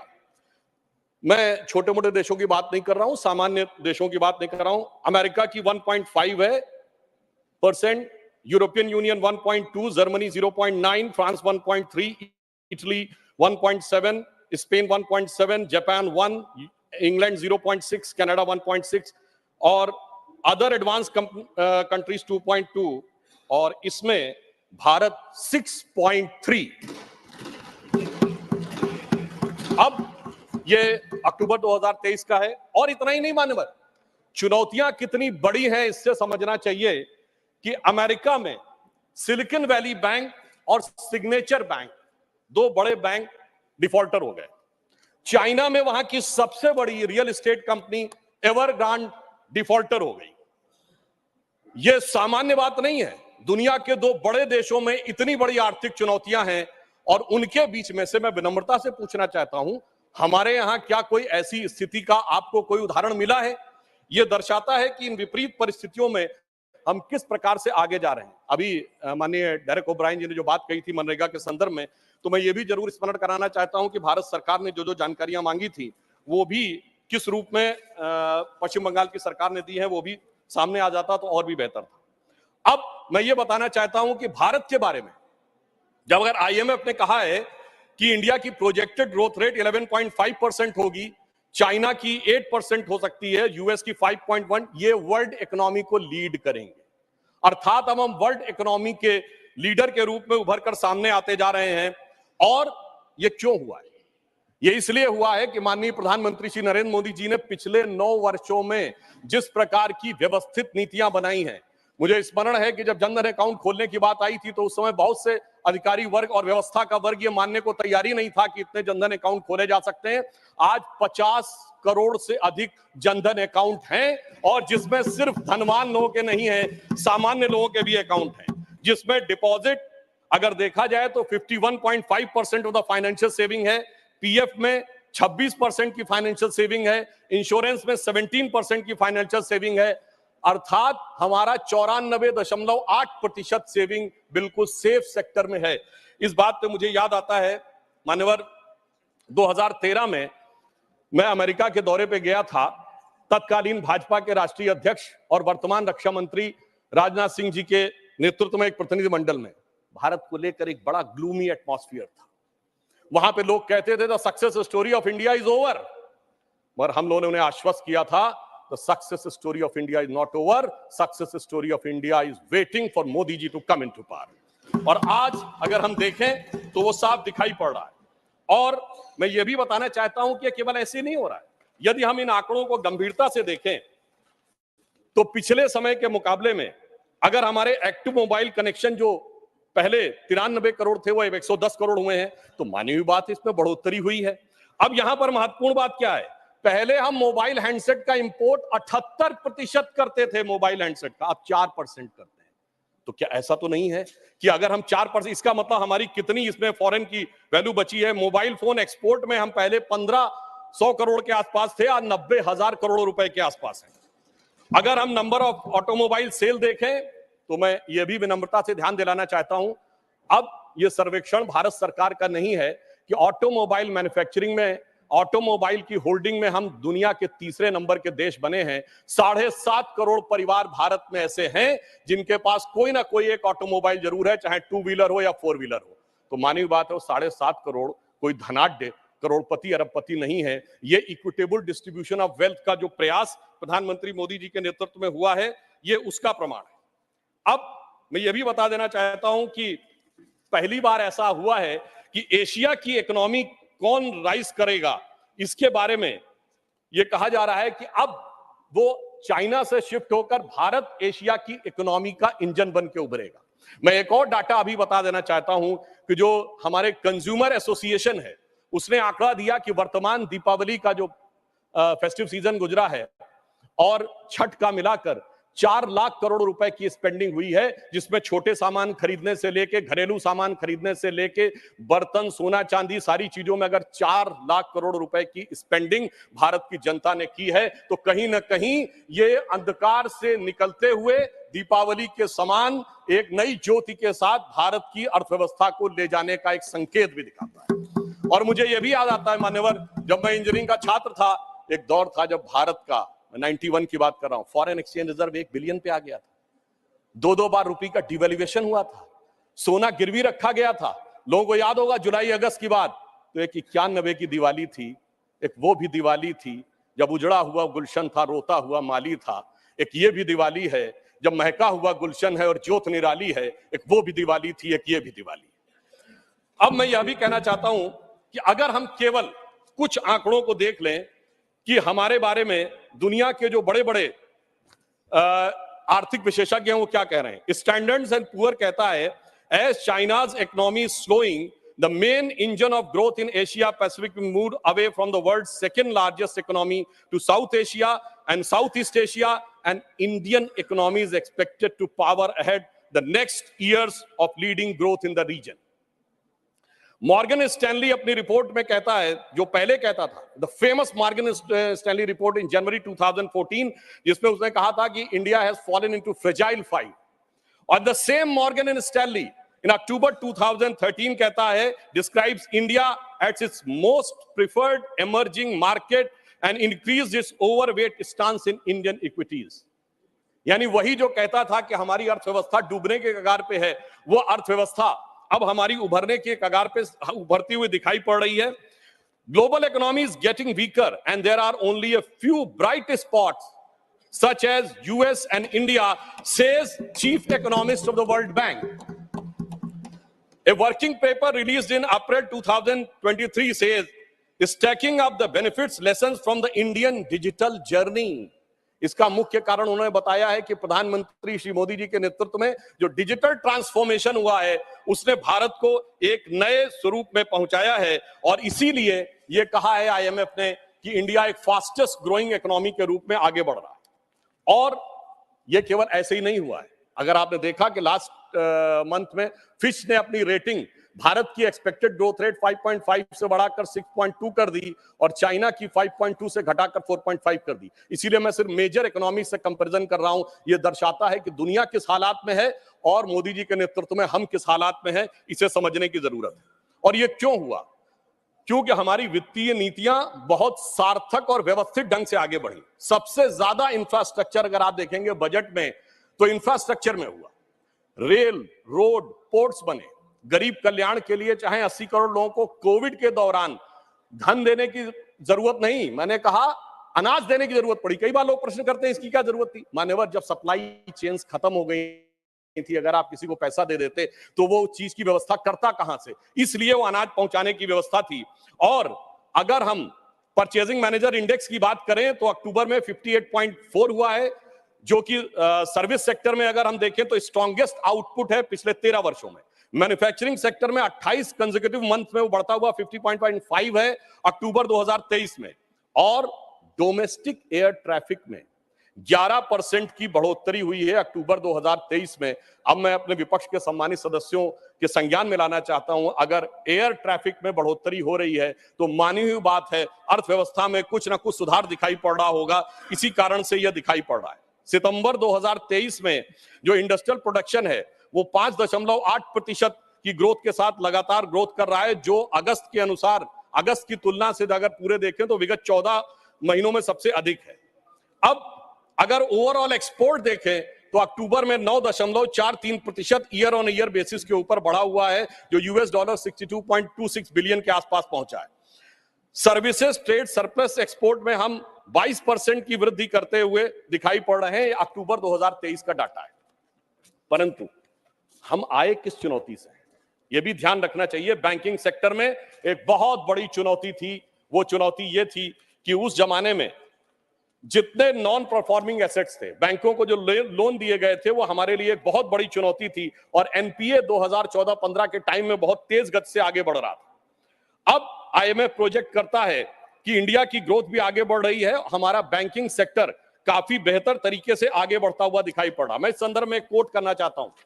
मान्यवर, ये मैं नहीं कह रहा हूं, पिछली सरकार, बाद में हमारी सरकार में भी रहे, 2018 में अपने एक साक्षात्कार में रघुराम राजन जी ने कहा था, non performing assets bomb on Modi one regime, even though the Rajan said that the lending banks of 2006 to 8 was the origin of the bad loans which was in the UPA government. ये रघुराम राजन जी ने कहा कि 2006 से 8 के बीच में जो bad loans दिए गए, उसके लिए भले ही आज, और ये नवंबर 2018 को उन्होंने एक साक्षात्कार दिया है, उसमें आया है। इसलिए हमने आज स्थिति ये की कि जन जन तक उस धन को पहुंचाया, उसको सुरक्षित किया और जन कल्याणकारी कार्यों में उसको स्थापित करने का प्रयास किया। और आज आप देखिए, पब्लिक सेक्टर बैंक्स ने 1 लाख करोड़ रुपए का रिकॉर्ड प्रॉफिट अर्जित किया है फाइनेंशियल ईयर 2022 और 23 में। यानी कहां वो बैड लोन्स में दबे जा रहे थे और कहां वो रिकॉर्ड प्रॉफिट करते हुए नजर आ रहे हैं। और state bank of India, SBI, जिसके बारे में भी मात्र चंद महीने पहले की तो बात है, जो कहा जाता था कि साहब ये खराब हो गया, डूब गया, वगैरह वगैरह, आज स्थिति ये है कि SBI has become the most profitable company in the India, and as per the recent quarterly result in quarter first of 2033-34, SBI has earned a profit of 18,537 crores. यानी ये जो है प्राइवेट और सरकारी दोनों के हिसाब से ये सबसे अधिक आया है। और कहां हम कर्ज के अंधेरे में डूबे थे और आज मोदी जी ने उसे कर्ज के अंधेरे से निकालकर बैंकिंग व्यवस्था को जन कल्याण के सवेरे तक लाने में सफलता हासिल की है। और अगर हम पिछले समय में देखें तो ट्विन बैलेंस शीट जो बैंक्स एडॉप्ट करते थे, वो अपने आप में एक समस्या थी, परंतु वित्त मंत्री जी के नेतृत्व में जिस प्रकार के प्रावधानों में परिवर्तन किया गया, उस कारण से अब ये ट्विन बैलेंस शीट एक नए समाधान के रूप में आगे बढ़ रही है। आज अगर देखा जाए तो हम 2 लाख करोड़ रुपए के वर्थ के इलेक्ट्रॉनिक मैन्युफैक्चरर एक्सपोर्ट कर रहे हैं। अब भारत 1500 से अधिक ग्लोबल कैपेसिटी सेंटर्स का केंद्र बनता जा रहा है। नाउ मैं ये कोट करना चाहता हूं कि India is the most preferred location for shared global services, ये डेलॉयट ने 2003 में कहा है। और हमारी सरकार ने कुछ महत्वपूर्ण निर्णय लिए, जैसे रेट्रोस्पेक्टिव टैक्सेस को रिपील किया।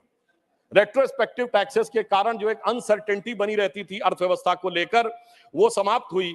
और जहां तक गरीबी और पॉवर्टी की बात करते हैं तो यूएनडीपी की 2022 की रिपोर्ट को मैं कोट करता हूं, the relative reduction from 2015-16 to 2019-21 was faster. It is 11.9% year as compared to the previous time. यानी मोदी जी की सरकार आने के बाद गरीबी उन्मूलन बहुत तेज गति से हुआ। ये यूएनडीपी की रिपोर्ट कह रही है, ये हम नहीं कह रहे हैं। और आईएमएफ का ये कहना है कि extreme poverty was maintain below 1% in 2022 because of प्रधानमंत्री गरीब कल्याण योजना।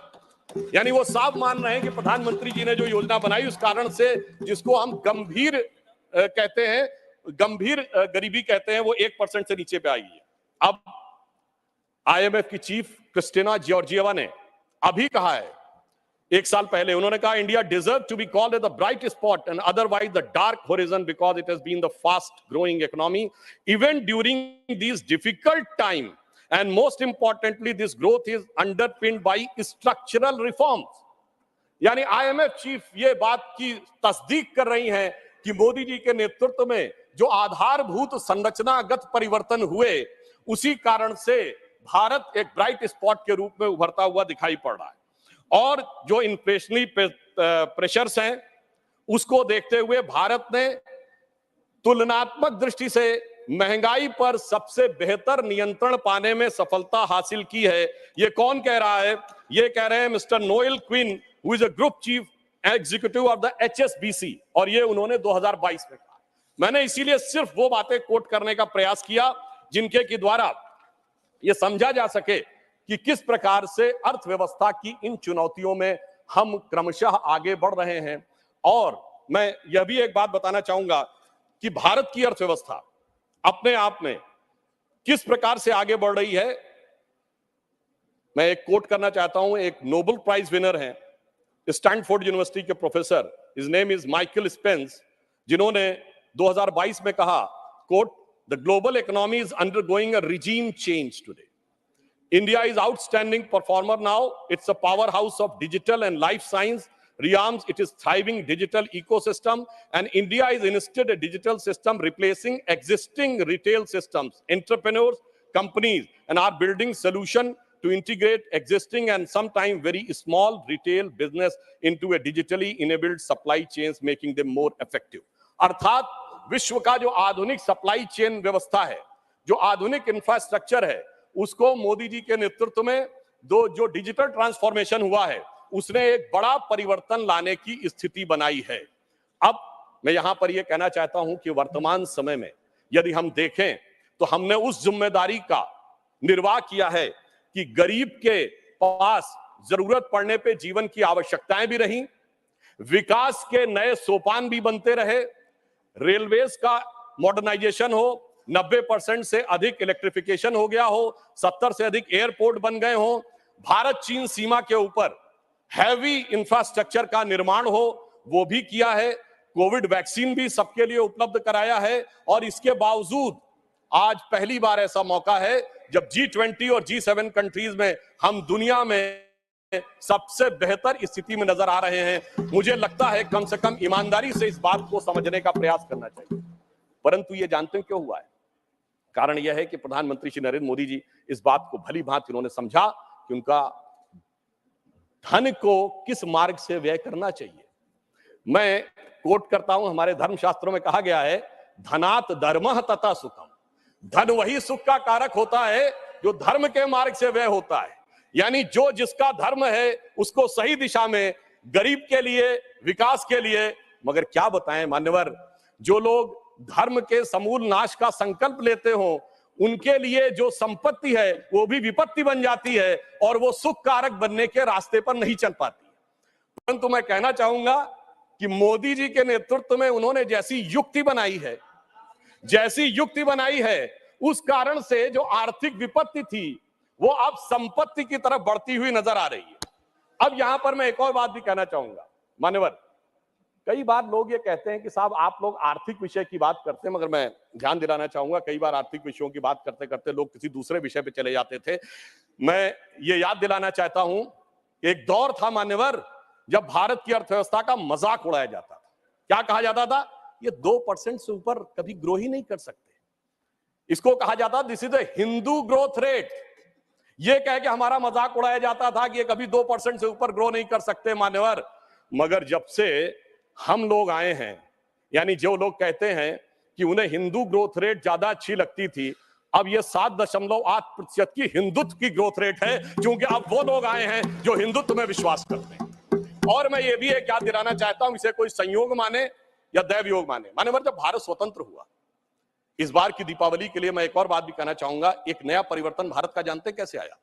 ये सब कुछ जनता के सहयोग, समर्थन और मोदी जी की युक्ति के साथ तो हो ही रहा है, एक नया स्वरूप भी भारत का उभर रहा है।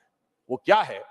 जब मान्यवर देश आजाद हुआ तो उस समय भारत की अर्थव्यवस्था पे ताला लगा हुआ था। हमारे तुरंत विपक्षी लोग कहते साहब कुछ था नहीं, बहुत कुछ हम कर नहीं सकते थे। और जब ताला खुला उस समय श्री राम लला विराजमान भी ताले में ही थे। जैसे ही राम मंदिर का आंदोलन शुरू हुआ, अर्थव्यवस्था के अंदर भी नया परिवर्तन शुरू हुआ। 90 से 92 का ही दौर है अर्थव्यवस्था में भी बदलाव का, भारत की अर्थव्यवस्था के खुलने का, भारत की राजनीति की व्यवस्था के भी बदलने का। और यही वो दौर है जिस समय विवादित ढांचा भी गिरा और नेहरूवियन मॉडल भी समाप्त हुआ। यानी अगर आप देखें तो वो दौर था जब फॉरेन एक्सचेंज रिजर्व भी 1 बिलियन पे था। परंतु मैं ये याद दिलाना चाहता हूं, कुछ लोग लगेगा ये तुलना है क्या, तो मैं ये भी याद दिलाना चाहता हूं, उसके बाद एक बड़ा दौर आया जब 2003-4 में, आप याद करिए, हम करंट अकाउंट सरप्लस कंट्री बने। 2003-4 के चौथे क्वार्टर में हम सबसे तेजी से बढ़ने वाली अर्थव्यवस्था हुई और इंडिया सक्सेस स्टोरी 2003-4 में कही जाने लगी। यही वो दौर था जब खुदाई हुई और 70 खंबे निकले थे, जहां से साबित हो गया था कि श्री राम लला विराजमान के पास ही वो मंदिर है। अब आप आइए साहब, उसके बाद 2019 में जब जजमेंट आया तो तब 1 बिलियन था, जब खंबे निकले तो फॉरेन एक्सचेंज रिजर्व 100 बिलियन था, अब मोदी जी के नेतृत्व में 500 बिलियन पहुंच गया। और इतना ही नहीं मान्यवर, अब जब राम मंदिर बनने जा रहा है तो हम 5वीं बड़ी अर्थव्यवस्था है, चौथे बड़े स्टॉक एक्सचेंज है, तीसरे बड़े ऑटोमोबाइल मैन्युफैक्चरर हैं, दूसरे बड़े मोबाइल के मैन्युफैक्चरर हैं, इंफ्रास्ट्रक्चर में इन्वेस्ट करने वाले हम नंबर 1 के देश हैं और चांद के छूते कोने को छूने वाले देश भी बन गए। और अब अगर आप देखें तो हम G20 में सबसे ऊपर बढ़ते चले जा रहे हैं। ये कह के मैं सिर्फ ये बताना चाहता हूं, कुछ ऐसे संयोग होते हैं जिनको देखने के लिए एक अलग दृष्टि चाहिए, जिसके लिए रामचरितमानस में एक चौपाई है कि सुमति कुमति सबके उर रहाई, यानी अच्छी मति और बुरी मति सबके मन में रहती है। नाथ पुराण निगम यह कहीं, ये पुराण और उपनिषद ये बताते हैं। और जहां सुमति तहां संपत्ति नाना, जहां कुमति तहां विपत्ति निधाना। तो इसलिए जो जो हम धनात धर्मात तथा सुखम की दृष्टि के साथ संपत्ति बढ़ते गए, वहां इस देश में संपत्ति आती गई।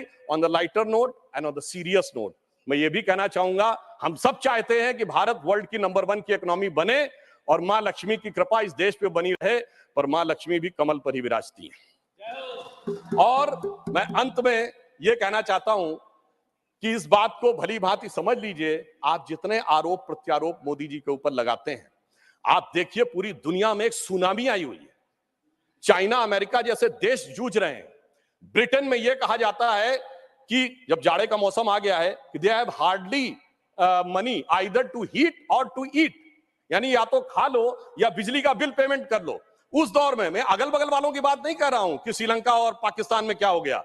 जनाब, हमारा कैप्टन कितनी कुशलता के साथ इस सुनामी से भरी लहरों में लेके जा रहा है, मगर क्या कह रहे हैं विपक्ष वाले, अरे अगल बगल के पलटे जहाजों को मत देखो, दूर दराज के डहते जहाजों को मत देखो, ये जहाज के अंदर मुझे कुछ हिचकोले क्यों नजर आ रहे हैं उसके ऊपर देखो।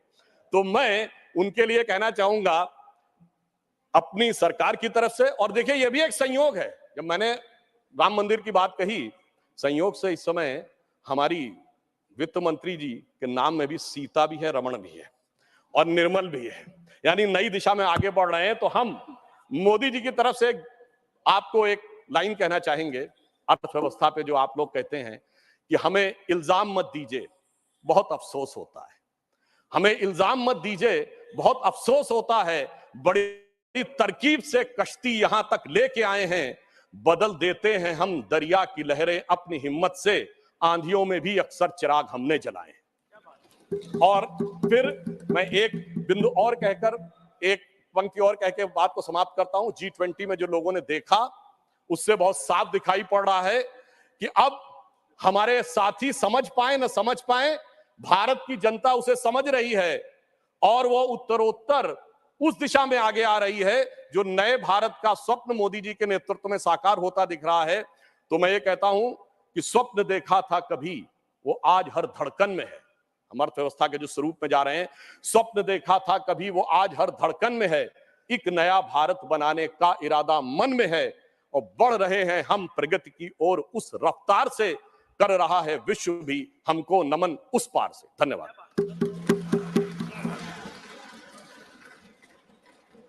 Shri P Chidambaram sir, 10 minutes. Thank you, sir. More than enough. So after listening to the learned professor of Lucknow University, I'm sure that all of us are convinced that Amrit Kal has begun. And by going the number of times he was applauded by the treasury benches, I think he should be in line for a ministership now. I wish him well.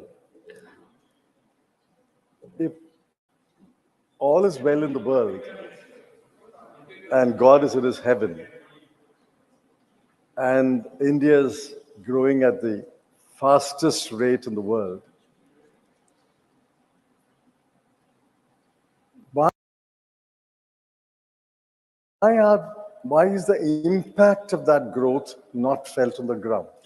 This is the question which my friend Derek asked, and I try to supplement that in the few minutes I have. We are a large economy. We are growing at the fastest rate in the world. We are innovative. We have the largest FDI coming into the country. But why is it not seen on the ground? And I specifically want to ask, why is it not seen in the inflation numbers and the unemployment numbers? Let's take only those two.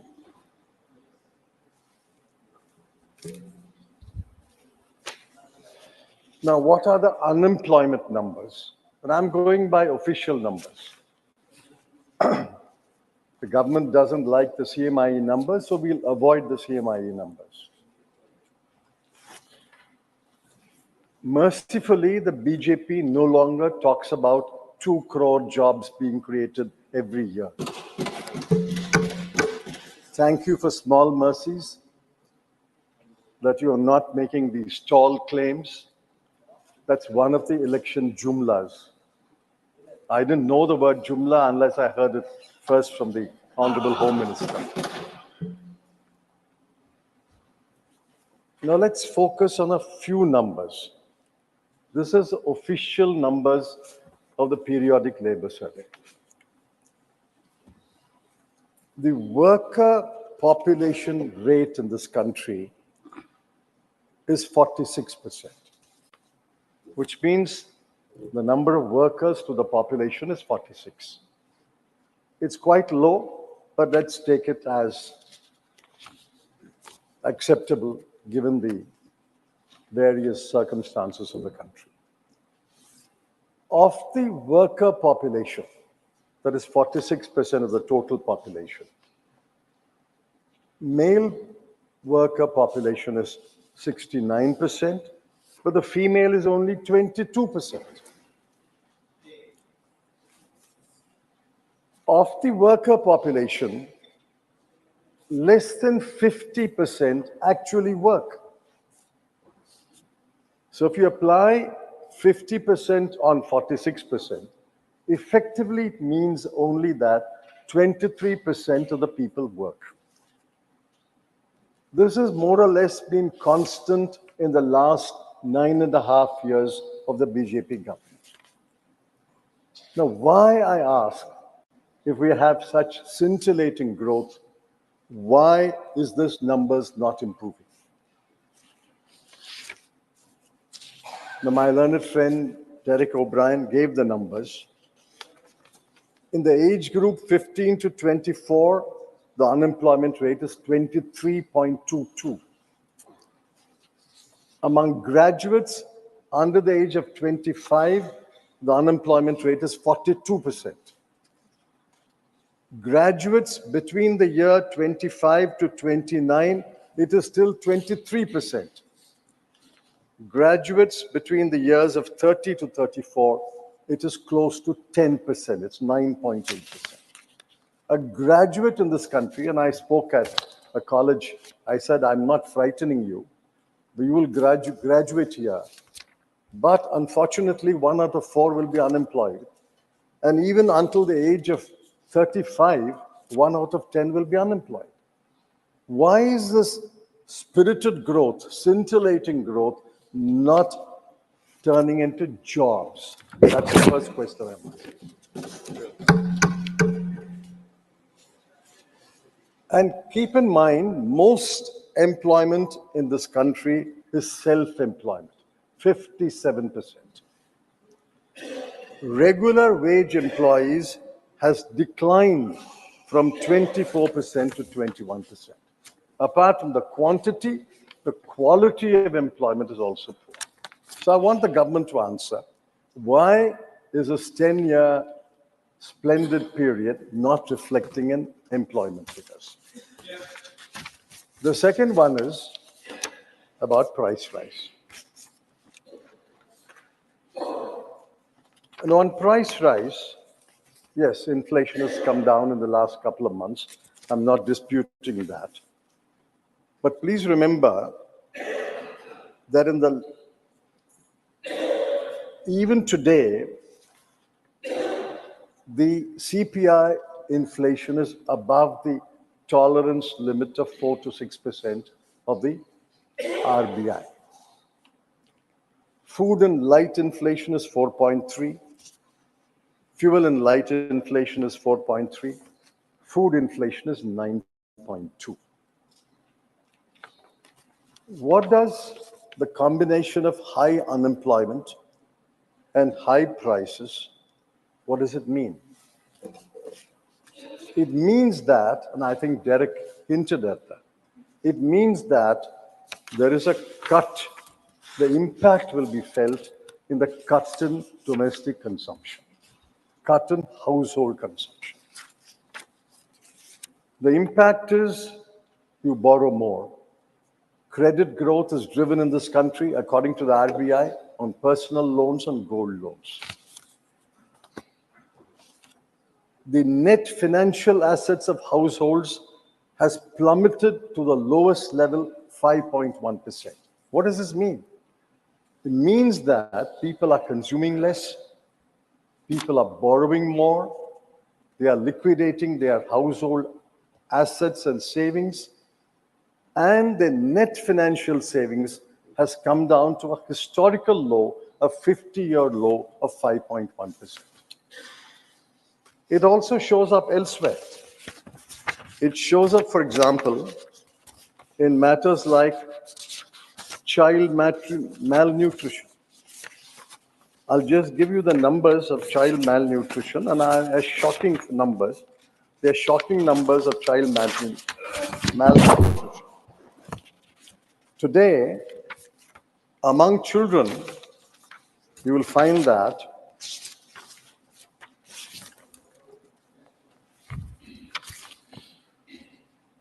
16.3% of children are undernourished, 19.3% of children are wasted, 35.5% of children are stunted.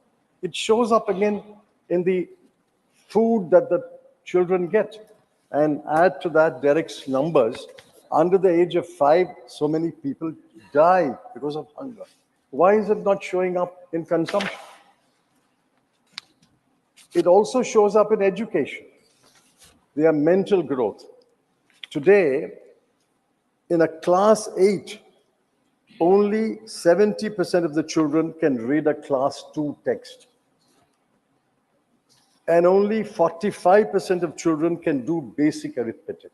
In class 8, you can't do basic arithmetic, you can't read a class 2 text. So ultimately, the question is, who is this government for? Is it for the poor, or is its policy so skewed that it is favor of the rich? The numbers are undisputed. I have not seen a single government spokesman dispute these numbers. 23 crore people of India are poor when the poverty bar is very low. Poverty bar is 1,286 rupees per month per person in urban areas and 1,089 rupees per month per person in rural areas. With such a low poverty bar, 23 crore people are poor. And it shows up in inequality. The bottom 50% owns 3% of national wealth and gets 13% of the national income. And the top 5% owns 60% of national wealth, and top 1% holds 22% of the national income. So ultimately, this growth is unacceptable. This kind of growth is unacceptable. We need more balanced growth. But then I end with the final question that I've been asking the government for many, many months, for which I have not got an answer. I hope I will get an answer today. In 91-92, India's GDP was 25 lakh crore. In 12 years, in 2003-4, it doubled to 50 lakh crore, doubled. In 10 years, under UPA, it doubled to 100 lakh crore, 25 to 50 to 100. I ask one simple question. If you are growing at such a fast rate, such a record-breaking rate,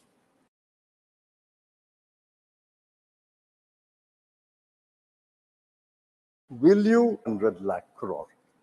The finance minister, honorable finance minister, knows the answer. I know the answer. You know the answer. But I want the honorable finance minister. I want the honorable finance minister to say The answer whether is the answer is known to the finance minister, the former finance minister. I'm out of it. whether the GDP will double in their Amrit Kal period under the NDA government. Will it grow to 200 lakh crore by March 2024? And I want the Honorable Finance Minister to answer that question. Thank you, sir. Dr. Kanimoji NVN Somu. Honorable Ma'am, Chairman, sir. 9 minutes. Yes, sir. Honorable Chairman, sir. I'm wondering the timing of the discussion on the economic situation in the country. In today's Hindu business headlines, we had a headline stating that Indian banks writes off rupees 10.6 lakh crore in 5 years, and 50% of that is being linked to the large corporates. This is how the corporates gets their freebies, is one thing which we have to make a note. The India's DGP crosses $4 trillion for the first time.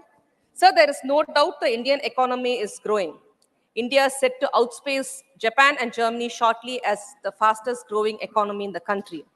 And the government also claims that the GST collections has touched a record high, but always Tamil Nadu has got the brunt of not getting it back what we give it to the Indian government. But the pertinent question of whether the fruits of the GDP growth has reached India's poor and lower middle class. No, the government has failed miserably in managing the economy. What is the use of boasting that India's foreign exchange reserves have increased? Indian economy grows faster than US economy with 7.6% GDP growth when 80% of the population is suffering in poverty. It's not a boon, it's a curse. US is 37.5 trillion economy with a population of 33 crore, but India's population is 142 crores. In terms of per capita GDP, India ranks 139th in the world, and India's external debt is 172 lakh crores. India has witnessed a surge in private debt, especially in the corporate and the household sectors, due to the easy credit availability and low interest rate. During the UPA's 10-year rule, only rupees 2.20 lakh crore was written off. For a kind information, as of now, the Indian banks have written off as rupees 10.6 lakh crore in the 5 years. However, this also possesses a risk of default and financial instability, especially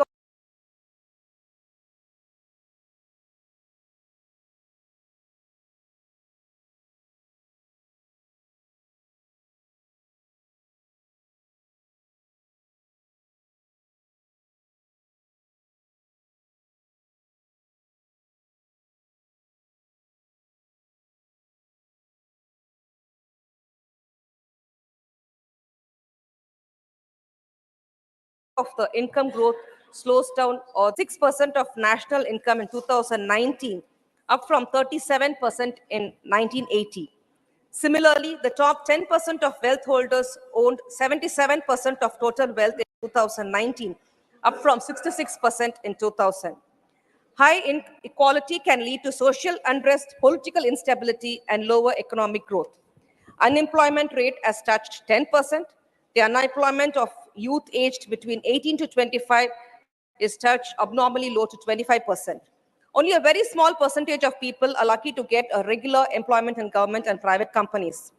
Sir, more than 40 lakh government jobs are vacant, and the government has promised to create 2 crore new jobs every year, could not fill even 10 lakh vacant jobs.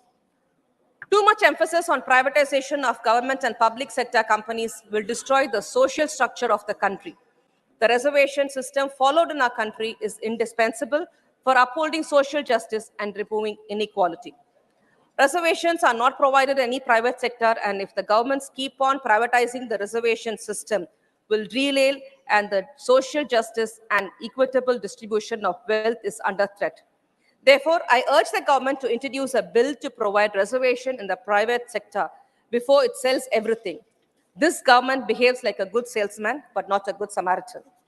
The economic disparity and the social inequality is witnessing a worst phase in independent India. When the world thrives on dollar economy, the continuous fall in the value of Indian rupee against US dollar can do a lot of bad than good. My senior colleagues in treasury benches criticized vehemently the then government's failure to provide a stable rupee in 2013. You have promised to people of India that when you come to power, you will stabilize the value of Indian rupee against US dollar and bring the value of $1 to rupees 40. What happened after your government captured the power in 2014 is a history known to everyone. Our Honorable Finance Minister has even said in public Indian rupee is falling, only US dollar is raising. This is a candid statement accepting the failure of the government to stabilize the value of Indian rupee against the US dollar. Due to the extreme rupee-dollar rate fluctuations, India's nominal GDP affects badly. The export gain is lost by a mile through import loss. The value of India's import is much higher than export. The widening gap in trade deficit is not good for any country. India is no exception. Our country's trade deficit with other countries, especially China, is going to affect the Indian economy very much. Too much dependence on imports from China will destroy the prospects of indigenous manufacturing and development. I think the warning bell is ringing. It's a wake-up call for the government to reduce the country's over-dependence on China in importing. Another time bomb of our country is facing at the moment is the escalating prices of the essential commodities and food items. The World Economic Forum predicts that the cost of living crisis sparkled by fluid and food price hikes will hit women the most. The rising prices have hit almost everyone, either it be a milkman, a fish vendor, a auto or a taxi driver, or the pensioners. All are affected very badly, but the union government is still having a blind eye to the precarious situation in the country right now it is in. Transportation cost has gone up by 20 to 30% due to the steep hike in the prices of petrol, diesel, and CNG. It is causing a ripple effect on the vegetable prices. The steep hike in the CNG prices had made life miserable for the auto and cab drivers. CNG is now sold over rupees 69 per kg. We demand the government should provide rupees 35 per kg subsidy on the CNG so that they can survive. The agriculture sector is the backbone of our country. Nearly 70% of the total population thrives on agriculture and agro-based activities. The government once claimed that it will double the farmers' income has done too little to save the life of the farmers of this country.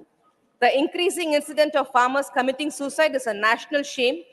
The government should address the needs of the farmers as a top priority because the whole country depends on them. If the government can't stop its farmers committing suicide, if the government can't uphold social justice and socio-economic equality, if the government cannot control the escalating prices of essential commodities, if the government can't provide employment opportunities for 1/3 of its youth population, if the government can't provide affordable health care to its poor citizens, there is no point in boasting that our country is fastest growing economy in the world. Sir, among the Indian states, Tamil Nadu is the second largest economy and third largest exporting state, contributing 9% to the India's net exports. Under the dynamic leadership of our Honorable Chief Minister through M.K. Stalin, the Industries Department of Government of Tamil Nadu is taking several proactive measures as several foreign companies interested in signing agreement with TIDCO, an industrial arm of the Government of Tamil Nadu. In Tamil Nadu, 179 projects at a cost of rupees 8.6 lakh crore relating to Tamil Nadu has been included in the national infrastructure pipeline. These projects will be implemented in the next 5 years. Thus, Tamil Nadu is emerging fast as a champion economy and advanced industrial state in the country.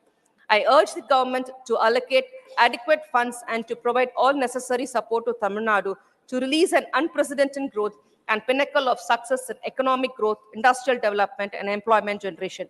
Thank you, sir. Thank you, Dr. Kanimoji ji. Dr. Ashok Kumar Mittal ji, 9 minutes, 9 minutes. सभापति महोदय, आज मैं short duration discussion के माध्यम से अपने देश की अर्थव्यवस्था पर चर्चा करने जा रहा हूं। सबसे पहले मैं बताना चाहूंगा कि मैं एक हलवाई का बेटा हूं, एक दुकानदार का बेटा हूं। तो मैं आज जो इस पर चर्चा करूंगा, एक अर्थशास्त्री होने के नाते नहीं, एक आम आदमी पॉइंट के हिसाब से मैं इस पर चर्चा करना चाहूंगा।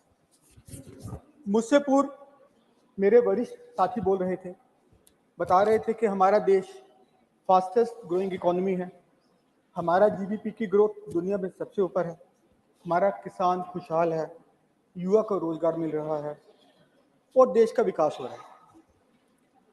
लेकिन मैं वर्तमान में हमारी अर्थव्यवस्था को एक आम आदमी के माध्यम से एक्सप्लेन करना चाहूंगा 4 पंक्तियों में। तनख्वाह का कुछ रुपया राशन में गया, कुछ खर्च हुआ दवाई पर, थोड़ा बहुत लेन देन हुआ, बाकी खर्च हो गया बच्चों की पढ़ाई पर, मोहताज हो गया आम आदमी फिर से पाई पाई पर, मोहताज हो गया आम आदमी फिर से पाई पाई पर। समझ में नहीं आता कि क्या बोलूं देश की अर्थव्यवस्था पर। हमें सिर्फ फिगर्स नहीं देखने, हमें फैक्ट्स भी देखने होंगे। हम फास्टेस्ट ग्रोइंग इकोनॉमी है, लेकिन हमारे यहाँ 80 करोड़ से अधिक लोग अभी भी गरीबी की रेखा से नीचे हैं। पिछले सप्ताह भारत सरकार ने इनिशिएटिव लेते हुए 80 करोड़ लोगों को मुफ्त राशन देने की सुविधा अगले 5 वर्ष के लिए बढ़ाई। बहुत बढ़िया किया, लेकिन इसका दूसरा पहलू देखें कि ये जाहिर करता है कि अभी तक 80 करोड़ लोग गरीबी से ऊपर नहीं आ पाए कि उनको मुफ्त राशन देना पड़ रहा है। हम ग्रोथ को जीडीपी से एक्सप्लेन करते हैं, जीडीपी का, लेकिन एक आम आदमी का क्या मतलब जाता है? गैस, डीजल, पेट्रोल, क्योंकि इसी से उसका घर चलता है और इन सब की कीमतें लगातार बढ़ती जा रही हैं। हमने G20 का बहुत सफल आयोजन किया, ये गर्व की बात है। लेकिन जब हम दूसरी तरफ देखें, ग्लोबल हंगर इंडेक्स में हम 121 देशों में से 111वें नंबर पर आते हैं। भारत सरकार का मिशन है कि आखिरी व्यक्ति तक विकास पहुंचना चाहिए, पर मुझे समझ नहीं आ रहा कि ऐसा क्यों नहीं हो पा रहा। कहा जाता है कि मानव शरीर 5 तत्वों से बना है, उसमें एक तत्व भी कम हो तो हम रोगी हो जाते हैं। ऐसे ही अर्थव्यवस्था है जो भी मेरे हिसाब से 5 बुनियादी तत्वों से बनी है। सबसे पहले मैं दुकानदार भाई की बात करूंगा। हमारे देश में 10 करोड़ से ऊपर दुकानदार परिवार है, 10 करोड़ से ऊपर। उनके साथ साथ मैं एक सेल्फ हेल्प ग्रुप की बात करूंगा, जो हमारी 10 करोड़ से ऊपर महिलाएं, बहनें, माताएं सेल्फ ग्रुप चलाती हैं, 20 करोड़। दूसरी तरफ यहां हम जाएं, चांदनी चौक एशिया की सबसे बड़ी इलेक्ट्रॉनिक मार्केट है और वहां पर 90% वस्तुएं चाइना की बनी हुई बिकी। मुझे समझ नहीं आता कि मेक इन इंडिया में हम अभी तक क्यों पीछे हैं? सिंपल आंकड़े बताते हैं। भारत चाइना से 57.51 बिलियन का इंपोर्ट करता है और सिर्फ डॉलर 57 बिलियन डॉलर का इंपोर्ट करता है और सिर्फ 9 बिलियन डॉलर का एक्सपोर्ट करता है। तो मुझे समझ नहीं आता ये हमारी कैसी आत्मनिर्भरता है।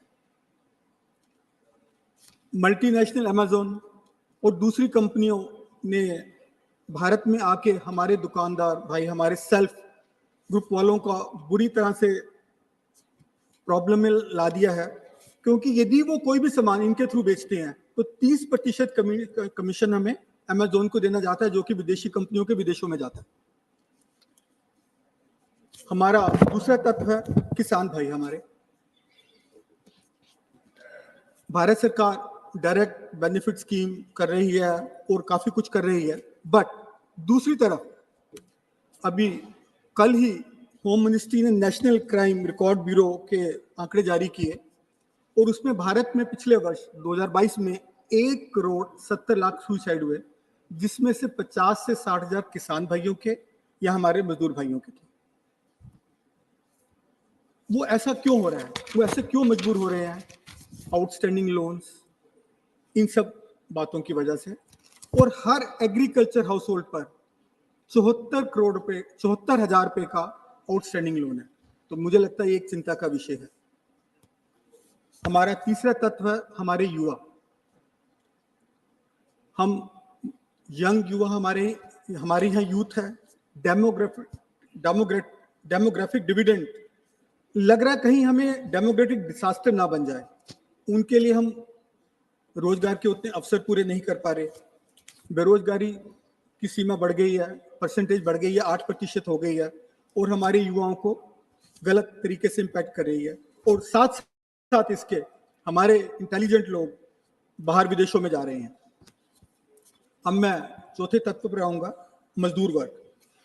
देश की अर्थव्यवस्था का मूल है, क्योंकि कोई भी प्रोडक्शन, कंस्ट्रक्शन का काम हमारे मजदूर भाई ही करते हैं। 2019 में मनरेगा के लिए एक रिपोर्ट प्रस्तुत हुई जिसमें बताया गया कि 71% मजदूरों को कोई रिटर्न जॉब कॉन्ट्रैक्ट नहीं दिया गया। 54% मजदूर भाइयों को पेड लीव नहीं मिलती और ग्रामीण क्षेत्रों में 77% और शहरों में 80% मजदूर प्रतिदिन 8 घंटे से ज्यादा काम करते हैं। और हमारा पांचवा तत्व आएगा एमएसएमई या हमारे छोटे उद्योग, कॉटेज इंडस्ट्री। भारत सरकार जॉब क्रिएशन की बात करती है, लेकिन हमारे कितने उद्योग बंद हुए? 19,000 से ऊपर एमएसएमई 2021 और से मार्च 2023 के बीच में बंद हुए हैं, जिससे तकरीबन 1.5 लाख लोग बेरोजगार हुए हैं। इन सब चीजों को मैं चाहूंगा मंत्री महोदय ध्यान दें। और कुछ मैं सजेशन देना चाहूंगा कि हमारा देश एक महादेश है, हमें क्षमता है, पोटेंशियल है कि हम सुपर पावर बन सकें। तो इसके लिए मैं उम्मीद करूंगा कि सबसे पहले हमारे किसान भाइयों के लिए हम थोड़ा सा ध्यान दें। कृषि को सोशल सर्विस ना बनाएं, उसको एक एंटरप्रेन्योरशिप के तौर पे उसको हम आत्मनिर्भरता भी किसानों में पैदा करें। और सबसे महत्वपूर्ण मुद्दा इसमें आएगा किसान भाइयों को के लिए एमएसपी गारंटी के लिए सरकार कानून बनाए और उनको प्रॉफिटेबल बनाए और उनको सस्टेनेबल बनाए। दूसरी हमारी शिक्षा व्यवस्था की हम बात कर रहे हैं। एक जमाने में हम सुपर पावर कहते थे, हमने तक्षशिला, नालंदा विश्वविद्यालय पूरी दुनिया को दिए, जबकि दुनिया में विश्वविद्यालय हुआ ही नहीं करते थे। लेकिन अब हमारा सिर्फ एजुकेशन पर खर्चा 2.8% है। तो मैं सरकार से निवेदन करूंगा कि इसको बढ़ाकर 5% किया जाए जीडीपी का। बाकी हमारे यहाँ इनइक्वालिटी है, उसमें यदि मैं चाहूंगा सरकार जो कैसे उसको डिवाइड कर सकती है अमीरों और गरीबों में, सो दैट जो सभी वर्ग को पूरा, जो देश की तरक्की का पूरा हिस्सा मिल सके। और अगली बात मैं चाहूंगा अपने दुकानदार भाइयों के लिए कि सरकार उनके लिए कानून लाए जिसमें सोशल सिक्योरिटी, वर्किंग कैपिटल और अन्य तरीके से हम उनकी सहायता दे सकें। मैं उम्मीद करूंगा कि मंत्री जी इस पे पूरा ध्यान देंगे और मैं अपनी बात एक दो पंक्तियों से खत्म करना चाहूंगा कि सरकारी फाइलों में तो गांव का मौसम गुलाबी है, ये आंकड़े भ्रमित हैं, ये दावे किताबी हैं, बड़ी है दूरियां अब तक अमीर और गरीब में, किसी के कुत्ते पर रेशमी चादर, कोई बिन कपड़े बेहाल है। धन्यवाद। धन्यवाद डॉक्टर अशोक कुमार मित्तल जी। माननीय श्री सुजीत कुमार जी, माननीय Sujit Kumar. Thank you, Deputy Chairman, sir. Sir, at the outset, I would like to congratulate our countrymen because recently we reached the $4 trillion economy benchmark for the first time. And sir, we have become, it's well known that we have become the third largest economy by purchasing power parity index and the fifth largest economy by market exchange rate. Sir, we have amply demonstrated to the world our inherent strength facing the twin challenges of the Russia-Ukraine conflict and also the COVID challenges. Sir, we are all set to achieve between 6.2 to 6.5, 6.8. We can debate on the numbers, but very healthy growth numbers in FY 23-24. Fastest growing economy. Many speakers have already spoken about it. We are the fastest growing large economy in the world. And sir, we also are very likely to become a $5 trillion economy by 2027. And sir, if the dots are connected well, the economic dots are connected well, then we, by the end of the Amrit Kal, by the end of 2047, we will be a developed economy as well. Sir, now this is possible, sir, if, as I said, we connect all the economic dots properly. But in my view, sir, there are three things that the government needs to focus on to achieve these goals and the vision. Sir, first and foremost, fulfilling the aspirations of our citizens, particularly our youth and women, and I'll elaborate on it at length. Secondly, sir, boosting the MSMEs. Sir, today, Honorable Member Lakshmikant Bajpayee also during 0 hour spoke about the need to protect and support our MSMEs. And sir, I'll second him. I cannot agree with him anymore. Sir, we need to strongly boost our MSMEs and give impetus to our job creation and entrepreneurship. And third and foremost, sir, is the need to focus on education, innovation, and R&D. Sir, in her budget speech, Honorable Finance Minister also gave priorities to these three areas that I have just referred to. But sir, I do find some lacuna, and I'll talk about it, sir. So let me go to the economic empowerment of our youth and our women. Sir, the Honorable Prime Minister spoke of 4 castes recently during one of the election speeches. He spoke of youth, women, farmers, and the youth, and the poor, sorry. Sir, let's come to the youth. We are the most youthful nation in the world. 2/3 of our population is under 35. Half of our population is under 25. When Honorable Member Ashok Mittal was speaking about the demographic dividend turning into demographic disaster, so that's a reality. That's a genuine concern that we have today. We need to take care of our youth, job creation, unless we want to see a demographic disaster. So talking of empowerment of women, sir, female worker population ratio is only 22%, which Honorable Member Chidambaram was talking about. Sir, I would like to refer to a model of women empowerment from my state of Odisha, sir, where 70 lakh women have been economically empowered over the years, and the self-help groups that they were part of are now becoming SMEs, small and medium enterprises. So this is a verifiable model of economic empowerment for women, which I think can really help us to achieve our economic goals. Thirdly, sir, doubling farmers' income. Sir, the government had spoken about doubling farmers' income by 2022. It has not happened. Sir, in Odisha, we have already doubled farmers' income a couple of years ago. In fact, we have received the Krishi Karman Award many times by Government of India, which showcases the importance and impetus that we have given to farmers. And sir, talking of inclusive growth, sir, there was a wide gap between the per capita income, national per capita income, and the state's per capita income in the year 2020-21. Today, sir, that has been drastically gapped. The gap has been drastically bridged. And today, sir, we are almost at par with the national per capita income. And sir, I'll give you statistics. Sir, the development expenditure of Odisha has increased more than 20 times over the last 20 years. Sir, more than 20 times over 2 decades. This is a huge, huge humongous spend on development expenditure, which is shown in all our indicators and parameters. Sir, I'll come to the focus on education, innovation, R&D. Sir, way back in the 60s, Kothari Commission had recommended that we spend 6% of our GDP on education. We are nowhere close, sir, today. Sir, I will compliment the government of the day, and particularly Honorable Education Minister, that in this year's budget, the budget estimate of education is 1,13,000 crore roughly, which is 13% increase over the revised estimate of 22-23. Definitely, sir, this is the highest increase in outlay in expenditure over the RE of the previous year. But, sir, it's still not enough. It's only 2.8% of the budget, of our union budget. In contrast, sir, in Odisha, 30,000 crore has been earmarked for the budget, for education in this year's budget, which is 12.3% of the total budget outlay of the state. 12.3% of the total budget outlay of the state is for education, sir. Sir, I think inspiration can be drawn by union government from Odisha on this. Sir, I'm extremely passionate about education, but I was sorry and sad to note that in her budget speech, the Honorable Finance Minister spoke about 7 priorities, what she called Saptarisis. But education was not one of the priorities or Saptarisis. And we all know, sir, the foundation of any nation is education. No nation can progress economically, socially, or otherwise without focusing on education. So this is why I urge again the government to focus on education. Sir, I'll come to PM Poshan. Sir, Honorable Member Chidambaram ji spoke about, sir, child malnutrition. He gave some numbers: 16% undernourished, 35% stunted. These are numbers.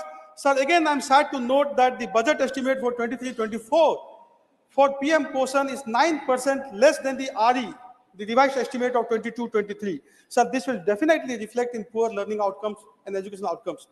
Sir, I'll come to, sir, R&D. Sir, Honorable PM has often spoken about India becoming a $1 trillion digital economy, which will be roughly 20% of our economy when we become a $5 trillion economy. But, sir, tell me, sir, which nation can become a digital economy without focusing on R&D? And today we spend only 0.7% of our GDP on R&D. Comparable numbers, sir: Israel 4.9, US 4.5, sorry, US 3, South Korea 4.5, China roughly 2. We are only at 0.7. Sir, I compliment the government. I laud them because they brought in the Anusandhan National Research Foundation bill. And Prime Minister has often spoken about Jai Jawan, Jai Kisan, Jai Vigyan, Jai Anusandhan. But, sir, we need to really focus on Anusandhan or research if we want to become a developed economy in the next couple of decades, at least. And, sir, finally, sir, I'll come to the focus on MSMEs. Sir, we are growing, no doubt, but it is not a job-led growth. Sir, I'm afraid that is becoming a job-less growth. Sir, that is because, sir, our focus on MSMEs is not to the extent what it should be. Sir, today MSMEs are crying for capital. They do not have access to capital.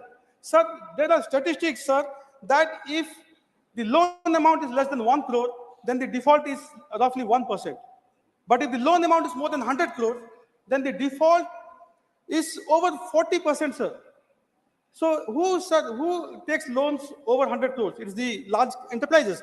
But the MSMEs take loan less than 1 crore and their default rate is less than 1%. But still, sir, we have not done justice to our MSMEs by giving them access to capital, by giving them access to technology. So, sir, I'll again urge the government, sir, MSMEs are the job creators of our country. They create wealth for the nation. They contribute 30% to our GDP. Sir, they roughly create 123 million jobs. Sir, that is roughly 12 crore jobs. Still, we are neglecting our MSMEs. Sir, if we have to really focus on the economy, then we need to focus on the MSMEs because, sir, and sir, finally, sir, since you have, sir, since my time is over, sir, I'll just conclude by saying that, sir, India, that is Bharat, is a union of states. So if we have to grow socially and economically, then we need to take the states along. And this is why, sir, my Honorable Chief Minister, Sri Naveen Patnaik, has always believed in the philosophy of cooperative federalism. Sir, for him, empowering the 4.5 crore Odias socially and economically has been his highest duty. And this is why, sir, he has been appealing in various forums through the parliament and otherwise that, sir, we need support from the government Thank of you, India Honorable to, Sujit sir, Kumar to ji. better our Thank you. teledensity, to Please better conclude. our railway density, Thank to you. have, sir, more funds which we are Please rightly. conclude. Please conclude. Sir, I'm Thank you. concluding, sir. So this is what. Thank Sir, the Honorable PM has spoken about Purvodaya, which is the rise of the East. Sir, how can we have Purvodaya unless, sir, states like Odisha are supported economically by Government of India by, sir, giving us the funds that are due to us, Thank you. by, sir, giving us the teledensity, the highways, the banking Thank you. facilities that we, sir, Thank you. badly need. Thank you. माननीय Shri V Vijay Sai Reddy ji. Deputy Chairman, sir, thank you very much. And I also thank my party president and Honorable Chief Minister of Andhra Pradesh, Y. Jagan Mohan Reddy Garu, for giving me an opportunity to speak on this particular subject, sir. Sir, for the last 10 years, India has been on the brink of massive economic transformation, which the opposition is not in a position to realize.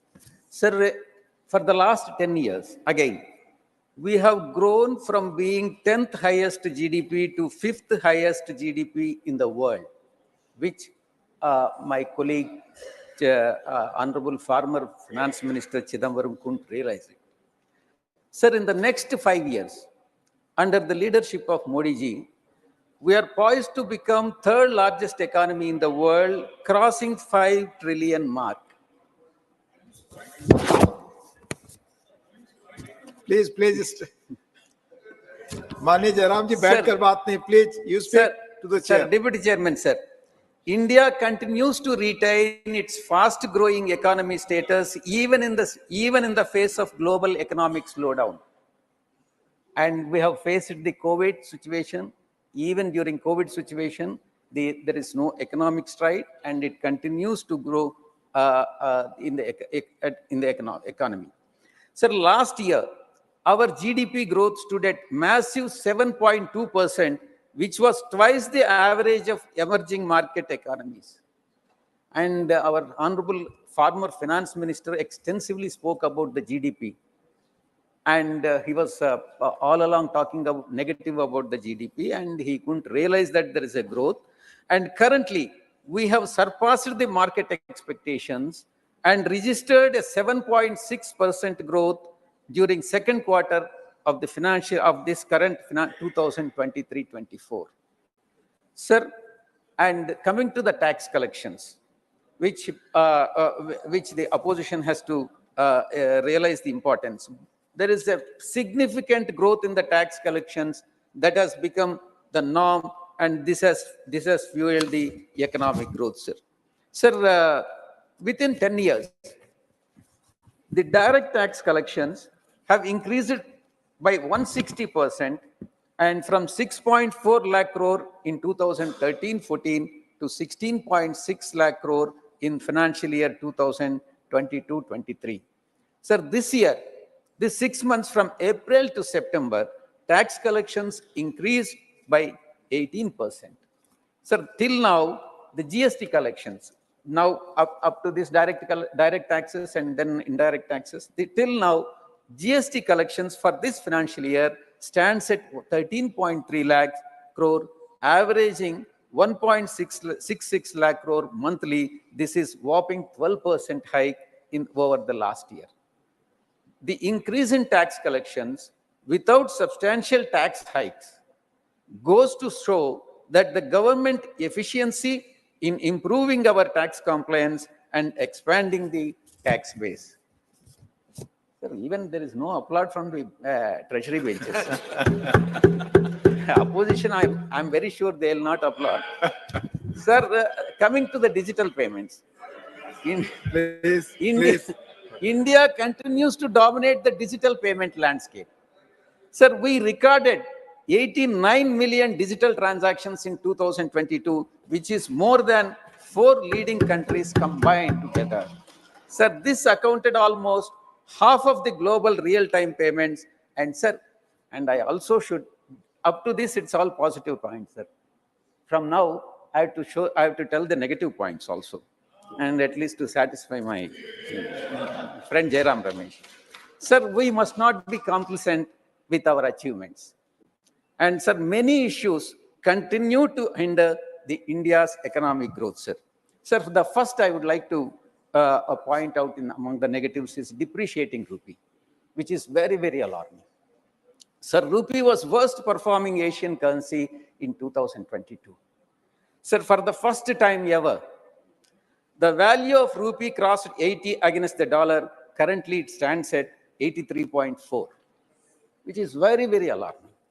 Sir, it is successively, the rupee is depreciating year after year from minus 8.5% in 2018 and minus 10% in 2022. Sir, depreciation of rupee has got a significant impact on the overall development of the country, sir. Sir, depreciation of rupee has a direct impact on the manufacturing sector since India is a net importer of raw materials and fuel. These two are very important import because we completely depend on the fuel imports, sir. Manufacturing growth has already started showing the signs of stress and has slowed significantly this fiscal year. Sir, as per RBI, every 5% fall in the value of a rupee, inflation increases by 15%, 15 basis points, that is 0.15%. Sir, foreign investors, this has another effect of depreciating the rupee, sir. Foreign investors have pulled out 18 billion from Indian markets, more than 12 billion sell-off during 2008 global recessions. Sir, the next issue which I would like to bring to your kind notice is the reality remains that top 10% of the Indian population holds more than 60% of the country's wealth, while the bottom 15% of the population has only 6% of the wealth, sir. Even though the per capita income has more than doubled, that is 1.97 lakh since 2014, India ranks 142nd among 197 countries in terms of per capita income. The last point, sir, which I would like to bring to your notice is widening widening trade deficit, which is again alarming. Sir, India's overall trade deficit reached 122 billion in financial year 2022-23 compared to $82 billion in the previous year. So the government data indicates that India's trade deficit hit a record high in the month of October, and more alarming is, all the more concerning is India's widening trade deficit with China, and historical high of 83 billion in 2022, and is expected to cross 100 billion mark in 2023 only towards China, sir, from China.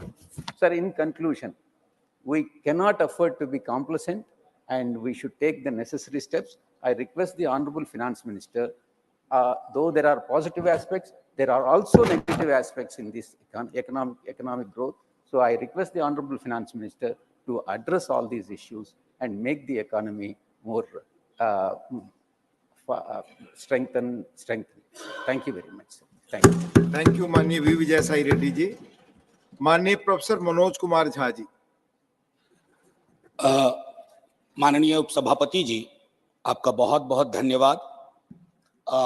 मैं सिर्फ ये कहना चाहूँगा, आज सुबह जब पता चला कि economic situation in the country पर शॉर्ट ड्यूरेशन डिस्कशन है, तो मुझे कभी नहीं लगा था कि हमारी पूरी बातचीत टैक्सेशन, फॉरेन एक्सचेंज रिजर्व्स और वगैरह वगैरह की चीजों में रहेगी. अर्थव्यवस्था का वो एक चेहरा हो सकता है, लेकिन एक जनप्रतिनिधि जो राज्यसभा और लोकसभा में बैठे हुए हैं, उनके लिए आर्थिक परिस्थिति पे जब हम बात करते हैं ना, तो सर सबसे पहले गरीब की थाली नजर आती है. गरीब की, आप फॉरेन एक्सचेंज रिजर्व कुछ भी रख लो, लेकिन अगर गरीब की थाली में ऊपर परिलक्षित नहीं हो रहा है, तो फाइल भी किताबी है और गांव भी किताबी. मैं सिर्फ, और हाँ, बहुत बढ़िया कहा जावड़ेकर साहब ने कहा 80 करोड़ लोगों को, हालांकि मैं उस शब्द का इस्तेमाल नहीं करूंगा कि मुफ्त कुछ नहीं होता. सर, मैं कई बार सदन में बोल चुका हूं, अगर 80 करोड़ लोगों को आपको अनाज देना पड़ रहा है, तो मुझको अर्थव्यवस्था पर कोई टिप्पणी नहीं करनी है कि आर्थिक परिस्थिति क्या है, कितनी समावेशी है, वगैरह वगैरह. सर, माननीय उपसभापति जी, सुधांशु जी जब बोल रहे थे, तालियां बज रही थी सत्ता पक्ष से, बजती भी हैं. अब विजय साई रेड्डी जी को कष्ट हुआ तो उन्होंने कह भी दिया कि ताली क्यों नहीं बजा रहे हो. तो जब सुधांशु जी ताली बजा रहे के वक्तव्य पे ताली बज रही थी, तो मुझे लगा कि गांव शहरों के बेरोजगार पर यह ताली कितनी भारी पड़ रही होगी। प्रधानमंत्री जी 14 में जब पहली बार चुने गए तो वो मंदिर मस्जिद की साइज के लिए नहीं चुने गए थे।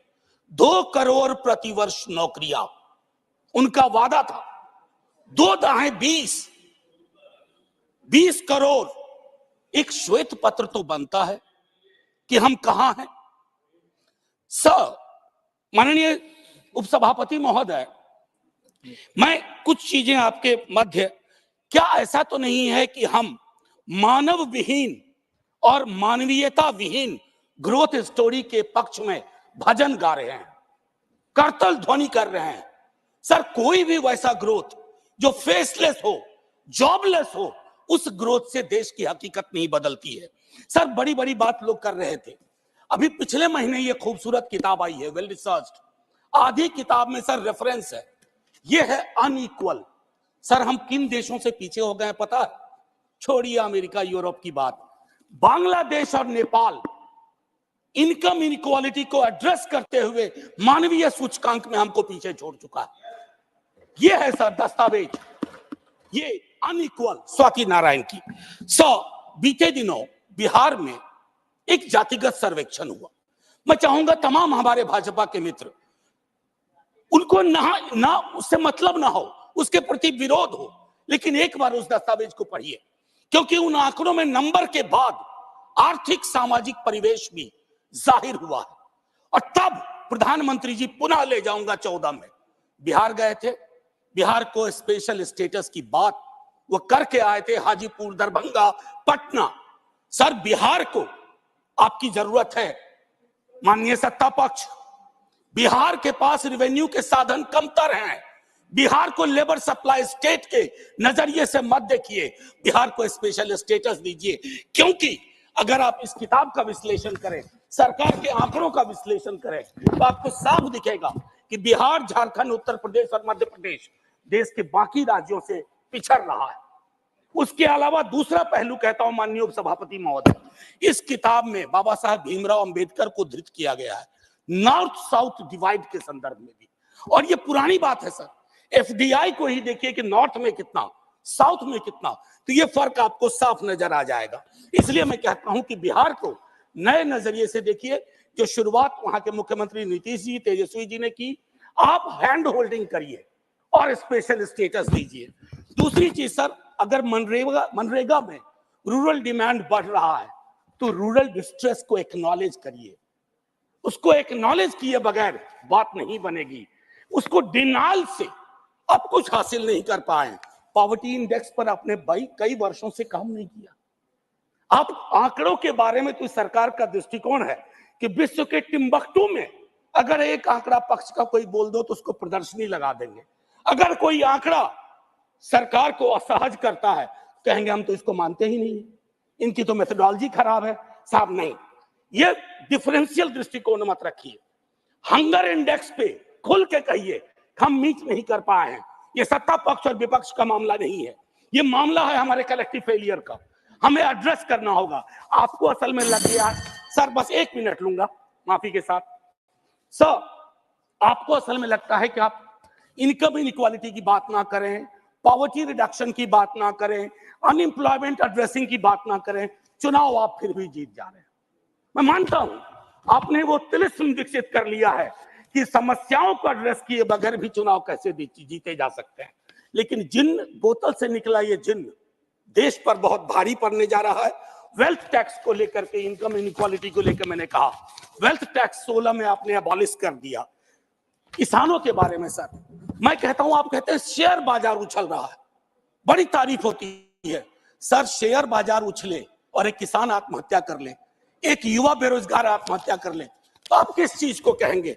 सर, और कुछ नहीं कहना चाहता। हाशिए के समूहों में पॉवर्टी की जो परिस्थिति है, आप बिहार का डेटा देखिए। आखिरी सर, एक सुधांशु जी बड़ी अच्छी चीजें बता गए, हमें तो लगा कि हम तो बेकार परेशानी है, गरीबी से, भुखमरी से। 30 second sir.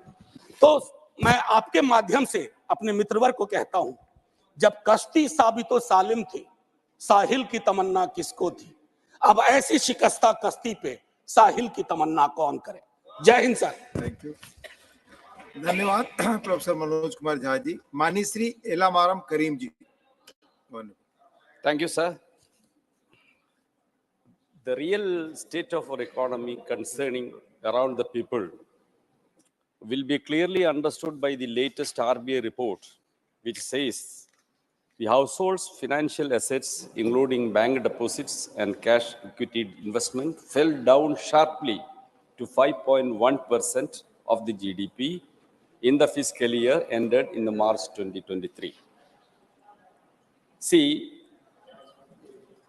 on the other hand, the household debt increased 5.8% of the GDP in the financial year 2023, which is the second highest annual increase since independence. Recent RBI data also reveals that bank, financial institution, credit to institutions bar business marked a decline, while personal loan portfolio has increased in volume in the current quarter, which clearly signals further slowing down of the economy along with the rise in the people's indebtedness and resulted distress. Sir, in addition to these technical issues, there are a broader concerns about the overall economic direction of the country. Tax concession and incentives are given to the rich corporates, are widening the gap between the two Indias, the rich and the poor. Real income of the top 1%, the cronies of Modi government, rose by 30% from 7.9 lakh crores in 2019 to 10.2 lakh crores in 2022. While the real income of the lowest 25%, who are shouting slogans for you, by the 11% from rupees 3.8 lakh crores to 3.4 lakh crores. So, a relentless propaganda continues to boost the Indian economy's resurgence. The recent G20 summit was used to project India as an emerging economic powerhouse in the world. But the truth is that India has the lowest per capita GDP among the G20 countries. That was hidden.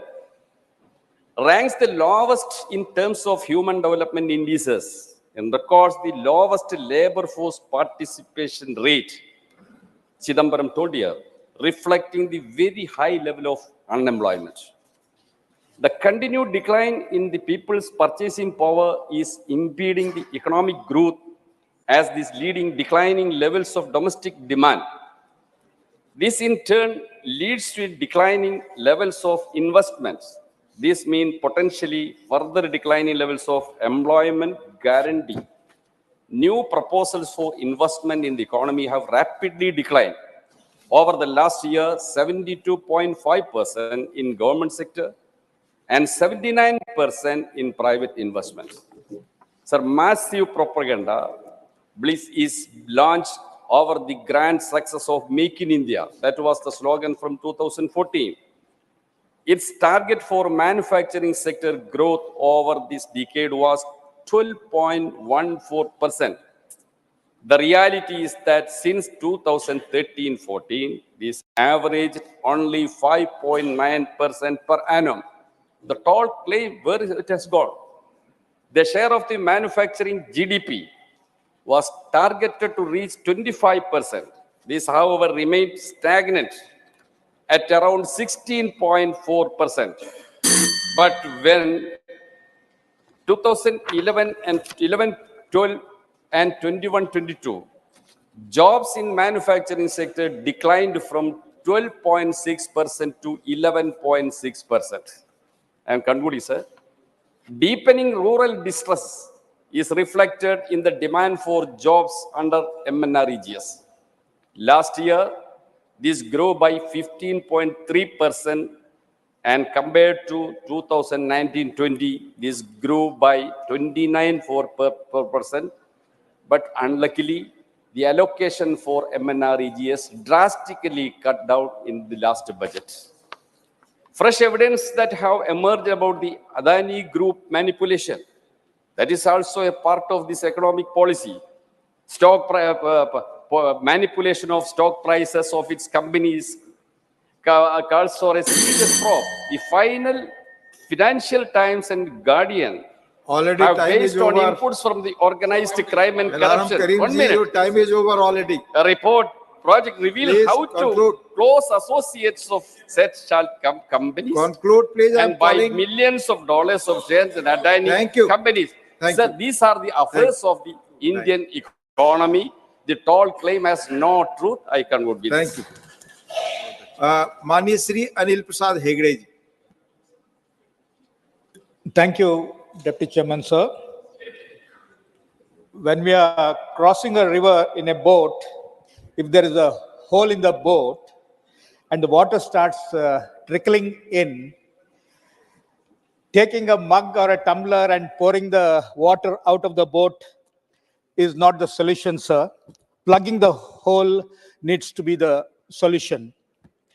Sir, देश में बेरोजगारी, महंगाई, भूखमरी के बारे में आंकड़ा बहुत सारे हैं. Important thing is plugging the hole, sir. I want to give you two, three examples. Most of my life, I was opposing the Congress policies, being in the Janata Party, Janata Dal Parivar, and later being part of the NDA. But I want to point out to you, sir, in 1985, the then government of Rajiv Gandhi had launched the oil seed technology mission, because of which by 1993-94, we were almost self-sufficient in edible oil. Subsequently, governments started reducing import tariffs, as a result of which cheap edible oil started flooding the Indian market, and India became dependent on import of edible oil, sir. Sir, this has become a pretext for the government to give permission to genetically modified mustard. So giving permission to GM crops is not plugging the hole, sir. Sir, इसी सदन में कल 6 दिसंबर है. 6 दिसंबर 2012 को तत्कालीन leader of the opposition multi brand retail के debate के संदर्भ में उन्होंने कहा था कि पड़ोसी देश से चीप गुड्स भारत आने के बारे में उन्होंने कहा था, और मैन्युफैक्चरिंग सेक्टर रिफॉर्म्स के बारे में भी उन्होंने कहा था. अभी यहाँ पर साथी अशोक मित्तल और कन्नीमोली जी भी चाइना के बारे में जिक्र कर रहे थे. My information, sir, is that millions of people, including Falun Dafa practitioners, Uyghur Muslims in Xinjiang, are subjected to forced labor in Chinese prisons. And because of the violation of human rights, labor laws, and environment laws, our neighbor is able to manufacture cheap goods, which makes us less competitive. Illegal organ trade of innocent prisoners like Falun Dafa, Uyghur Muslims are flourishing business there.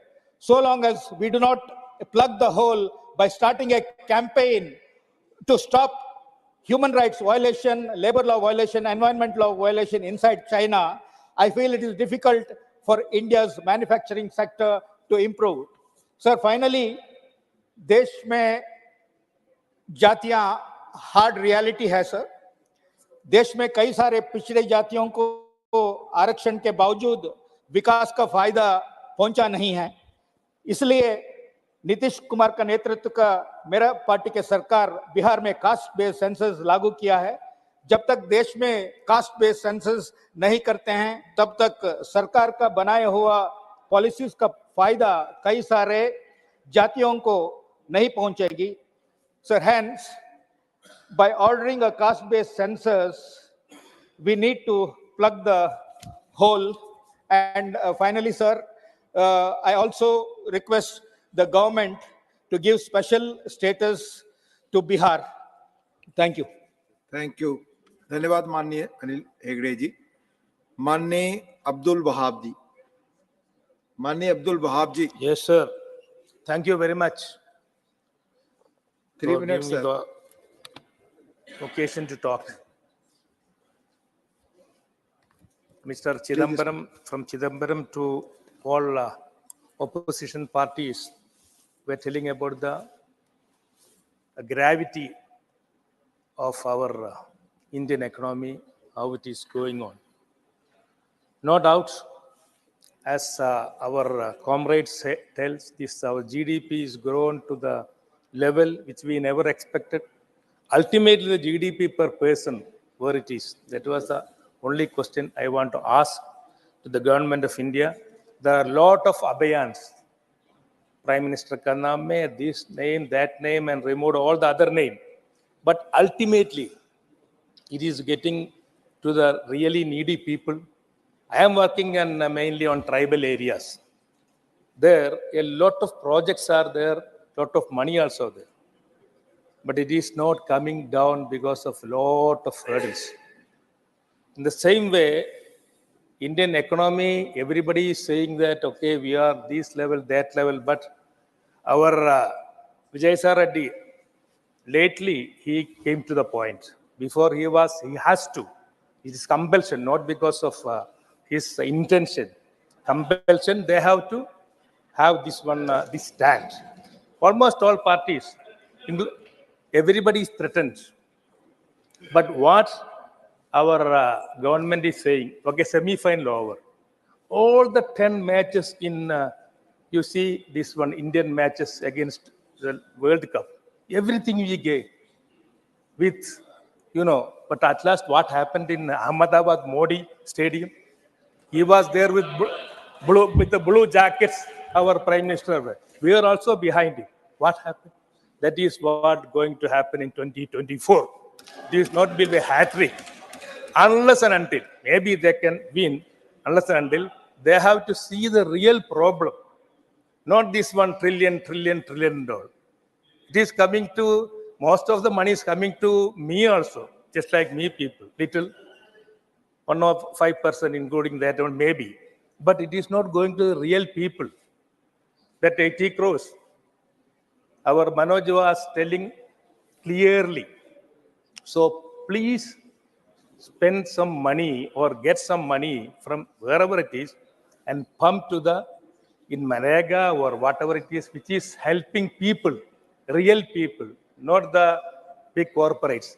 I know when I am starting, if I am telling Adani, you will put the bill, stop. Everybody is telling about Adani or other, then it is, time is over. I hope, I don't know. Now, just Yes, your time is over. 3 minutes already. Okay. That is the thing. 3 minutes. When we are telling about the real point, it will be coming. Anyway, everybody, you are giving 1 minute. Give me that 1 minute, just a minute only. Please, because my request is, whatever our comrades say, this much crores and all, our Tamil Nadu people asking 5,000 crores only because of flood, that situation. But Kerala government, the dues in different areas is more than 5,000 crores. Release something, some little thing. That is where my request. Thank you very much. Thank you, Abdullah. And for the great performance of Thank you, माननीय economic Shri Sushil Kumar growth in Modi India. Ji. 20 minute समय.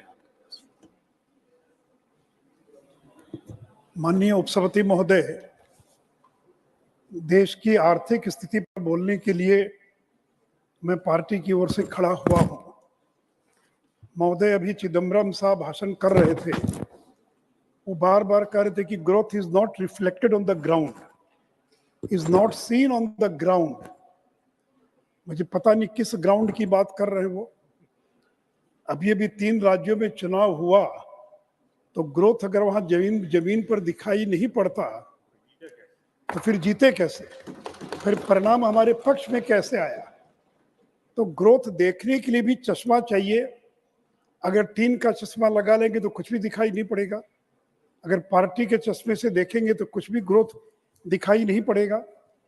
और सती महोदय, ये जो दूसरी तिमाही है, 23-24 की दूसरी तिमाही, आरबीआई से लेकर देश के तमाम जो अर्थशास्त्री थे उनका आकलन फेल कर गया। यहां तक कि आरबीआई ने भी कहा कि 6.5% ग्रोथ होगा, और हुआ कितना? 7.6% ग्रोथ दूसरी तिमाही के अंदर इस देश के अंदर हुआ है। और मैं सदन को बताना चाहूंगा, ये जो 23-24 की दूसरी तिमाही है उसमें यूके का ग्रोथ कितना है? 0.6%, चाइना का ग्रोथ 4.9, अमेरिका का 5.2, रशिया का 5.5 और भारत का ग्रोथ है 7.6। और इसलिए आज भारत दुनिया में सबसे तेज गति से विकसित होने वाला विकास दर वाला देश है। सभापति महोदय, महंगाई पर बार बार चर्चा हो रही है। अगर लोग इतने ही दुखी होते, इतने ही नाराज होते, तो फिर मैं मध्य प्रदेश, राजस्थान, छत्तीसगढ़ की बात करना चाहूंगा। और इस देश में कितने प्रदर्शन हुए? सभापति महोदय, दुनिया के 50 देशों में लाखों लोग सड़कों पर आ गए पेट्रोल डीजल की महंगाई, खाने पीने की चीजों की महंगाई के विरोध में। लेकिन भारत में 10,000 लोग भी कहीं सड़कों पर नहीं आए। क्यों नहीं आए? महंगाई है। मैं ये नहीं कह रहा हूं कि इन कारकों की महंगाई नहीं है, लेकिन लोगों को मालूम है कि महंगाई का कारण नरेंद्र मोदी नहीं है, भारतीय जनता पार्टी नहीं है, केंद्र की सरकार नहीं है, कोविड कारण है, रूस यूक्रेन युद्ध कारण है, और दुनिया के तमाम देश महंगाई का मुकाबला कर रहे हैं। और सभापति महोदय, 4 चीजों के अंदर सबसे ज्यादा महंगाई का असर दिखाई पड़ता है। पहला पेट्रोलियम पदार्थ, दूसरा एडिबल ऑयल खाद्य तेल, तीसरा फर्टिलाइजर और चौथा दाल। सभापति महोदय, इन चारों में से कोई भी चीज हम भारत में पैदा नहीं करते हैं पूरे तौर पर। पेट्रोलियम पदार्थ 85% इंपोर्ट करते हैं। अगर अंतर्राष्ट्रीय बाजार में पेट्रोलियम पदार्थों की कीमत बढ़ेगी तो भारत में बढ़ने से हम कैसे रोक पाएंगे? एडिबल ऑयल, दुनिया के बाकी देश से ये खाद्य तेल नहीं खाते, केवल भारत के लोग खाते हैं। और 60% एडिबल ऑयल हम इंपोर्ट करते हैं। फर्टिलाइजर, 60% फर्टिलाइजर का रॉ मटेरियल हम इंपोर्ट करते हैं। दाल, अमेरिका के लोग दाल नहीं खाते हैं, फ्रांस और जर्मनी के लोग दाल नहीं खाते, दाल खाता है भारत, और पैदा करता है म्यांमार। और दाल भी हमको और आयात करना पड़ता है। कृषि पौधे में सबसे पहले पेट्रोलियम डीजल के बारे में इस सदन को बताना चाहूंगा कि श्रीलंका में पिछले 2 वर्षों में सितंबर 21 से लेकर सितंबर 23 का आंकड़ा मेरे पास है, पेट्रोलियम के दामों में कितनी वृद्धि हुई? 61%। पाकिस्तान में कितनी वृद्धि हुई? 60.68%। छोड़ दीजिए पाकिस्तान बांग्लादेश की बात। अमेरिका में कितनी वृद्धि हुई पेट्रोल के दामों में? 46.31%। जर्मनी में 19.41, फ्रांस में 26.47, स्पेन में 24.92, इटली में 24.27। इंग्लैंड के अंदर पेट्रोल के दामों में 2 साल में 15% की वृद्धि हुई। और सदन को शायद ज्ञात नहीं होगा कि भारत में पिछले 2 वर्षों के अंदर पेट्रोल के दामों में बढ़ोतरी नहीं हुई, बल्कि 4.56% की घटोतरी हुई है, यानी निगेटिव ग्रोथ हुआ है। यानी जहां सितंबर में 101 रुपया 34 पैसा पेट्रोल का दाम था, वहां 2023 में घटकर 96.72 हो गया। और सभापति महोदय, उसी प्रकार डीजल, श्रीलंका में 115% और की वृद्धि हुई है डीजल के दामों में, पाकिस्तान में 67, फिर America 48.68, Germany 31.46, Spain, Italy, UK में उस आंकड़ों में नहीं जाऊंगा। और भारत में डीजल के दाम में 2 वर्षों में कितनी वृद्धि हुई? केवल 0.96%, यानी केवल 1% की वृद्धि हुई। और आप कहते हैं कि पेट्रोलियम पदार्थों का दाम बढ़ गया। और ये आंकड़े आप चाहे तो इन आंकड़ों को वेरीफाई कर लें। और सचिव महोदय, भारत सरकार ने 2 बार पेट्रोल और डीजल पर एक्साइज ड्यूटी को कम करने का काम किया, और कुल मिलाकर 2 बार में 13 रुपया पेट्रोल पर और 16 रुपया डीजल पर एक्साइज ड्यूटी में कटौती की है। अब पिछले 2 वर्षों में पेट्रोल और डीजल के दामों में कोई वृद्धि नहीं हुई। कोई बता दे कि पेट्रोल और डीजल के दाम में भारत के अंदर कोई वृद्धि हुई है क्या? और सचिव महोदय, यहां भी राजनीति हो रही है। बीजेपी शासित राज्यों ने पेट्रोल और डीजल पर एक्साइज ड्यूटी या वैट को घटाने का काम किया, लेकिन जो विपक्ष के राज्य थे उन्होंने घटाने के बजाय बढ़ाने का काम किया। और उसका भी मैं आंकड़ा देना चाहूंगा सती महोदय। अभी अभी राजस्थान का चुनाव हुआ है, गांधीनगर में पेट्रोल 96 रुपया 63 पैसा और जयपुर में पेट्रोल 108 रुपया 45 पैसा, यानी 12% ज्यादा है गांधीनगर से जयपुर में पेट्रोल का दाम। गुवाहाटी में 98 रुपया गुवाहाटी में, और डायरेक्ट साहब के कोलकाता में पेट्रोल 106 रुपया 42 पैसा। तो अगर केंद्र के कारण का बढ़ा होता तो आखिर कलकत्ते में 106 रुपया और गुवाहाटी में 98 रुपया क्यों है? लखनऊ में 96 रुपया और बेंगलोर में 101 रुपया, गोवा में 97 रुपया, रायपुर में 102 रुपया, भोपाल में 108 रुपया और अमरावती में 111 रुपया। महोदय, कांग्रेस शासित राज्यों ने पेट्रोल और डीजल के दामों में कोई कटौती नहीं की और बीजेपी शासित राज्यों ने उसके दाम में कटौती की। और जब बात आती है एलपीजी की, तो सदन को यह मालूम है कि आदरणीय प्रधानमंत्री जी ने एलपीजी के दामों में और जो उज्ज्वला योजना के तहत जो सिलेंडर मिलता था उसे कुल मिलाकर 300 रुपये की राहत दी है और सामान्य कंज्यूमर को 200 रुपये की राहत दी है। इससे पेट्रोलियम कंपनियों को 28,000 करोड़ का नुकसान हुआ, 28,000 करोड़ का, और भारत सरकार ने 22,000 करोड़ रुपया उनको पिछले साल देकर उसकी क्षतिपूर्ति करने का काम किया है। सती महोदय, कि नरेंद्र मोदी की सरकार है। पेट्रोल में ब्लेंडिंग, ये जो इथेनॉल की ब्लेंडिंग हो रही है, ये जब 14 में नरेंद्र मोदी जी आए, इस समय 1.53% पेट्रोल में ब्लेंडिंग होती थी। आज कितनी ब्लेंडिंग हो रही है? 12%। और इससे देश को कितना फायदा हुआ? विदेशी मुद्रा 73,000 करोड़, डायरेक्ट साहब 70,000, the country has saved 73,000 crore as a foreign exchange saving. Carbon dioxide emission 402 lakh metric ton emission कम हुआ। Amount paid to the distilleries 1,26,000 crore और फार्मर्स को कितना मिला? 76,000 करोड़ रुपया और किसानों को मिला है। सती महोदय, ये है नरेंद्र मोदी की सरकार। और सती महोदय, आप कहते हैं कि आप बार बार कहते हैं कि उसी प्रकार फर्टिलाइजर, सती महोदय, फर्टिलाइजर भारत सरकार ने अगले 3 साल के लिए 3,70,000 करोड़ की सब्सिडी का अपने बजट में और प्रोविजन किया, 3,70,000 करोड़। और मैं सदन को बताना चाहूंगा कि जो फर्टिलाइजर का जो रॉ मटेरियल है फर्टिलाइजर, ये बाहर से आता, भारत के अंदर केवल 40% तैयार होता है, बाकी बाहर से आता है। और मैं सदन को बताना चाहूंगा कि यूरिया के दाम, अंतर्राष्ट्रीय बाजार में यूरिया का दाम है 2,450, 2,450 और किसानों को कितने में मिलता है? 266 रुपये में किसानों को मिलता है। तो government of India is providing a subsidy of 2,183 per bag to the farmers in this country. DAP में सब्सिडी कितनी मिल रही है? 2,501 रुपया। एनपीके में सब्सिडी कितनी? 1,918। और आपने सारे कारखाने बंद कर दिया।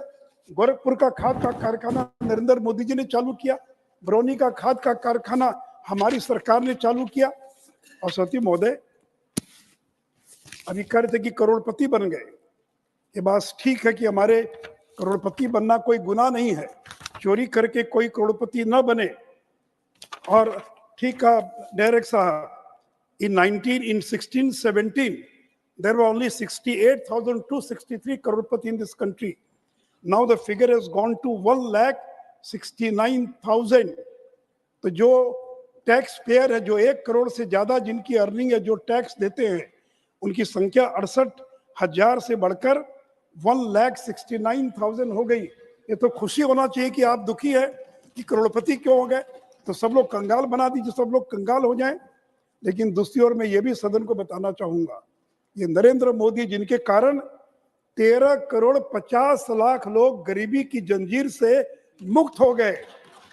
पिछले उनके पहले कार्यकाल में, दीदी थोड़ा एक मिनट, उनके पहले कार्यकाल में 13.5 करोड़ लोग गरीबी की जंजीर से मुक्त हो गए और मिडिल क्लास में शामिल हो गए। सती महोदय, 15-16 में इस देश में 24.85% गरीब थे और 19 और 21 में घटकर कितना हो गया? 15%। तो आखिर गरीब कहाँ चले? गरीब देव इंटर ये मिडिल क्लास। सती महोदय, और यूएनडीपी की report, United Nations Development Programme की रिपोर्ट है कि 2005-6 में 64.5 करोड़ गरीब थे इस देश के, 64.5 करोड़, और 2021 में घटकर हो गए 23 करोड़। 15 साल में इस देश के अंदर 41 करोड़ लोग गरीबी से मुक्त हो गए और वो मिडिल क्लास में प्रवेश कर गए। तो सती महोदय, एक और हमने जहाँ गरीबों का ख्याल रखा, वहां पर यहाँ पर लोग उद्योगों के माध्यम से पैसा कमाएं, इसका भी ध्यान रखा है। और सती महोदय, अभी बैंकों की बात हो रही थी, और कि बैंकों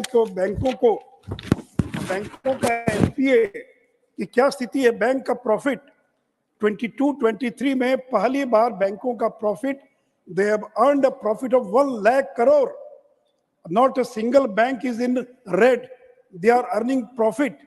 ये आपके कार्यकाल में क्यों नहीं हुआ? 22-23 में क्यों 1 लाख करोड़ का 22-23 में बैंकों को प्रॉफिट हुआ है? और भारत सरकार ने जो कैपिटलाइज करते थे, बैंकों को पैसा देना बंद कर दिया। 3 साल से 1 पैसा नहीं दिया बैंकों को, और बैंक अपने बलबूते जो हैं, और जो एनपीए है, जो नॉन परफॉर्मिंग एसेट है, वो 11.2 था 17-18 में, घटकर 5.2% हो गया। तो सती महोदय, ये जो एनपीए अगर कम हुआ है तो इसका कारण क्या है? सती महोदय, जीएसटी का कलेक्शन, एक साल में 6 बार जीएसटी का कलेक्शन, दैट इज क्रॉस 1,60,000। जो लोग गब्बर सिंह टैक्स कहते हैं जीएसटी को, तो अगर हिम्मत है तो अपने राज्य हिमाचल में और जहां आपकी सरकार है कर्नाटक में, जीएसटी को हटा दीजिए। अगर वो गब्बर सिंह टैक्स है तो जीएसटी के कारण 1,60,000 करोड़ का कलेक्शन एक साल में, एक बार नहीं बल्कि 6 बार इस एक साल के अंदर हो चुका है। और सती महोदय, एक समय था कि मोबाइल हम इंपोर्ट करते थे। आज से 10 साल पहले 98% मोबाइल हम इंपोर्ट करते थे, और मैं सदन को बताना चाहूंगा कि आज 99% मोबाइल मेड इन इंडिया है। हमने मोबाइल को इंपोर्ट करना बंद कर दिया। और इस साल 11 बिलियन का मतलब हो गया 88,000 करोड़ के मोबाइल फोन जो है, और हमने एक्सपोर्ट करने का काम किया है। श्रीमती महोदय, नरेंद्र मोदी जी देश के प्रधानमंत्री हैं।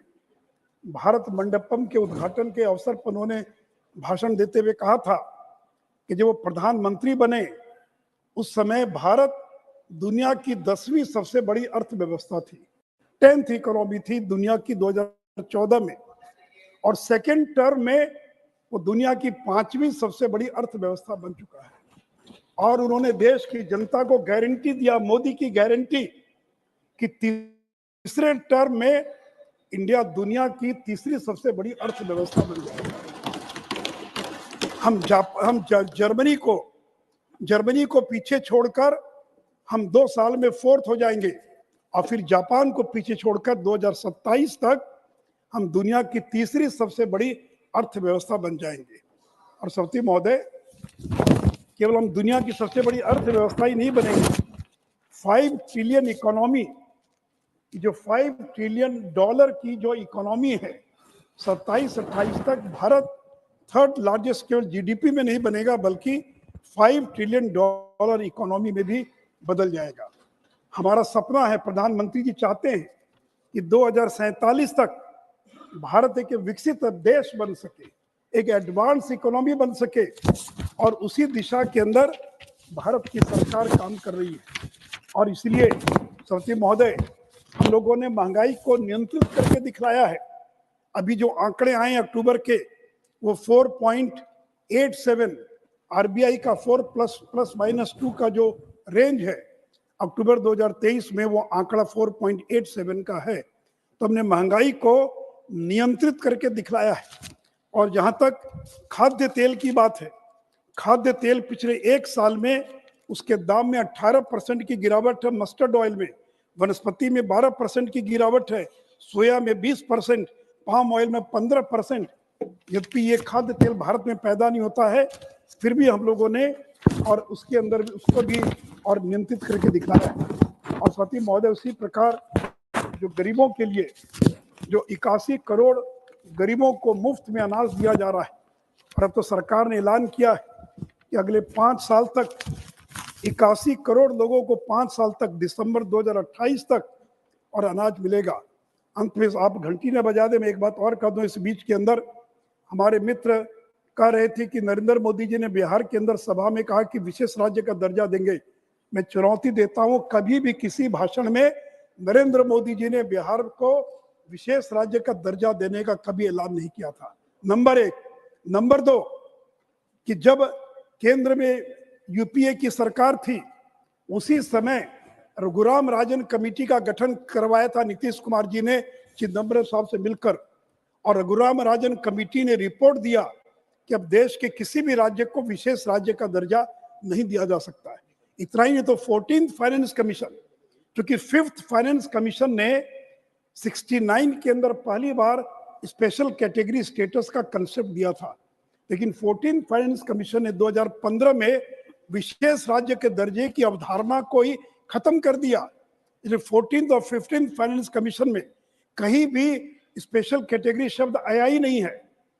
तो महोदय, जब 14th फाइनेंस कमीशन ने, रघुराम राजन कमेटी ने, इंटर मिनिस्ट्रियल ग्रुप ने खत्म कर दिया, और जब लालू जी देश में रेल मंत्री थे, बड़े ताकतवर मंत्री थे, रात को 12 बजे राष्ट्रपति को उठाकर बिहार की विधानसभा को भंग करवा दिया, उस समय उन्होंने बिहार को विशेष राज्य का दर्जा क्यों नहीं दिलवाया?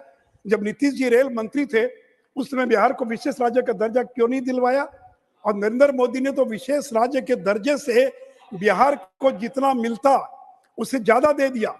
जो पैकेज दिया, पीएम पैकेज, 1,40,000 करोड़ का पैकेज दिया बिहार को। पीएम पैकेज केवल भारत में अकेला राज्य बिहार है जिसको केंद्र की सरकार के द्वारा पैकेज दिया गया। लेकिन जब चुनाव नजदीक आता है तो विशेष राज्य का दर्जा, विशेष राज्य का दर्जा। आंध्र का तो घोषणा थी, सोनिया जी का, कि घोषणा थी सदन के अंदर कि आंध्र को विशेष राज्य का दर्जा देंगे। कहाँ मिला? अब देश के किसी भी राज्य को स्पेशल कैटेगरी का स्टेटस नहीं मिल सकता है। हाँ, राज्य को मदद मिलेगी, केंद्र मदद करेगा, लेकिन इसको पॉलिटिकल मुद्दा न बनाए तो मुझे लगता है कि और ज्यादा बेहतर होगा। इसलिए सती महोदय, नरेंद्र मोदी जी पर लोगों को भरोसा है कि यही व्यक्ति जो महंगाई नियंत्रित कर सकता है, यही व्यक्ति है जो देश का विकास कर सकता है। और इसीलिए आज 12 राज्यों में भारतीय जनता पार्टी के मुख्यमंत्री हैं और 4 राज्यों के अंदर सहयोगी दल के साथ मिलकर सरकार चल रही है। देश के 51% क्षेत्रफल पर भारतीय जनता पार्टी की सरकारें चल रही है। और इसलिए सती महोदय, अर्थव्यवस्था को हमने बेहतर बनाकर दिखलाया है। हमें गर्व है नरेंद्र मोदी पर कि विपरीत परिस्थितियों में भी भारत को जिस संकट से उबार कर और उन्होंने यहाँ तक पहुँचाया है, मुझे पूरा विश्वास है कि 5 महीने के बाद जब लोकसभा के चुनाव होंगे, ये ग्रोथ, ये सड़क पर, ये नीचे दिखाई, जमीन पर दिखाई पड़ेगा और लोग विकास के नाम पर वोट देंगे, सांप्रदायिक और जातीय गणना के नाम पर वोट नहीं देंगे।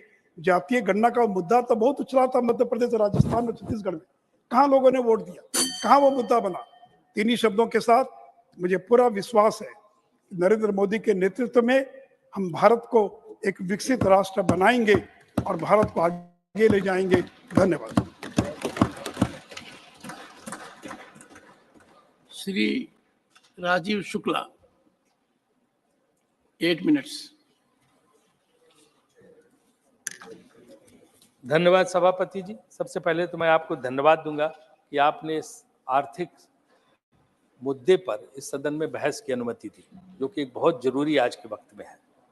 मैं कोई अर्थशास्त्री नहीं हूं और न अर्थशास्त्री की तरह बोलूंगा। मैं एक सामान्य व्यक्ति के जो समझ में आता है उसी आधार पर अपनी बात रखूंगा। मेरा अपना मानना है कि विदेश नीति और आर्थिक नीति इन दोनों पर कोई भी सरकार आए, किसी भी पार्टी को समानता रहती है और रहनी चाहिए। यही अभी तक की परंपरा रही है।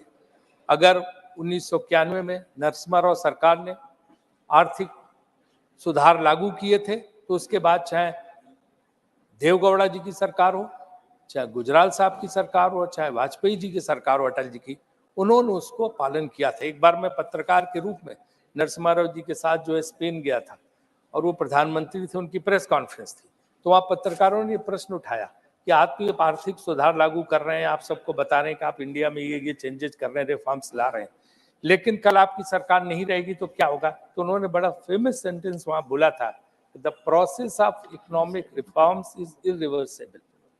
कोई भी सरकार आए इसको बदल सकती नहीं है। तो ये चीज जो है लगातार चलती रहनी चाहिए, ये नीतियां लगातार चलती रहनी चाहिए।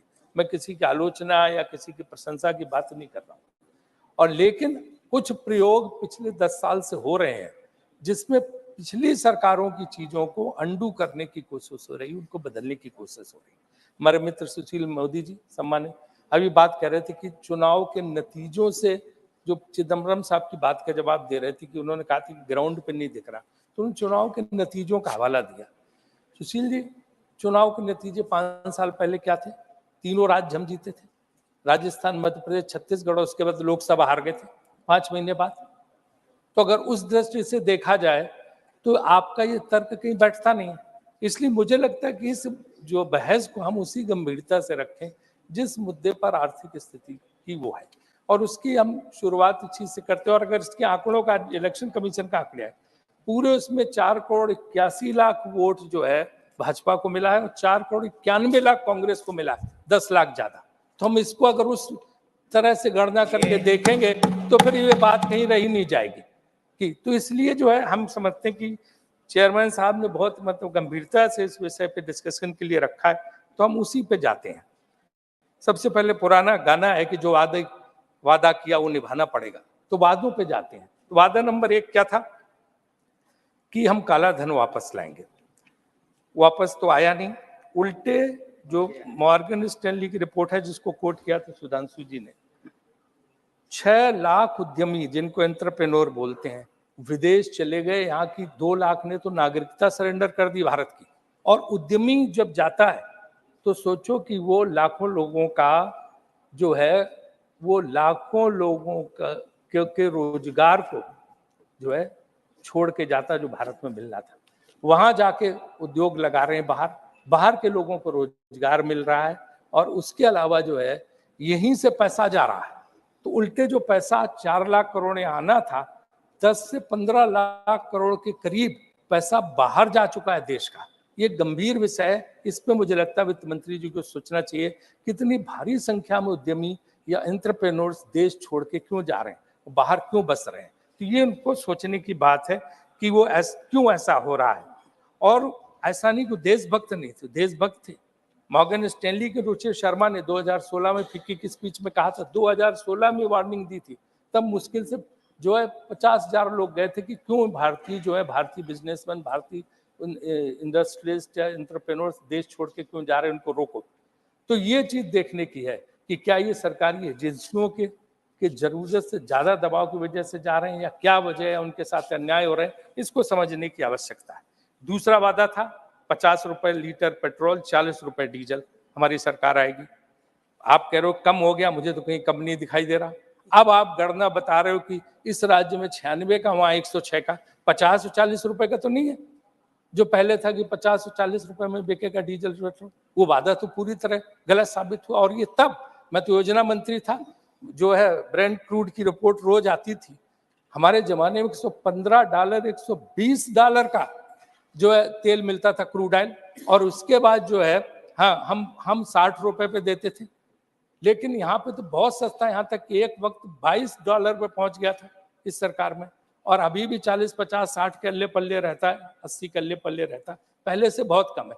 फिर भी ये दाम क्यों बढ़ रहे हैं? तो इसको जो है हमें देखना चाहिए कि हम क्यों 100 के पार चला गया पेट्रोल, और डीजल भी उसी के करीब करीब पहुंचा।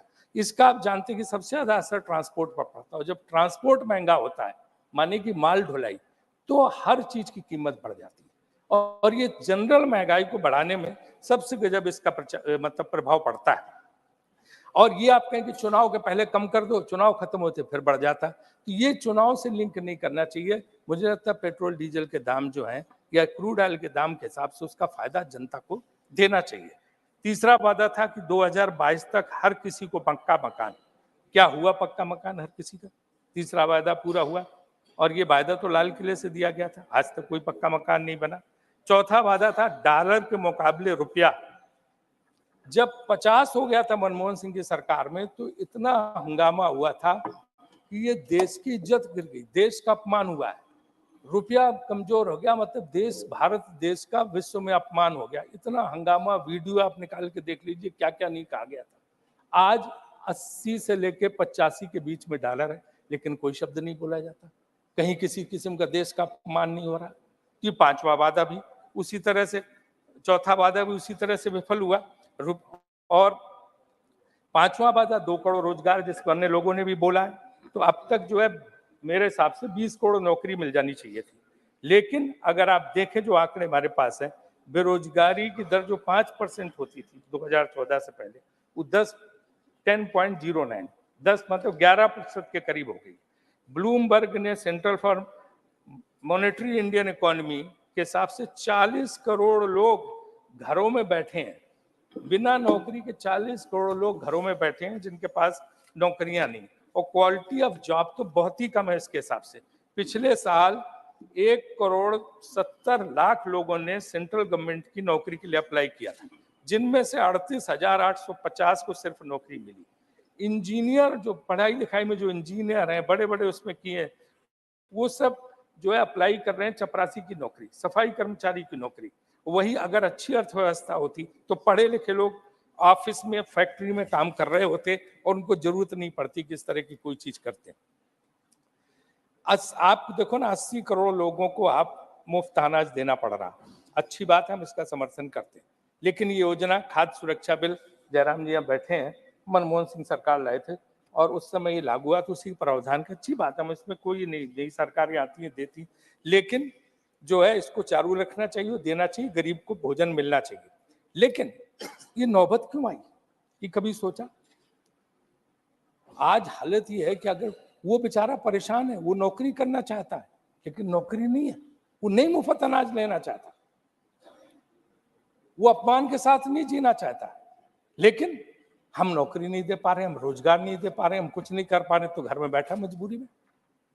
आपने देखा कोरोना के वक्त लाखों लोग पैदल 800-800 किलोमीटर चल के गए, क्योंकि 4 घंटे का नोटिस दिया गया। अगर 2, 4, 5, 10 दिन का नोटिस होता, लोग ट्रेन से पहुंच जाते कैसे? और वो लौट के आए नहीं, कभी कोशिश नहीं कि उनको वापस ले आ जाए, वो गांव में बैठे। तो ये जो है हम देते हैं, अच्छी बात है, लेकिन हमें कम से कम उनको काम देना चाहिए। अगर 10,000 सरकारी नौकरी का अगर वो निकलता है वैकेंसी, तो 4-4 लाख लोग हो जाते हैं, लाठी चार्ज करनी पड़ती है। पुलिस में भर्ती का देख लीजिए, टीचर्स की भर्ती का देख लीजिए, कैसे लोग जो है लाठी चार्ज का सामना करना पड़ता है। तो ये चीज नहीं होनी चाहिए, और इस तरह के हमें रोजगार के अवसर पैदा करने चाहिए कि नौबत ना आए। छठा, महंगाई का सबने बोला, डायरेक्ट ने भी बोला, सारे लोगों ने यहाँ पे बोला। कौन चीज सस्ती है बता दीजिए? न गेहूं सस्ता, न चावल सस्ता, न तेल सस्ता, न नमक सस्ता, न चीनी सब्जी, न सब्जी दाल सस्ती, न सीमेंट सरिया, ईंट मकान, दही जलेबी तक सस्ती नहीं। तो क्या स्थिति है? जब कुछ सस्ता नहीं है, रेल का किराया तक बढ़ रहा, तो जो महंगाई दर है इसको काबू करने की आवश्यकता है, क्योंकि महंगाई जो है बहुत जबरदस्त बढ़ती चली जा रही। जो वादा था उसके मुकाबले महंगाई दर नहीं है। 7वां वादा स्वच्छ भारत था, बहुत अच्छी बात, हम सब लोग खुश रहे। 1-2 साल तो अच्छा चला, कई मंत्रियों ने झाड़ू लगाई, सड़कें साफ की, इधर किया उधर किया, खूब फोटो छपे, गांधी जी का चश्मा लगा के जगह जगह होर्डिंग पोस्टर लगे। आज कोई सफाई पे बात ही नहीं हो रही, जगह जगह कूड़े के ढेर हैं, जगह जगह पिए, और टॉयलेट एक प्रेम कथा इस तरह से। फिल्म, जब भी कोई काम शुरू होता है सरकार में, पहले बॉलीवुड से फिल्म बनवा देते, फिर वो फिल्म के जरिए जो है पूरा ही चलता है। और आज टॉयलेट्स की हालत देखो गाँव गाँव में, भाजपा के हमारे सांसद बताते हैं कि किस इस तरह की स्थिति है। सर, टॉयलेट्स की स्थिति जो है वो स्टोर बन गए हैं, गोदाम से बन गए, लोग उनमें कपड़ा सामान दूसरी चीजें रख रहे हैं, क्योंकि उनमें पानी का समुचित इंतजाम नहीं, उनको सफाई का इंतजाम नहीं, तो वो टॉयलेट से बने बनाए पैसा बर्बाद, उनका कुछ हुआ नहीं। तो मेरा अनुरोध है सरकार से कि टॉयलेट्स की जो बुरी Please हालत है conclude. उसको भी देख के काम करें, है ना। 8वां सर, थोड़ा सा टाइम दे दी, 5 मिनट।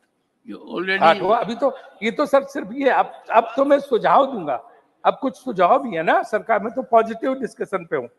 8वां वादा सबका साथ सबका विकास सर, सबका साथ सबका विकास 8वां वादा सर। सर 10 वादे पर उसका सुझाव 10 बहुत जल्दी खत्म हो जाएगा। तो 8वां वादा सबका साथ सबका विकास।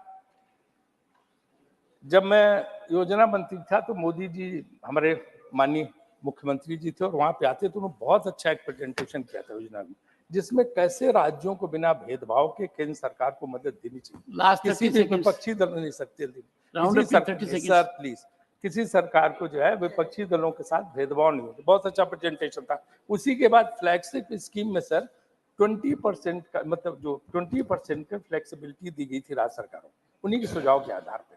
लेकिन आज हम देख रहे हैं जो विपक्ष की सरकार है उनको न जीएसटी का पूरा एलोकेशन मिलता है, न अन्य सहायता नहीं मिलती, और उनके साथ तो सबका साथ सबका विकास कैसे होगा? अगर जो इस तरह से भेदभाव होगा तो बड़ा मुश्किल होगा। और यही नहीं, आपको अगर पता हो कि नवा वादा जीडीपी ग्रोथ हमारे जमाने में 7.03 रही और 9 तक टच की थी, अब 5.25 है। हालांकि 6 का क्लेम कर रहे हैं, लेकिन 5.25 का आंकड़ा हमारे पास है। 10वां वादा है जीएसटी, सरल टैक्स के लिए पूरा, जैसे भारत आजाद हुआ, बस यही आखिरी वादा है। इसका तो और लिस्ट लंबी है, हम नहीं बोलेंगे, लेकिन इसका जीएसटी सर, जीएसटी आपको पता है कि जैसे भारत आजाद हुआ तो उसी तरह आधी रात में कर प्रणाली, कैसी सरल कर प्रणाली है कि पूछो मत। आप व्यापारी से जाके पूछ लीजिए, दुकानदार से पूछ लीजिए, परेशान है जिस तरह का जीएसटी है, जिस तरह से तंग हो रहे हैं इस जीएसटी से। और भाजपा के हमारे लोग ज्यादा अच्छी तरह जानते हैं, व्यापारी वर्ग काफी इनके साथ रहा, उस सब इनसे रोते हैं आके कि क्या हमारी गति है। ये जीएसटी का सरलीकरण भी होना चाहिए, क्योंकि सर बड़ा जरूरी है। इन्होंने रामायण की चौपाई सुधांशु जी ने, तो उसी सुंदरकांड की हम चौपाई पढ़ते हैं सर। सचु वैद गुर 3 जब, और प्रिय बोले भयास। आपका सेक्रेटरी, आपका डॉक्टर और आपका गुरु अगर डर के मारे आपके सामने आपकी तारीफ कर रहा, तो राज धर्म और देह, तो राज धर्म और देह 3 का होत बेगही नाश। इनकी चौपाई के जवाब में तुलसीदास जी की चौपाई है। अब सर सुझाव में राजीव जी, ये बात लागू कहाँ कर रहे हो? ये बात किसके बारे में कह रहे हो? समझने की है, ये बात समझने की है। और श्री कार्तिकेय शर्मा सर, मेरा लगे सुझाव तो रही गए, एक मिनट सर। श्री कार्तिकेय शर्मा सुनिए सर, मेरा सुझाव चेयर लिख कर दे देना। ठीक, राजीव जी, you have taken 50% more time than time allocated. Thank you, Chairman, sir. And every time you cross the time limit, I looked at wish to express my gratitude to you. Allow me to speak on this very important discussion. 1 second. Last 30 seconds. 30 seconds. एक तो share market से सब सारी खुशी नहीं होती है।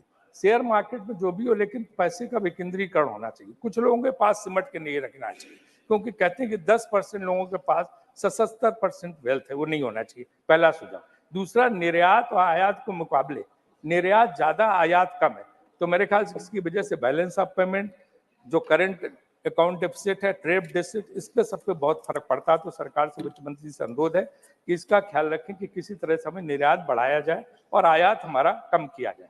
तीसरा, इंफ्रास्ट्रक्चर में गडकरी जी ने बहुत अच्छा प्रयास किया, काफी अच्छा काम कर रहे हैं, लेकिन जो वर्ल्ड बैंक के हिसाब से अभी $1.5 ट्रिलियन का इंफ्रास्ट्रक्चर और बढ़ाना है। तो मेरा सरकार से सुझाव की कोशिश करनी चाहिए। Shri Kartikeya Sharma, last come on, एक तो रह गया सर, नहीं रखिए, कुछ रिजर्व में रखिए। ईज ऑफ बिजनेस में क्या है कि परेशान है लोग ईडी और जीएसटी वालों से, और इसके अलावा आप इधर से बोल रहे हो, कुछ रिजर्व में रखिए, रेड टेपिज्म से। तो इस पे सर हमें कोशिश करनी चाहिए, ईज ऑफ बिजनेस बढ़ाना चाहिए। और कार्तिकेय जी 3 minutes. Go ahead. Sir, from inheriting an Indian economy which was slipping southwards to being painted as the global bright spot, with the Indian economy registering the fastest growth rate among large economies for 2 successive fiscals, and in the course for the third time in financial year 24 is a stellar achievement of the Modi government that invites deep analysis. The journey of Indian economy was steered clear through the phases of global slowdown in 2019, COVID lockdowns, commodity price steep escalation due to the war in Ukraine and global tensions, and tightening of global financial conditions. India's economy has been the fastest growing among the world's 20 largest economies for the 7 of the past 9 years. And those were only the 7 years in the past 76 years that India has achieved this distinction. India's USD 3.3 trillion GDP overtook that of the UK in the fiscal year ending March 31, 2022, making it the 5th largest economy in the world. The Indian economy, according to the IMF estimates, will emerge as the world's 3rd largest economy by 2027, hopping over Japan and Germany as its GDP crosses US $5 trillion. By 2047, India aspires to be a developed economy under the visionary leadership of the Honorable Prime Minister Modi. Sir, I would like to quote a couplet from the famous poet Wasim Barelvi. दरिया का सारा नशा उतरता चला गया, दरिया का सारा नशा उतरता चला गया, वो डुबाते रहे मुझे और मैं उभरता चला गया. दुनिया समझ में आई मगर आई देर से, कच्चा बहुत था रंग उतरता चला गया. Sir, we have achieved success in improving our GDP from 2.3 trillion in 2014 to 3.75 trillion now. On the ground, in 13-14, our per capita income was 68,000 rupees, which has now increased to 1,80,000 rupees in 22-23. In 2014, the capital expenditure was 3.9 lakh crores, and the union government under the leadership of Prime Minister has increased it to rupees 10 lakh crores by 2023. A senior member of parliament before me spoke about the issue of states. The union government has increased the allocation to the states under the various schemes from rupees 30 lakh crores during 2004 to 14 to about 100 lakh crores in the 9 years from 14 to 23. Between 2004 and 14, tax collections was 19 lakh crores, which has now increased to 70 lakh crores in the 9 years from 14 to 23. GST collection has reached rupees 1.87 lakh crores in April 2023, and monthly average GST collection is 1.69 lakh crores. Our foreign exchange reserves were 309 billion. Today they stand at 593 billion. So, sectors like hydrogen, semiconductor, electric vehicles, solar, energy, defense, Sharma ji, drone space, mining. Please conclude, Sharma ji, please. Thank you, sir. Next speaker is GVL Narasimha Rao. GVL Narasimha Rao.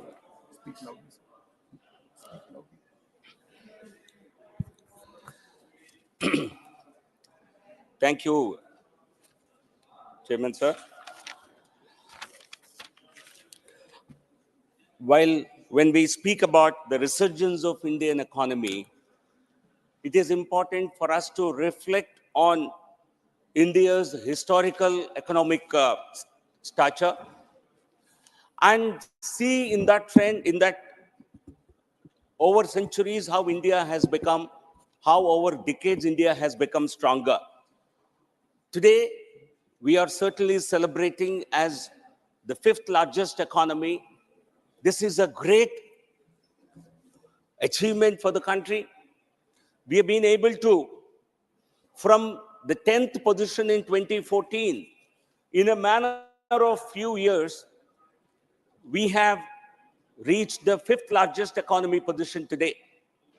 And a report yesterday by the S&P, it states how India is going to be the 3rd largest economy by 2030. So by the time Honorable Prime Minister completes his term in 2029 and gets ready for his 4th term, India would have become the 3rd largest economy in the world.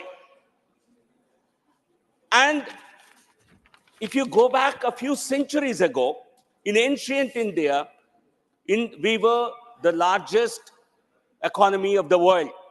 We were known as the golden bird, Sone ki chidiya, until 5th century AD. This remained India's position in the global scenario. But 1,000 years of rule by invaders, by foreign rulers, has robbed India not only of its rich wealth, it also robbed India of its confidence. So when Honorable Prime Minister took over as the Prime Minister of the country, he has given a complete new direction to India's economy. He has instilled confidence in India's growth story, and Amrit Kal has truly begun. We are certainly passing through this Amrit Kal. And Atmanirbhar Bharat is the strategy for achieving India's preeminent position in the global economy. And I would like to tell our friends from across the treasury benches, the opposition benches, I'd like them to know. In 2004, when UPA came to power, India was the 12th largest economy. They were in power for 5 years until 2009. India moved from the 12th to the 11th rank. And they remained in power for another 5 years. In those 5 years, they could take India from the 11th to only 10th rank. But look at the geometric growth experienced during the rule of the Honorable Prime Minister. India, I think you have blamed it as Hindu rate of growth. You have used governments of the Congress denomination in the early years of independence have used this term Hindu growth, Hindu rate of growth, to deride Hindu religion. But during 10 years of your rule, what have you done to Indian economy? You have not been able to. You claim to have given great growth during the years of Manmohan Singh regime, but all that India could move was from the 12th rank to the 11th rank, going on to 10th rank. But Prime Minister Modi ji, in a manner of 9 years, he has taken India to the 5th rank, and in a manner of years, by the completion of his next term, we are going to be the 3rd largest economy in the world. This is certainly a huge achievement for the country, and that is what is giving the BJP and Honorable Prime Minister and his leadership a huge fillip in India's elections. So, inflation. Our friends, I have busted their theory of growth. We gave growth. We were high growth. We gave a high growth economy. And I told them how India's position remained globally almost at the same level through 10 years of UPA. And let me now bust their inflation claims. During the first 5 years of Prime Minister Narendra Modi ji, the average inflation rate in India was only 4.4%. Well below the RBI ordained level, which is range between 4 to 6%. Look at the Congress party's performance. Look at the UPA performance. What was the inflation levels in the UPA rule? In 4 years, between 2004 and 2014, inflation levels were well below 10%. Double-digit inflation, what UPA has given this country. It was 13.9% in 2009 and 10. And under Prime Minister Modi ji, at a time when the world is experiencing one of the highest levels of inflation, India has been able to contain inflation well below even the RBI levels. Let me give you some numbers. The US inflation level is above 7%. Let me give you the exact number. UK, US experienced over 7%, highest inflation in 40 years. UK is experiencing one of the highest inflations in the last 30 years. It is currently 7.9%. It was in June 2023, which is a high after 41 years. Europe is also struggling with inflation. Germany, which is Europe's largest economy, also has one of the highest inflation levels. It is only India. It is only India which has not only maintained high growth during the post-COVID period, it has also maintained very, very low to moderate levels of inflation. So the friends from the Congress who claim there is high inflation must look back, because any comparisons that you do, any comparison of any performance, you have to do over time. You have to do spatially, and you have to do cross-sectionally. And time series performance clearly tells us how Congress governments have given only inflation and not a real growth. Let me give some more numbers.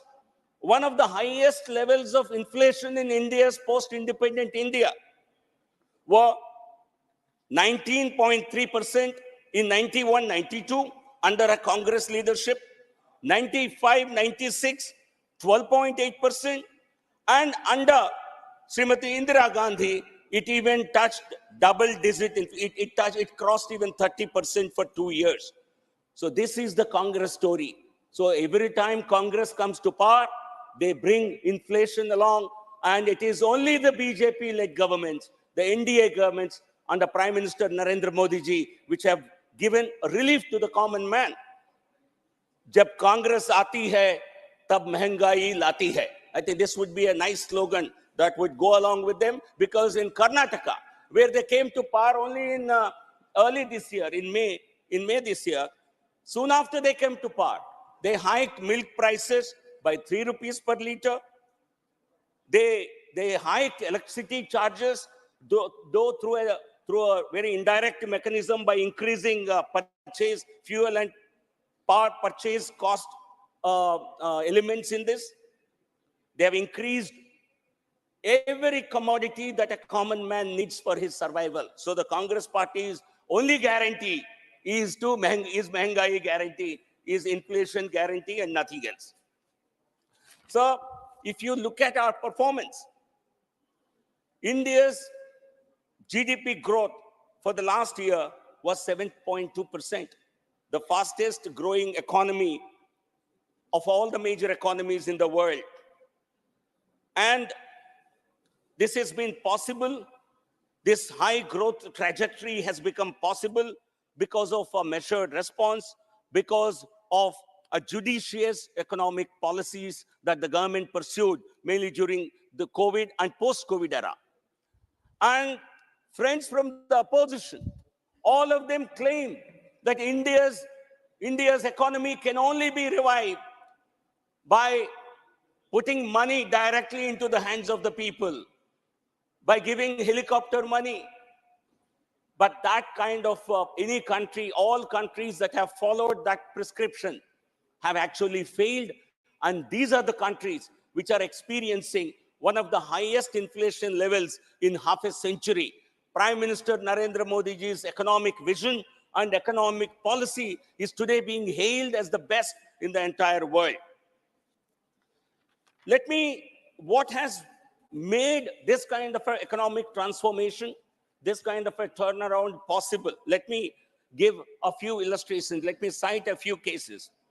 One, the Atmanirbhar vision. I think COVID, which is a challenging period for the entire globe, was used to unveil a new economic vision that was Atmanirbhar Bharat vision, that has actually helped India transform its economy. Also, our governance principle, Prime Minister's governance principle of Sabka Saath, Sabka Vikas, Sabka Vishwas, actually translated into money reaching to the most needy people and ensuring that they do not suffer the hardships of the COVID period, and they are able to lead a very happy and a healthy life. Second, a digital revolution. I think the whole world is overawed by the success of Indian economic digital revolution. Today, in October 2023, we have touched an all-time high of 11.4 billion UPI transactions, crossing even 10 billion transactions that we got successively for the 3 months.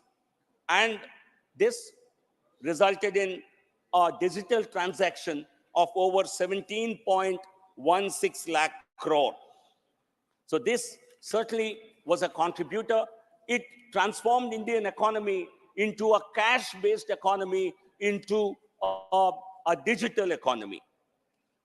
Clearing the banking mess, because what the UPA left with left for Narendra Modi ji was a banking sector in complete mess. This government has not only cleaned up the banking sector, it has actually infused dynamism into the sector. Today, the Indian banking sector is one of the best performing banking sectors anywhere in the world.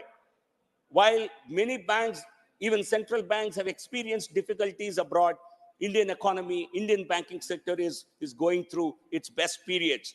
Gross NPAs and net NPAs are at their decadal lows. And public sector banks have their resources have now been used for acting as pillars of Jan Kalyan. In fact, public sector banks have recorded profits of over 1 lakh crore in the last financial year, and that money has been plowed into financing the welfare of the poor.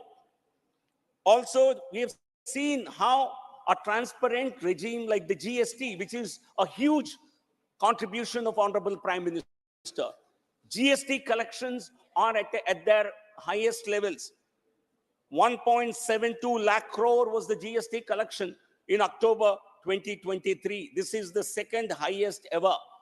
A few months ago, a year ago, 1 lakh crore also was considered to be a very important milestone to be achieved. And today we have crossed 1.73 lakh crore. This clearly shows the buoyancy in the Indian economy. It shows the resurgence in the Indian economy. And anyone who disputes it can only get their validation in these numbers. There is also surge in direct tax income, direct tax revenues. The direct tax revenues are 10.6 lakh crore till 9th November, as against 10.6 lakh crore previous year during the same period, which has registered a near 22% healthy growth. This clearly shows even the net growth in corporate income tax collections shows a 12.5% rise. So there is a resurgence in the Indian economy across all the sectors. The investments, both the private investment and the foreign direct investment, have shown a big improvement. The foreign direct investment during the UPA 10 years, during the UPA 10 years was $304 billion, which has more than doubled to $628 billion so far. This is an increase of more than 100%. So with this kind of a performance, the country is poised to achieve its economic goals and very soon to become third largest economy in the world and going back to achieving India's ancient glory under Prime Minister Narendra Modi ji. Yehi Modi ji ki guarantee hai. Thank you. Thank you very much. Thank you. Next speaker is Dr. Ami Yazni. Ji, Madam.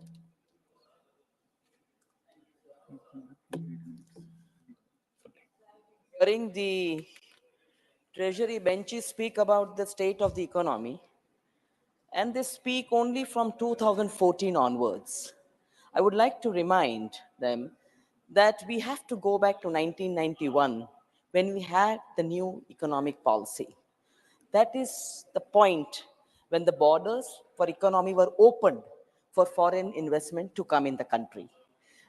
When foreign investment policy was taken, at that time, Dr. Manmohan Singh ji was the finance minister. I would just like to point out a few things before I just come to the main 2 points.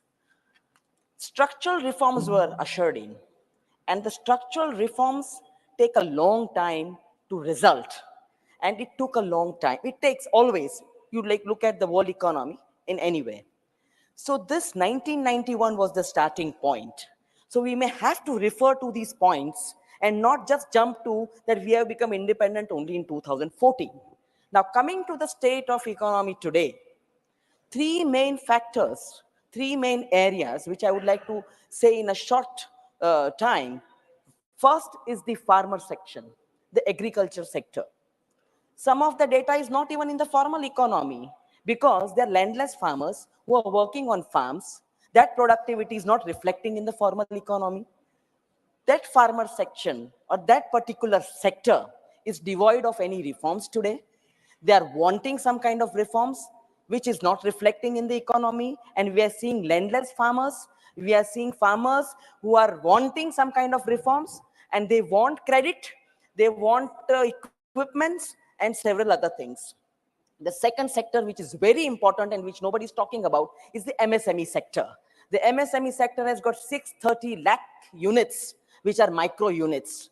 Post COVID, quite a few high number. I do not want to go into the data of 15,000 or 20,000 have closed down. Where is the credit facility? You talk about schemes, but have these schemes percolated to those units? Have those units revived? Have the labor force been able to re-enter these particular units? Whether the technology transfer, and you are continuously talking about comparing with Germany, Europe, UK, US, and you want to take only talk about foreign. Have you tried to look internally, locally? You are giving food ration to more than 50% of the population. 80 crores people are getting free ration. What about employment? Coming to employment later on, back to MSME sector.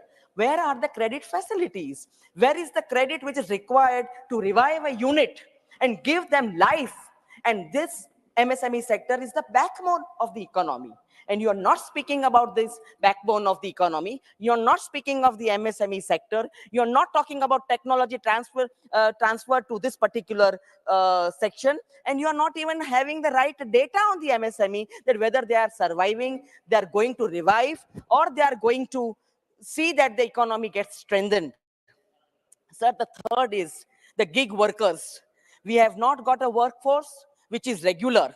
They don't even get retirement perks.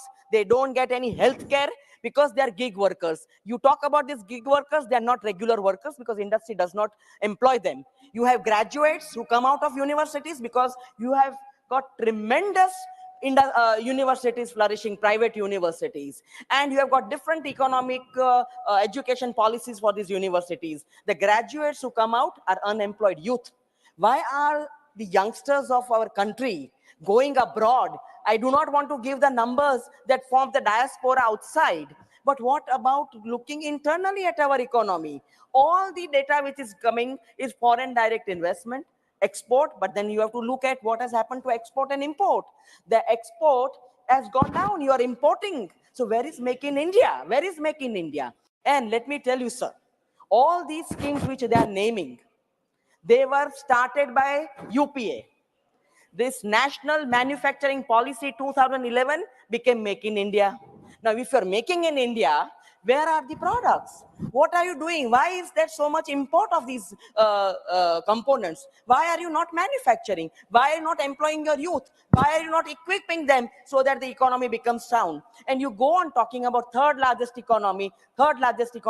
So let me tell you, sir, that our country became the third largest economy in purchasing power parity in 2011. This indicates that India's overall economic output, adjusted for the relative cost of living, was the third highest in the world. This shows that it implies that a higher standard of living for Indian citizens. Today, we talk about poverty, but we do not have poverty alleviating programs. On the contrary, we are making them handicapped by giving rations. We are not equipping them, we are not empowering them to become able-bodied people who can be employed. You are not creating employment opportunities, but you want to talk about schemes that you have renamed. So in the end, I would like to say that you have to look at the global hunger index. Where do we stand? We have to look at malnutrition for children. Our children are being wasted, stunted growth. You have to look at female infanticide. You have to look at mortality for children. What are we doing in the healthcare system? So when you talk about the state of the economy, you don't only have to talk about comparing with other countries. You have to look inward.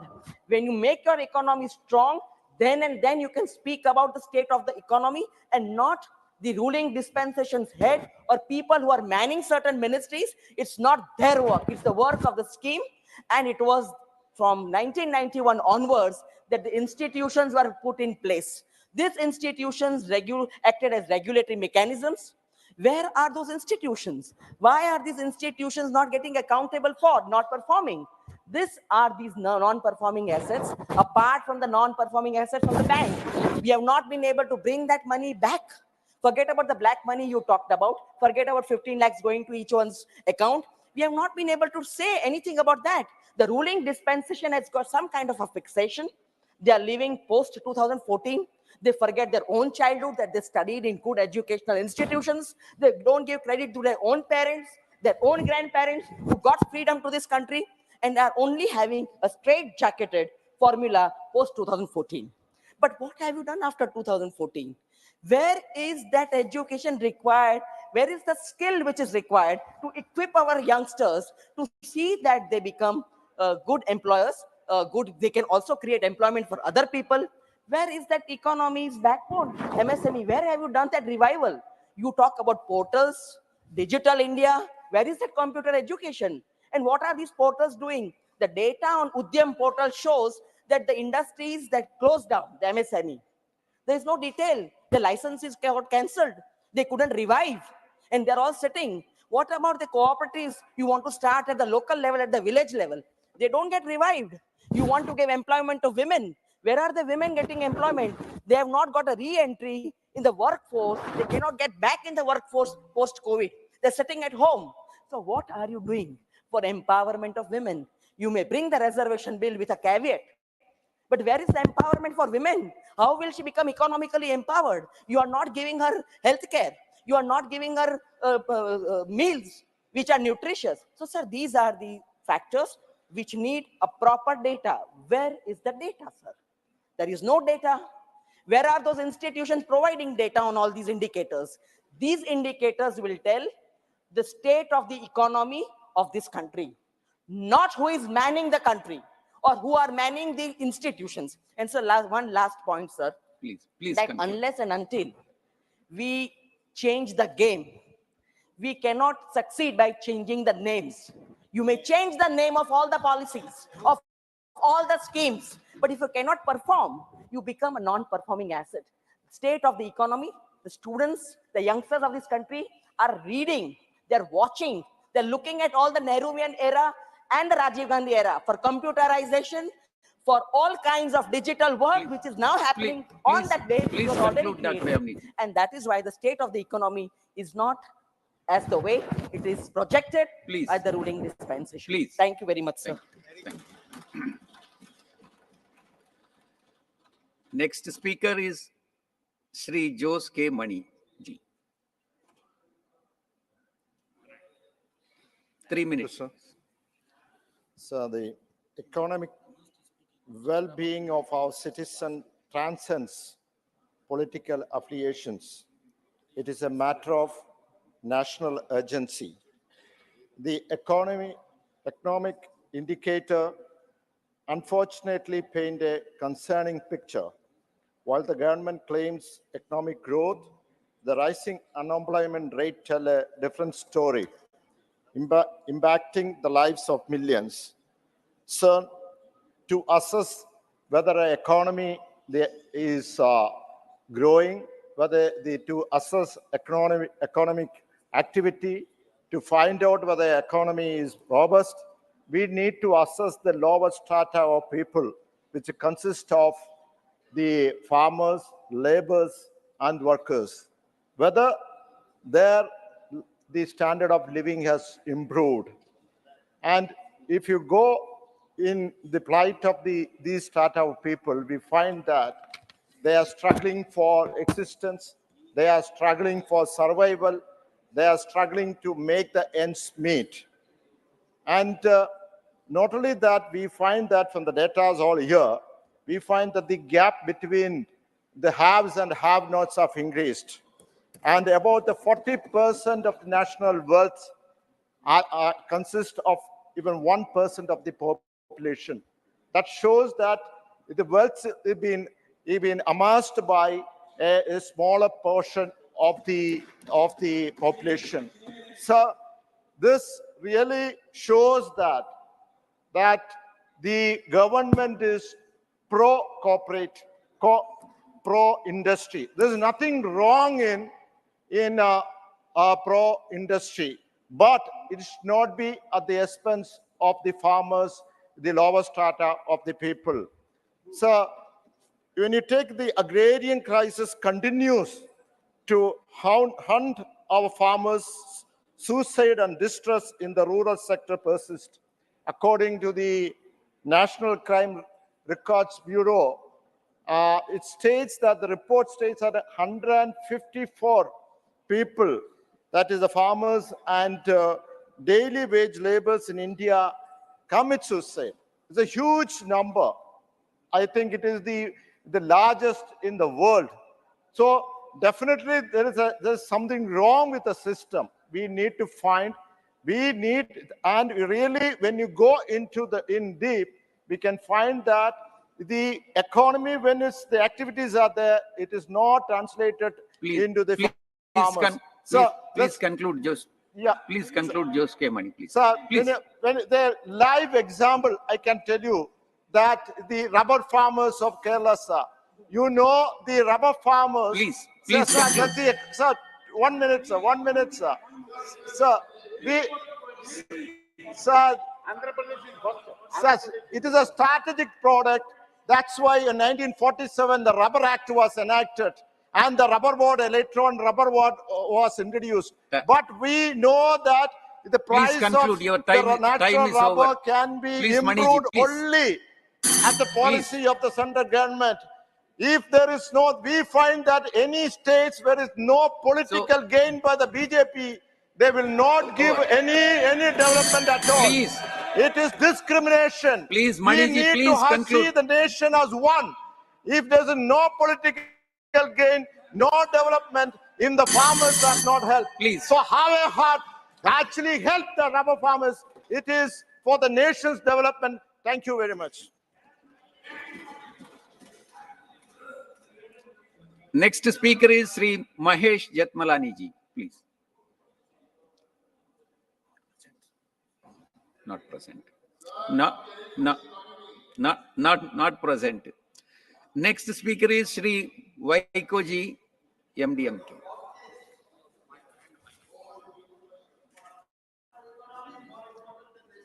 Mr. Vice Chairman, sir. 3 minutes, Vaiko ji, please. I'm so thankful to you for giving me this opportunity to participate in the discussion on the economic situation in the country. India's current GDP is 3.75 trillion US dollars, which the present BJP government claims it would go to 5 trillion in 2025. But who will be benefited by this growth? It is a jobless growth. Unemployment is increasing. As of October 2023, it is 10.505%. The educated unemployed youth in the country are struggling to get employment opportunities. We are witnessing every year 1 crore job loss in our country, and the wages of the workers are falling drastically. We are witnessing the continuing agrarian crisis. You have promised doubling the farmers' income, but unfortunately, farmers' income did not get doubled. But at the same time, suicides of the farmers got doubled. Our banks are in deep crisis. What is the remedy that they are putting forward? The bank NPAs are rising, and the government is providing further concessions to the corporates to write off their loans, but they are not prepared to reduce or write off the loans of farmers, students, and small entrepreneurs in the MSME sector. This country has also faced inflationary pressures over the years, influencing the current unemployment rate in India.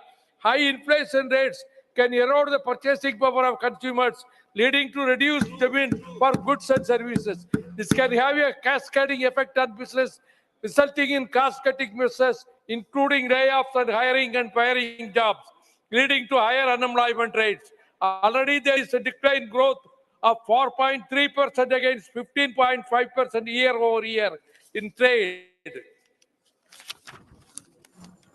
Transport, hotels, and communications industry. As I said, inflationary pressures lead to price rise in the essential commodities. Raw cotton prices increase in the inputs for agriculture and livestock. Higher GST rate for common items are reducing the purchasing power of the common man. The structure of public sector undertakings in your regime is crumbling. One by one, the public sector unity is sold to the corporate giants. When the crude oil is sold at a lower price in the international market, I am not able to understand why the union government is not reducing petroleum retail price to the common people.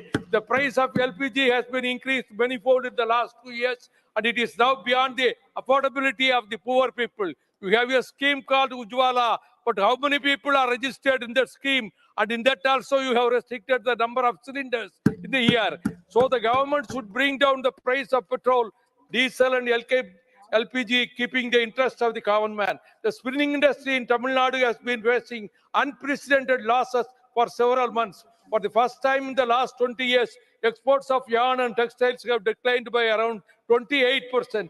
A mill having about 10,000 spindles would produce 2,500 kilogram of yarn per day, which is incurring a loss of 1 lakh per day. The structure of state finance is also very much affected. After the introduction of GST, the revenue has come down. There is no proper distribution of GST collections to the states. The states which are supporting the ruling party at the center are given a favorable position as compared to the states which are ruled by the opposition parties. Our state, Tamil Nadu, is not getting its rightful due from the, 1 minute, sir, from the GST collections despite demands from the state government. The recent big jump cyclone has created havoc on the coastal districts of Tamil Nadu, apart from Andhra Pradesh. Our fishermen have lost their livelihood for the last 6 days. Their boats and nets have been washed away. The farmers have lost their standing crops due to waterlogging. The city of Chennai, the whole city was submerged due to unprecedented heavy rains for the last 2 days. Though the state government is doing its best by providing shelter and food at the community centers for the people living in the low-lying areas, it is the due fury of future Your time nature, is over. which is a big Please challenge. conclude. The union government should rescue and relief materials and financial assistance to the state without delay. Very important point. धन्यवाद। माननीय श्री समीर उरांव जी। बहुत बहुत धन्यवाद उपसभापति महोदया, आपने आज के भारतीय अर्थव्यवस्था संबंधित विषय पर सदन में चर्चा करने के लिए भाग लेने का अवसर आपने दिया है। उपसभापति महोदया, पिछले 9 वर्षों में माननीय प्रधानमंत्री जी के नेतृत्व में हमारी सरकार ने विभिन्न निर्णय के कारण आज भारत की अर्थव्यवस्था को विश्व में सबसे आगे बढ़ाया है और बहुत तेजी से उभरती अर्थव्यवस्था में से एक है। उपसभापति महोदया, आज विश्व में भारतीय अर्थव्यवस्था 5वीं सबसे बड़ी अर्थव्यवस्था है। समूचे विश्व में पिछले कुछ वर्षों में रूस, यूक्रेन युद्ध, इजराइल, हमास युद्ध, कोरोना महामारी जैसे अनेकों संकट का सामना करना पड़ा है। इसके बावजूद इन सारे समस्याओं के कारण विश्व के लगभग सभी देशों की अर्थव्यवस्थाओं पर नकारात्मक प्रभाव पड़ा है। परंतु माननीय प्रधानमंत्री जी के सोच एवं आर्थिक अनुशासन के कारण इन अनेकों संकटों का सामना करने के पश्चात भी भारत की अर्थव्यवस्थाएं स्थिरता के साथ समूचे विश्व का मार्गदर्शन कर रही है। उपसभापति महोदया, आज सरकार की मजबूत आयात निर्यात नीतियों के कारण देश में विदेशी मुद्रा का भंडार अपने देश के अंदर उच्च स्तर पर हो रहा है। सरकार द्वारा अनेक जन कल्याणकारी योजनाओं का संचालन इस देश के अंदर अपने यशस्वी प्रधानमंत्री आदरणीय नरेंद्र भाई मोदी जी के नेतृत्व में हो रहा है। सरकार द्वारा ऐसे देश के अंदर जो जरूरतमंद लोगों को मुफ्त में अनाज वितरण करके असहाय लोगों को, विकलांग लोगों को और वृद्ध लोगों को पेंशन योजनाओं के माध्यम से ये लाभ प्रदान करने का भी काम हमारे यशस्वी प्रधानमंत्री जी के नेतृत्व में हो रहा है।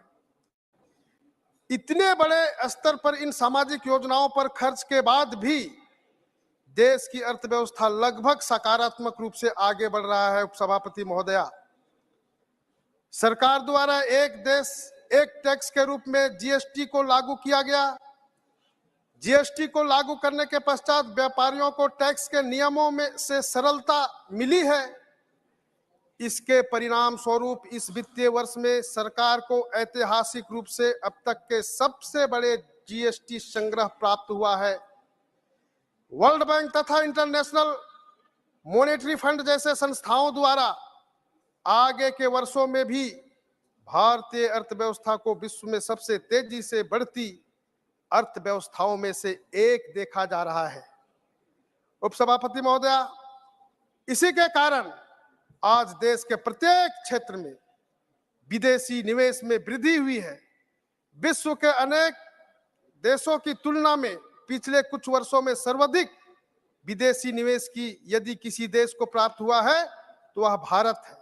उपसभापति महोदया, पेंडेमिक आवर में जिस प्रकार से हमारे प्रधानमंत्री जी ने वोकल फॉर लोकल के सूत्रों के आधार पर हमारे स्थानीय उत्पादकता को किस प्रकार से यहाँ के युवकों के माध्यम से जो आगे बढ़ाया है, जैसे जो है हम जनजाति क्षेत्र से आते हैं, झारखंड से आते हैं, झारखंड में वन क्षेत्र है, वहाँ जो है वनोत्पाद है, नॉन टिम्बर फॉरेस्ट प्रोड्यूस है। वहाँ किस प्रकार से हमारे प्रधानमंत्री जी के नेतृत्व में जनजाति कार्य मंत्रालय में जो है ट्राइफेड का वंधन विकास केंद्र के माध्यम से वहाँ के जनजाति क्षेत्रों में हमारे माताएं युवकों ने जिस प्रकार से ऐसे वन उपज को कलेक्शन करके उसको प्रोसेसिंग करके उसको विपणन के क्षेत्र में आगे बढ़ाया। प्रधानमंत्री जी ने पेंडेमिक आवर में जिस प्रकार से यहाँ की उत्पादकता, जो पौष्टिकता और यहाँ के जो खाद्यान्न पदार्थों में जो ह्यूमिनिटी पावर था, उसको दुनिया के देशों में वो मेडिकल इक्विपमेंट के साथ में पहुंचाने का काम किया और वहां उनकी उत्पादकता बढ़ते के साथ आमदनी बढ़ रहा है। आज हम गांव में 10 साल पहले जाते थे तो हम उस समय कुछ नहीं देखते थे। आज जब 10 साल के बाद मैं जाता हूं इन 9 वर्षों के अंदर में, तो मैं पूछता हूं कि भाई ये क्या है, तो नहीं, हम लोग एक मिनी राइस मिल बैठा है यहाँ पे, सारे लोग हम लोग मिल करके आसपास के जो भी धान का उपज होता है उसको हम यहाँ चावल बनाते हैं, इससे हमारी आमदनी बढ़ रही है। तो ऐसे अर्थव्यवस्था में एक गांव भी सहभागिता हो करके ये भारत की अर्थव्यवस्था को आगे बढ़ाने में सहभागी हो रहे हैं। इसलिए उपसभापति महोदया, मैं आपको बताना चाहता हूं कि जिस प्रकार से 2014 में जब हमारे माननीय मोदी जी ने प्रधानमंत्री बने थे, तब भारत की डीजीपी 112 लाख करोड़ के आसपास थी। आज भारत की जीडीपी 300 लाख करोड़ के आसपास हो गया है। 2025 तक सरकार ने भारत को $5 ट्रिलियन की इकोनॉमी बनाने का लक्ष्य रखा है। सरकार की आर्थिक उपलब्धियां का लाभ देश की आम जनता को भी हुआ है। 2014 में देश में प्रति व्यक्ति आय लगभग 17,000 रुपये थी। पिछले 9 वर्षों में सरकार की नीतियों के कारण, प्रधानमंत्री जी की दृढ़ इच्छा शक्ति के कारण, उनके मेहनत के कारण आज प्रति व्यक्ति आय लगभग 1,75,000 हो गई है। उपसभापति महोदया, पिछले 9 वर्षों में देश के एक्सपोर्ट लगभग दुगुना हो गया है। सरकार निरंतर देश की आर्थिक उन्नति के लिए हर मोर्चे पर कार्य कर रही है। अतः मुझे विश्वास है कि सरकार की आर्थिक नियत व नीति के कारण जल्द ही भारत विश्व की सर्वोच्च अर्थव्यवस्था में पहुंचेगा और निश्चित रूप से आज देश के यशस्वी प्रधानमंत्री जी इन दिशाओं पर एक भारत श्रेष्ठ भारत और आत्मनिर्भर भारत, स्वावलंबी भारत की यात्रा कर रहे हैं। उसमें पूरे देश भर के लोग उनके यात्रा में सहभागी होकर के आगे बढ़ रहे हैं।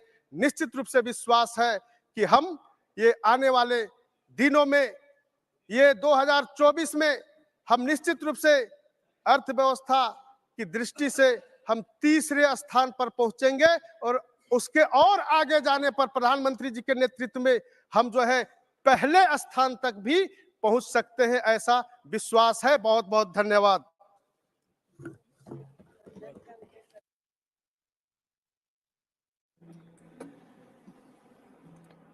धन्यवाद। माननीय Shri G K. Vasan ji. Thank you, Madam. The country has demonstrated resilience and adaptability in face of persistent global challenges. We all know natural You have 3 disasters minutes. like COVID has cost the economy of this country. Even yesterday in Tamil Nadu, in Chennai and neighboring districts of Chennai, because of cyclone-triggered rain, water bodies have been overflowing and surplus water release has caused damage to the infrastructure of Chennai and nearby districts. Madam, the Army, NDRF, and state agencies are involved in the relief and resume operations. But the damage caused for the Chennai city and the neighboring districts need more attention immediately. I request the central government to take care of the need of the Chennai people and neighboring district people at the time of this unfortunate disaster, which they are not able to bear because of the velocity of the rain. I request the state government also to work on a war footing to bring life to normalcy in the districts and city which has been fully destroyed by the continuous rain for the past 24 hours. To conclude, Delta farmers in Tamil Nadu have been severely affected due to crop loss. Their crops have been marooned because for the 10-15 days there has been a sign of cyclone and rain in Tamil Nadu, and they are not able to bear the pain of the rain. Due to this, I am sure I request both the governments to help the farmers to adequately compensate for their loss. I am sure, Madam, according to the general assessment, I would say that while the state of our Indian economy presents a picture of optimism, and at the same time, I urge the government to take steps to tackle pressing issues like unemployment, inflation, which will make a complete ease of living for all citizens of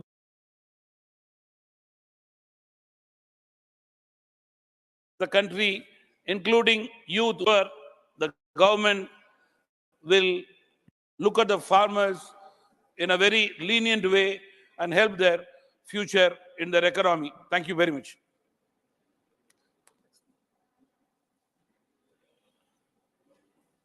माननीय श्री राकेश सिन्हा जी, आपके पास 15 minute का समय है। 15।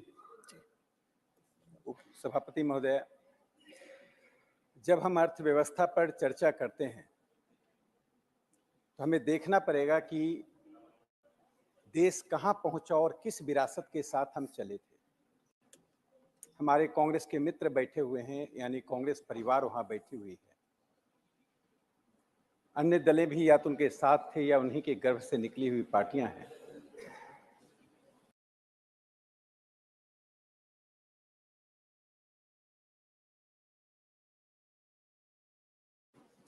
अभी भारत में को ऐसा सौभाग्य लेना चाहिए। देश कहां पहुंच रहा है और देश के लोग किस आत्मविश्वास के साथ विकास यात्रा में शामिल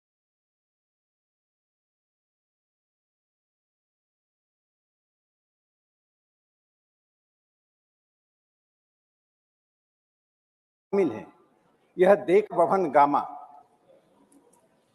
विकास यात्रा का रथ वहां पहुंचा था सैकड़ों लोग आए थे, उसमें 80% महिलाएं थी। उनके आत्मविश्वास को मैं देख सकता था। उनमें से एक शोभा कुमारी जी से मैंने प्रश्नोत्तर किया। शोभा कुमारी उस भवनगामा गांव की थी जिनकी दादी और मां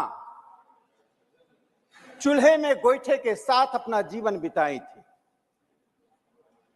शोभा कुमारी को उज्ज्वला योजना का जो लाभ मिला, वो जिस आत्मविश्वास के साथ बता रही थी, मुझे ऐसा लगा प्रधानमंत्री नरेंद्र मोदी जी ने जो सबका साथ, सबका विश्वास, सबका प्रयास की बात कही थी, उसका साक्षात स्वरूप देखने को मिला।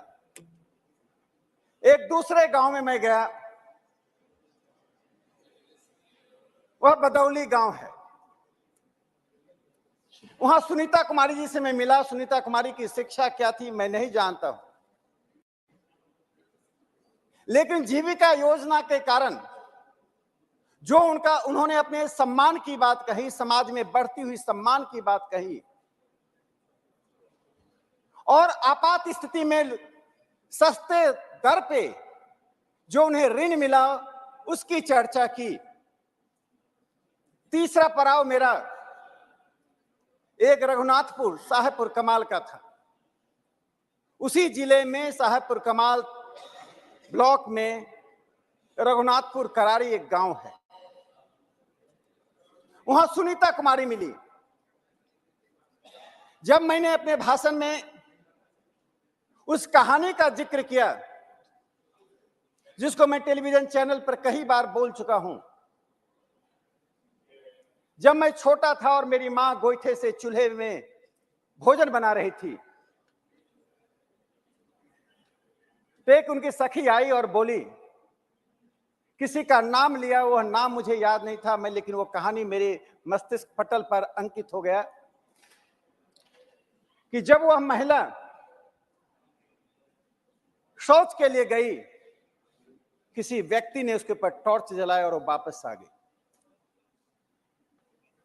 जब मैं ये कहानी बता रहा था तो महिलाओं के मैं दृश्य को देख रहा था और सबने कहा जो आपने सुनाया वैसी ही घटनाएं एक या दूसरे रूप में घटती रही।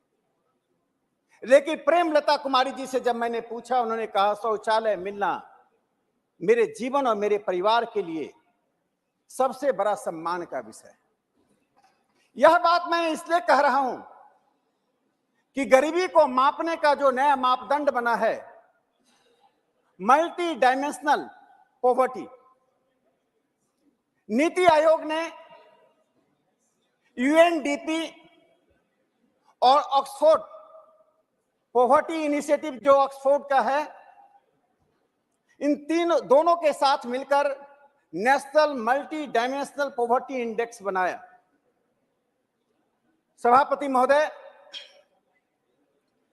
2014 से लेकर 2023 तक में 24% जो मल्टी डायमेंशनल पॉवर्टी था,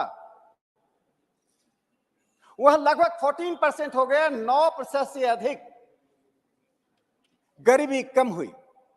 मैं जब विरासत की बात कह रहा था, जिस प्रेमलता जी की बात मैंने की, जिस सुनीता कुमारी की बात कही, जिस शोभा देवी की बात मैंने कही, जब इनके दादाजी थे तब Congress party socialistic pattern of society का नारा दे रही थी, समाजवादी प्रकार के समाज के निर्माण का नारा दे रही थी, लेकिन न शौचालय था, न घर था, न समृद्धि थी, न सम्मान था। जब उनके पिताजी आए तब कांग्रेस पार्टी गरीबी हटाओ का नारा दे रही थी, लेकिन उनका परिवार उसी शौचालय के बिना, उसी घर के बिना, उसी सम्मान के बिना जी रहा था। आज परिस्थितियां बदली। इस सोशलिस्टिक पैटर्न ऑफ सोसाइटी आपने 1948 में दिया। 8 साल के बाद आपने कहा डेमोक्रेटिक सोशलिज्म बनाएंगे, शब्दों का एर फेर करके देश की जनता को गुमराह करते रहे, और 56 के बाद 1971 में आपने कहा हम गरीबी हटाएंगे, लेकिन देश वहीं का वहीं खड़ा रहा। सभापति महोदय, इंटरनेशनल मॉनेटरी फंड, अंतरराष्ट्रीय संस्था की टिप्पणियां 1980 के दशक में क्या होती थी और नेहरू युग में जब हमारे खाद्य मंत्री विदेश जाते थे तो अमेरिका के कांग्रेस में, सीनेट में क्या बोला जाता था, उन टिप्पणियों को मैं दोहराकर भारत के अपमान को लोगों के मन में फिर से लाना नहीं चाहता। किस प्रकार से हमारे खाद्य मंत्री को कहा गया कि कटोरा लेकर आप अमेरिका आए हैं। जिस प्रकार का अपमान भारत को सहना पड़ा, उसी सीनेट में भारत के प्रधानमंत्री जी के लिए जो स्टैंडिंग ओवेशन हो रहा था, वो भारत की समृद्धि का, भारत के सम्मान का, भारत के अंतर्राष्ट्रीय राजनीति में महत्व का एक परिणाम है। यह नेहरू युग और मोदी युग का एक महत्वपूर्ण अंतर रेखांकित हो रहा है। जो मैंने मल्टी डायमेंशनल पॉवर्टी की बात कही, दूसरा इंडिकेटर वह सस्टेनेबल डेवलपमेंट का है। 2015 में 139 देशों ने एक सस्टेनेबल डेवलपमेंट गोल्स तैयार किया। 1 जनवरी 2016 से सस्टेनेबल डेवलपमेंट लागू हुआ। 2015 में यूनाइटेड नेशन का सस्टेनेबल डेवलपमेंट समिट में प्रधानमंत्री नरेंद्र मोदी जी ने जो 2 बातों को रेखांकित किया, वह सबको गौर से सुनना चाहिए। Sustainable development of 1/6 of humanity will have a great consequence to the world and our beautiful planet. The world will be of fewer challenges and greater hopes.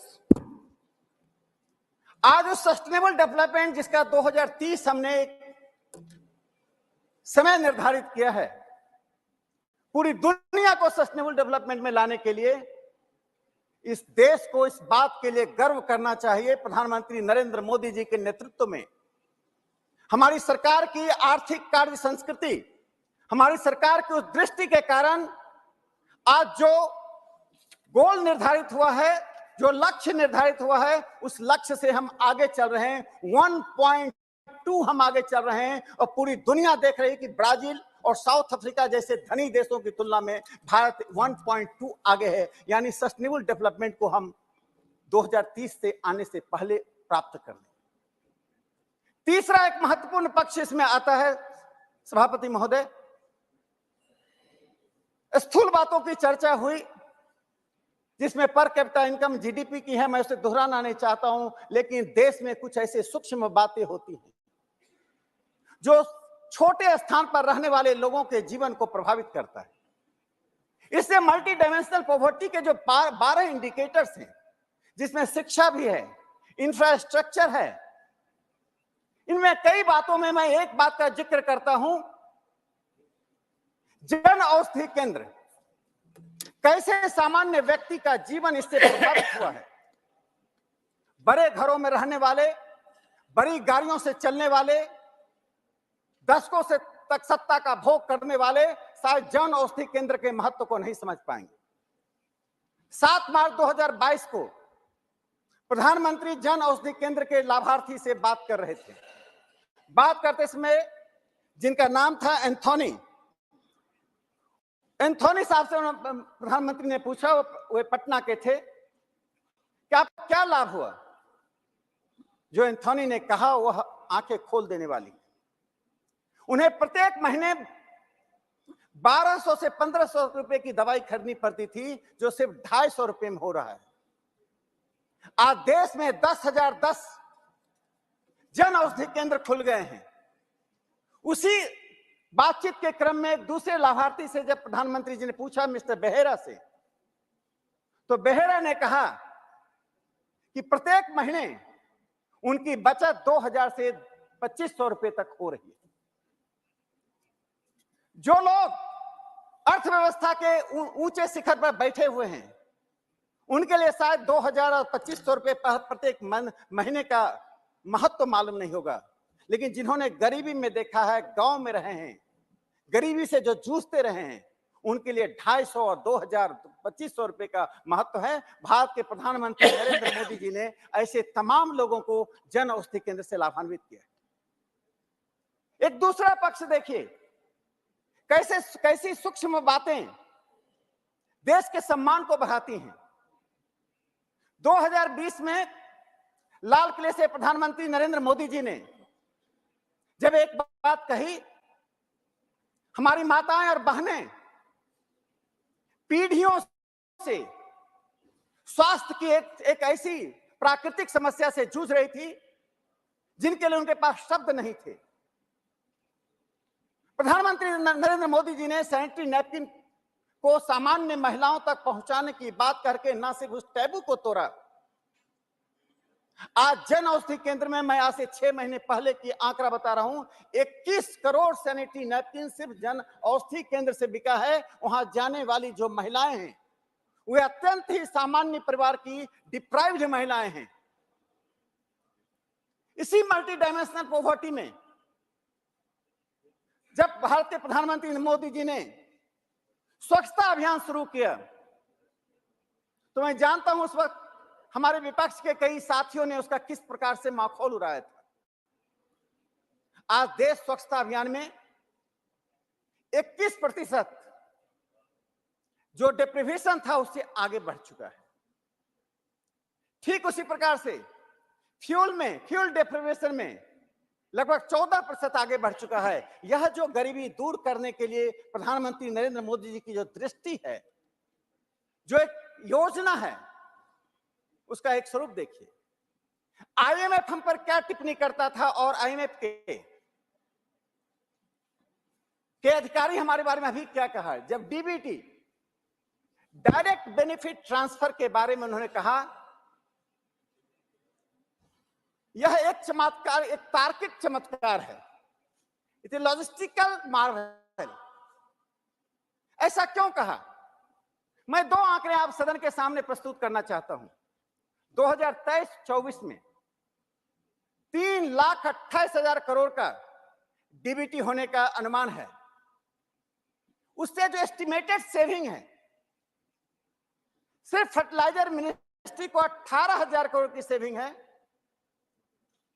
Rural development ministry को 40,000 करोड़ की सेविंग है, petroleum ministry को 72,000 करोड़ की saving है, और सबसे अधिक saving food and public distribution में 1,35,000 करोड़ की एस्टिमेटेड सेविंग है। यह जो होल इन दी बकेट, जो बाल्टी में छेद की कहानी कांग्रेस पार्टी रचती रही, जो ट्राइबल बेल्ट में पैसा जाता था, जिसके लिए रामदयाल मुंडा जी जो ट्राइबल स्कॉलर थे, उन्होंने कहा था you are piping money in a leakage system. प्रधानमंत्री नरेंद्र मोदी जी ने उस सारे लीकेज सिस्टम को बंद कर दिया है। जो मैंने कहा 2,73,000 करोड़ का एस्टिमेटेड सेविंग इस देश को मिल रहा है, जो गरीबों तक पहुंचता है, पहुंचेगा। जो दूसरा पक्ष, आज मैं पश्चिम बंगाल के अपने मित्र को सुन रहा था, गरीबी और बेरोजगारी की चिंता व्यक्त कर रहे थे। मुझे दुख है, मार्क्सवादी कम्युनिस्ट पार्टी ने लंबे शासनकाल में पश्चिम बंगाल को की जो स्थिति कर दी, मैं उम्मीद करता था कि दूसरी पार्टी आकर सुधारेगी। आज लोएस्ट पर कैपिटा इनकम यदि किसी राज्य में है वो पश्चिम बंगाल है। इसलिए आज चुनौती उन राज्यों के लिए है कि देश में विकास की जो दृष्टि है उसके साथ चले। प्रधानमंत्री नरेंद्र मोदी जी ने अमृतकाल का नारा दिया। पॉलिटिशियन और स्टेट्समैन का एक महत्वपूर्ण अंतर होता है। राजनेता जो राजनीतिज्ञ होता है वो सिर्फ 5 साल के दौर से देखता है। इस देश को 1947 से 5 साल के दौर से देखा जाता रहा। इसलिए देश में नीतियों के नाम पर पॉपुलिज्म, अल्ट्रा पॉपुलिज्म की बातें होती थी। प्रधानमंत्री नरेंद्र मोदी जी ने जो अमृतकाल की बात कही, एक समय योजना आयोग पर्सपेक्टिव प्लान बनाता था 10 साल आगे का। समाप्ति महोदय, मैं 1 मिनट समाप्त करता हूं। अमृतकाल 25 साल के जो देश के लिए लक्ष्य रखा, वो अमृतकाल का लक्ष्य क्या है? एसबीआई ने एक स्टडी किया है। आज हम 7 करोड़ लोग टैक्स पेयर हैं, लेकिन 2047 में एसबीआई का जो स्टडी हुआ, जो वैज्ञानिक तरीके से स्टडी किया है, उसमें 48 करोड़ लोग टैक्स पेयर होंगे, जिसमें 83% लोग टैक्स पे करेंगे। सिर्फ फाइल ही नहीं करेंगे, टैक्स पे करेंगे। और पर कैपिटा इनकम 50 लाख रुपए का होगा। सभापति महोदय, जो मध्यम वर्ग की का जो फलक बढ़ रहा है, आज भी 2047 तक 61% देश में मध्यम वर्ग होगा। इसलिए मैं कहना चाहता हूं कि राजनीति बदलती है, आप आलोचनात्मक रहें, लेकिन जब देश विकास के दौर से गुजर रहा है, जब दुनिया में भारत के प्रधानमंत्री जब जाते हैं, उस देश की प्रतिष्ठा बढ़ रही है, रिवर्स माइग्रेशन हो रहा है। जो इंजीनियर, डॉक्टर 47 के बाद से हमारे IIT NIT से पढ़कर, हमारे मेडिकल कॉलेज से पढ़कर अमेरिका और जापान और इंग्लैंड जाते थे, वे भारत की ओर आ रहे। पहली बार दुनिया का अखबार यह लिख रहा है कि reverse migration will make impact on silicon valley. ये इस स्थिति कारण मैं भारत के प्रधानमंत्री नरेंद्र मोदी जी को साधुवाद देना चाहता हूं कि इस देश को प्रगति के पथ पर ले जाकर आज वहां खड़ा किया है जिसमें सबका साथ, सबका विश्वास, सबका विकास और सबका प्रयास है। इन्हीं शब्दों के साथ सभापति महोदय बहुत बहुत धन्यवाद। Honorable members, 9 speakers are already listed. The tone of the discussion was set with positivity by Derek O'Brien. I have got a request from number of members, including the main opposition party, that more members are keen to participate. I would accommodate them. We have had a very fruitful debate, and I'm sure it will lead to good conclusions. I have therefore decided that the discussion will continue tomorrow as well. Now we'll take a special mention. Sri Ghulam Ali, demand for establishment of Fodder Corporation of India to fight stubble burning. Thank you, Chairman, sir. Establishment of a Fodder Corporation of India, modeled after the successful Food Corporation Quality of India, of debate is very high. is imperative to combat the escalating menace of environmental degradation. The adverse effect of stubble burning and scarcity of fodder, the agriculture and animal husbandry sectors, crucial components of India's economy, face a pressing challenge with the traditional practice of burning stubble crop residues. Scarcity of fodder, high prices, and animal dying due to hunger, contributing significantly to air pollution and animals devoid of adequate fodder. A dedicated fodder corporation would play a pivotal role in addressing this issue by promoting sustainable agricultural practices. It could incentivize farmers to adopt alternative methods for managing crop residues, such as converting them into fodder for livestock. By establishing efficient collection center and processing units, the corporation can streamline the conversion of crop residue into nutrient-rich fodder, reducing the reliance on environmentally harmful practices like stubble burning. Chairman, sir, moreover, the Fodder Corporation can act as a catalyst for rural development by creating employment opportunities and promoting the use of eco-friendly technologies. By integrating modern farming techniques and providing training to farmers, the corporation can enhance agricultural productivity while mitigating the environmental impact of traditional practices. In essence, the establishment of Fodder Corporation of India is not just a necessity, but a strategic imperative for fostering sustainable agriculture, preserving the environment, and safeguarding the well-being of future generations. It represents the forward-thinking approach to balance agricultural needs with environmental conservation, ensuring a harmonious coexistence between farming practices and ecological integrity. I urge government to establish Food Corporation of India. Thank you. Shri Subhash Chandra Bose Pilli, demand for mega food storage plant. Respected Chairman, sir. Thank you, sir.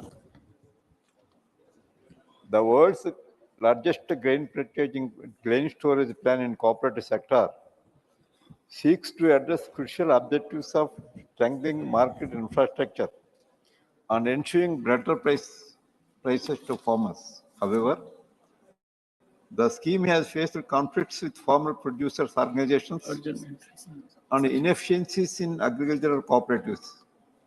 India's track record in maintaining infrastructure compounds to the issue, and the storage capacity for perishable producers remains insufficient. Managing food quality has been problematic as the PDS have been known to distribute poor quality grains due to outdated storage infrastructure. There has been a lack of proactive measures and investments in addressing post-harvest losses, causing farmers to bear the brunt of these issues. Post-harvest losses in India are due to insufficient infrastructure, including suboptimal storage capacity, inadequate handling and packaging, along with the different transportation infrastructure, lead to physical injury and contamination. Price inflations increase losses for farmers, while insufficient pest and disease management practices further spoil crops. Financial constraints coupled with limited access to credit hinder investment in improved facilities and technologies.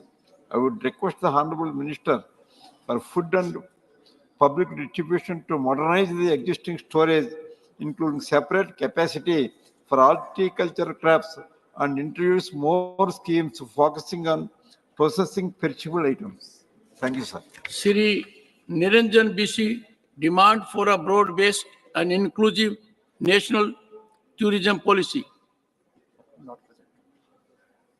Not present. Shri Tiruchi Shiva, concern over high vacancies in central universities. Thank you very much, Chairman, sir. So, higher education institutions significantly contribute to shaping young talent and the future of the country. But for years, many administrative and teaching positions have remained vacant in various central universities.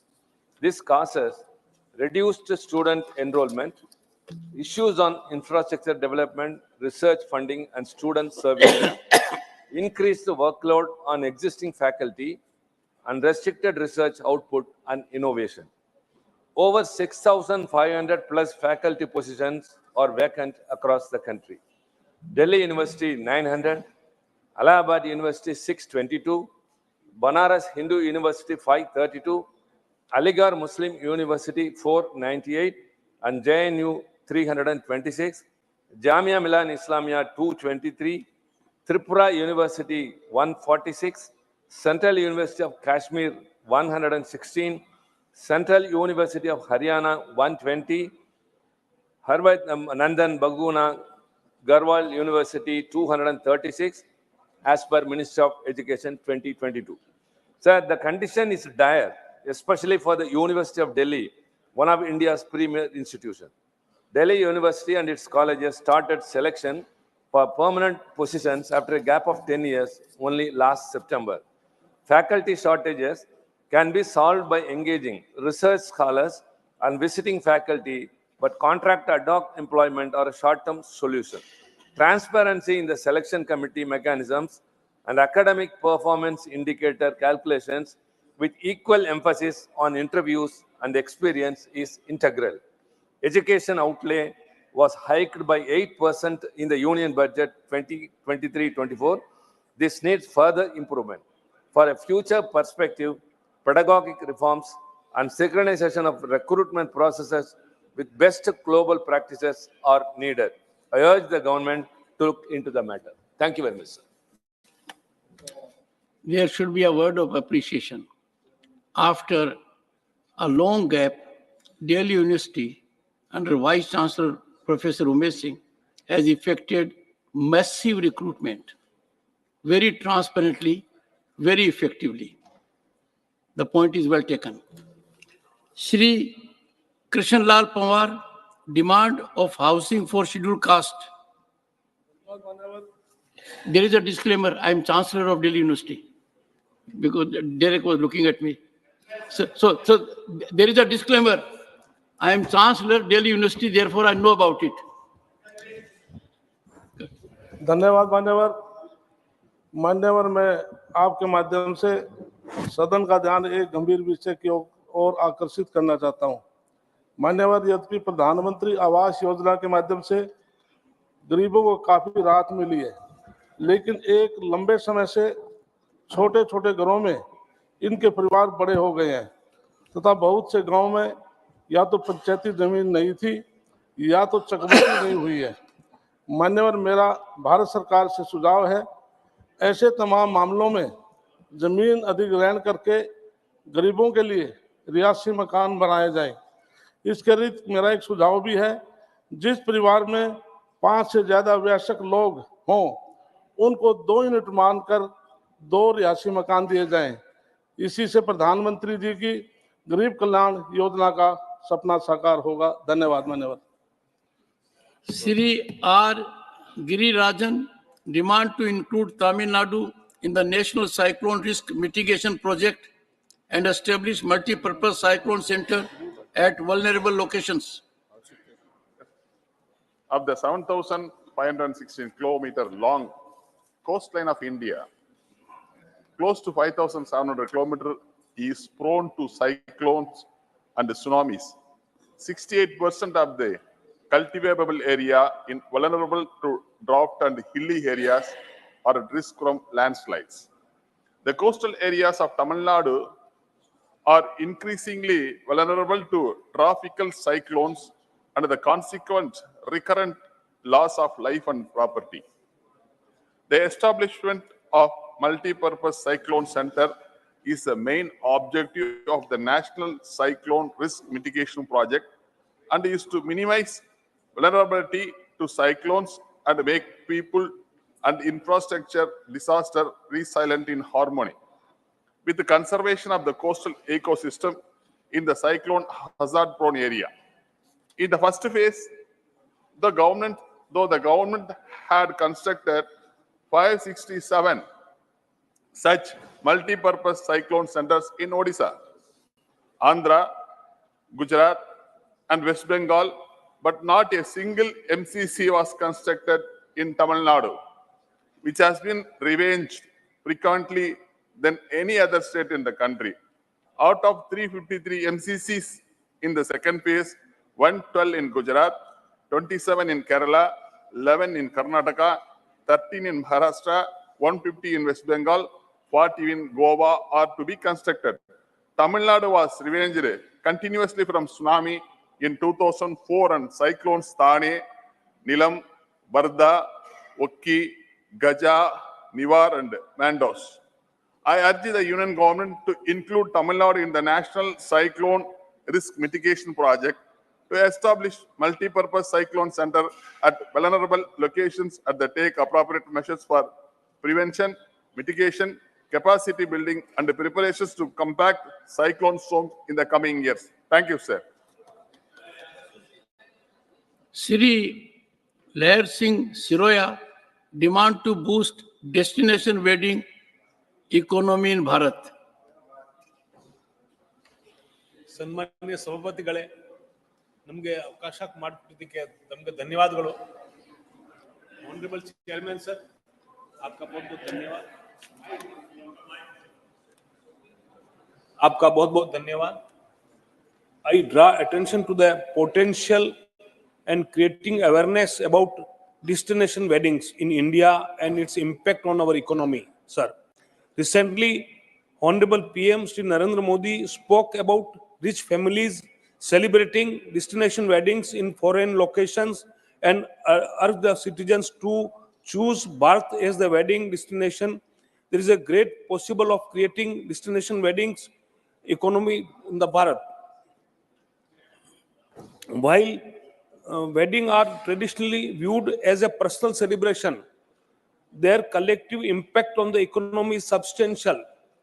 Wedding festivities contribute significantly to the thriving service sector such as banquet halls, hotels, event management, catering, flower decoration, travel services, photography, music orchestra, etc., etc. Honorable Chairman, sir, the consumption of these diverse services generates numerous job opportunities.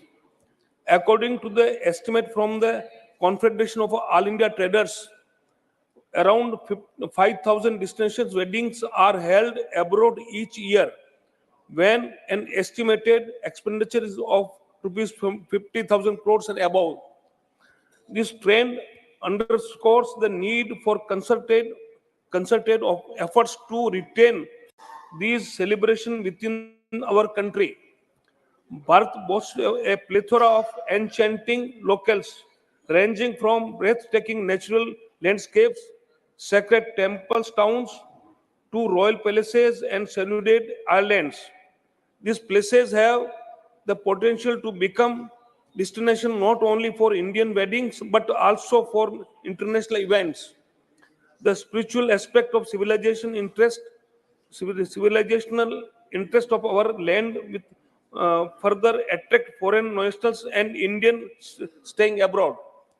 I urge the government to take proactive initiative such as policies formulation, creation of dedicated portal, or launch of an informative campaign which would raise awareness about the possibilities of hosting destination weddings within our country and contributing positively to our economy, sir. Thank you very much, sir. Srimati J.B. Mathur Hisam, demand for enhancement of salary and other service benefits of Anganwadi employees. Chairman, sir, I am deeply obliged by the opportunity, and the special mention is on the subject demand for enhancement of salary and other service benefits of Anganwadi employees. The Anganwadi workers and helpers who are shouldering the immense responsibility of catering to the nutritional and various other developmental needs of the children, and also to the nutritional programs for the adolescent girls and pregnant women, are now in distress. There is no hike in their salary for the past 7 years. The present monthly salary of Anganwadi helpers is rupees 12,000 and that of Anganwadi workers is rupees 8,000 in Kerala. This should be enhanced to a minimum of rupees 21,000. There should be provision to bring about their salary revision along with that of government employees. Even though subscription amount is being collected towards Anganwadi workers and helpers welfare fund, benefits are not enhanced in accordance with the amount collected. Chairman, sir, Anganwadi employees are facing various difficulties in performing their duties on a daily basis.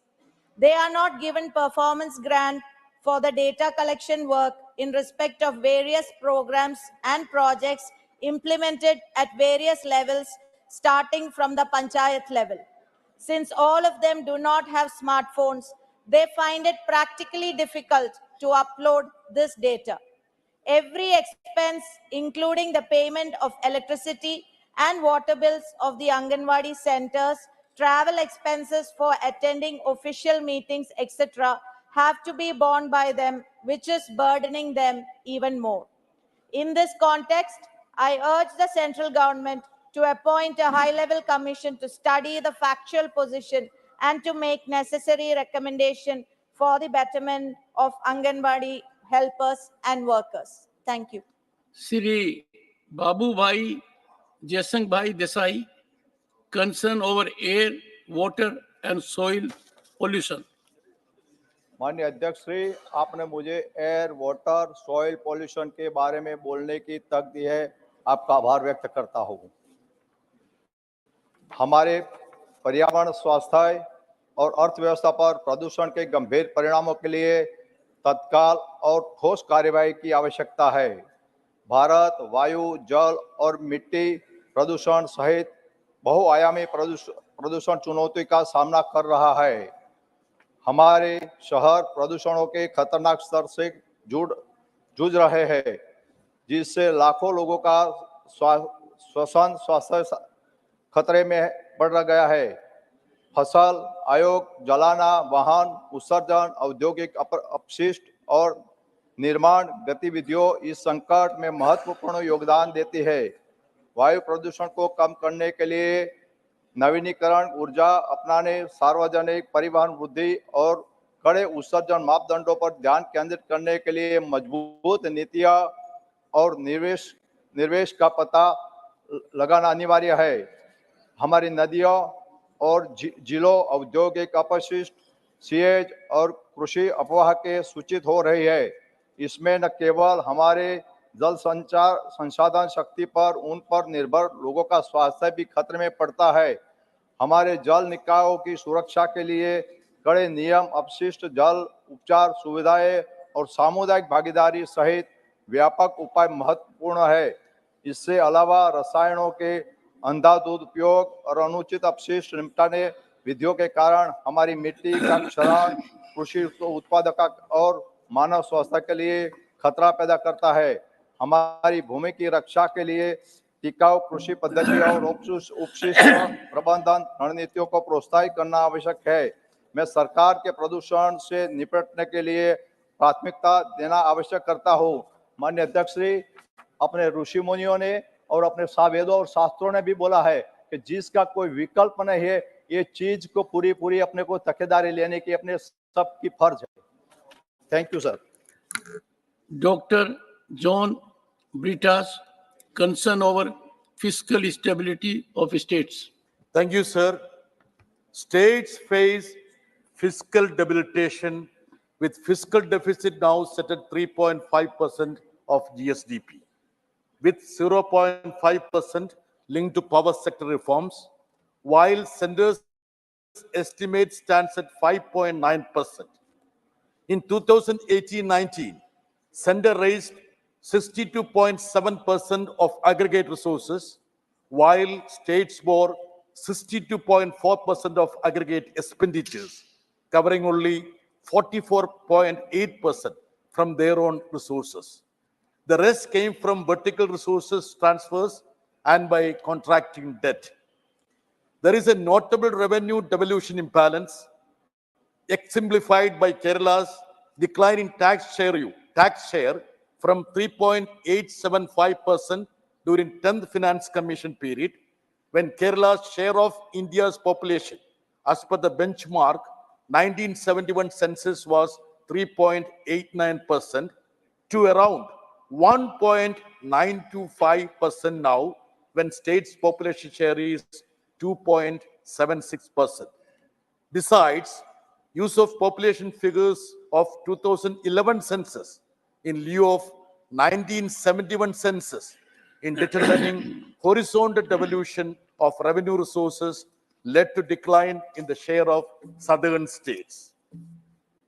Should include cess and surcharges in divisive pool, as there is significant increase in center's gross tax revenue from 8.16% in 2011-12 to 28.08% in 2021-22, amounting to 7.06 lakh crores, thereby reducing states' effective share in central taxes. Another constriction is the new stipulation to reckon public account balances and borrowings by state entities when fixing states' net borrowing limits, while off-budget borrowings of central entities are neither considered as government debt or reckoned for fixing its borrowing limits. 34% of union revenue is estimated from borrowings and other liabilities. Hence, I urge government to take steps to ensure fiscal stability of states. Thank you, sir. Shri Surender Singh Nagar, concern over air pollution in Delhi NCR. सभापति जी, Delhi NCR में हवा प्रदूषण में वृद्धि हुई है, जिसका अधिकांश दोष किसानों पर लगाया जा रहा है। पराली जलाना इसका महत्वपूर्ण कारण बताया जा रहा है। दिल्ली एनसीटी की प्रदूषण गतिविधियों में अगर आप देखें तो वाहन एमिशन का जो कंट्रीब्यूशन है वो लगभग 40% है। दिल्ली एनसीटी में प्रदूषण के लिए अन्य राज्यों में पराली जलाने की घटनाओं को जिम्मेदार माना जा रहा है, जबकि यह विडंबना है कि पराली जैसी घटना जलाने की घटनाओं का उच्चतम प्रतिशत जो है पंजाब से सामने आया है। 2022 की इस अवधि के मुकाबले 63% अधिक मामले पंजाब से आए हैं। अगर अन्य राज्यों के वो आंकड़े देखें तो इस संबंध में हरियाणा में 2022 में पराली जलाने की घटनाओं में 39% कमी आई है। उत्तर प्रदेश में लगभग 65% पराली जलाने के मामले में कमी आई है। जैसे राज्यों के इसलिए मैं इससे राज्यों के नेतृत्व की सराहना करता हूं जिन्होंने अपनी नीतिगत बदलाव लागू किए, पराली जलाने के विकल्प जैसे बायोडिकम्पोजर को बढ़ावा दिया। अंत में मैं किसानों पर दोष लगाने की बजाय दिल्ली एनसीटी को पड़ोसी राज्यों के साथ मिलकर वाहन निर्माण विध्वंस अन्य गतिविधियों सहित सभी स्रोतों से प्रदूषण को संबोधित करते हुए पहल करनी चाहिए। मैं माननीय पर्यावरण जलवायु मंत्री से दिल्ली सरकार से वायु प्रदूषण गुणवत्ता प्रथाओं में हस्तक्षेप करने का अनुरोध करता हूं। Dr. Shantanu Sen, demand for release of funds under National Health Mission to West Bengal. Thank you, sir. Sir, my special mention is on demand for release of funds under National Health Mission to West Bengal, regarding which our Honorable Chief Minister, Madam Mamata Banerjee, has also written a letter to our learned Prime Minister few days back. Sir, in our state of West Bengal, in our endeavor, we are providing affordable, accessible and quality healthcare to all free of cost. There has been significant increase in our budgetary allocation to healthcare in the last 12 years, and many important public health initiatives such as construction of super specialty hospitals, Shastro Shati, Shishu Shati, Matrima, Chokher Alo, etc. have been successfully launched in the last few years, and a large number of people have benefited out of this. Under National Health Mission NHM also, West Bengal has always been front runner in implementation of different public health programs. As a part of National Health Mission scheme, our state has been performing exceedingly well for settling up health and wellness centers in our state. You may be happy to know, sir, that at present there are around 11,000 functional health and wellness centers benefiting to more than 3 lakh people every day. These buildings have been constructed since 2011 in accordance with color branding of state. I am informed that fund release under NHM to West Bengal has been withheld due to non-compliance of certain color branding guidelines for health and wellness centers, despite other conditionalities being fulfilled. The withholding of fund release would adversely deprive the poor people of their benefit. Kindly appreciate that changes in the color brand by way of repainting so many buildings would involve significant infractuous expenditure.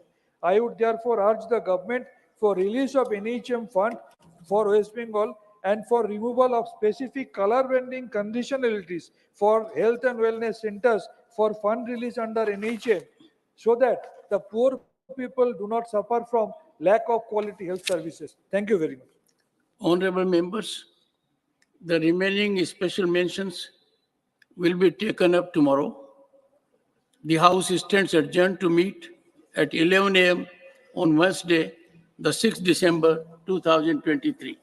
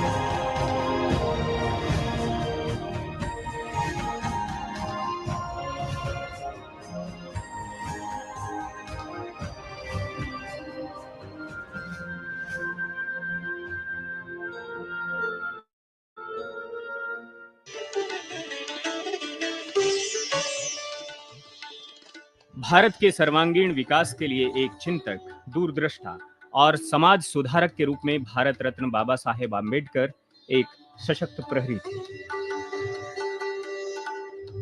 आज पूरी दुनिया उनकी प्रतिभा, निष्ठा और मानवता के प्रति किए गए उनके कामों की कायल हो रही है।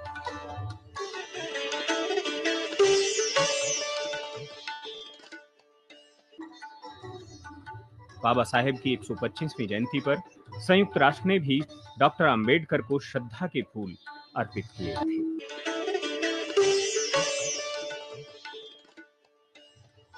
बहुमुखी प्रतिभा के धनी डॉक्टर अंबेडकर समाज सुधारक, श्रमिक नेता, बैरिस्टर, अर्थशास्त्री, राजनीतिज्ञ, पत्रकार, नृशास्त्री, सामाजिक विषयों के सिद्धांत देने वाले, भारत के संविधान के निर्माता और कई देशों के संविधान के ज्ञाता थे। उन्होंने कोलंबिया से एमए और पीएचडी की डिग्री ली। साथ ही लंदन स्कूल ऑफ इकोनॉमिक्स से एमएससी और बीएससी की degree pi.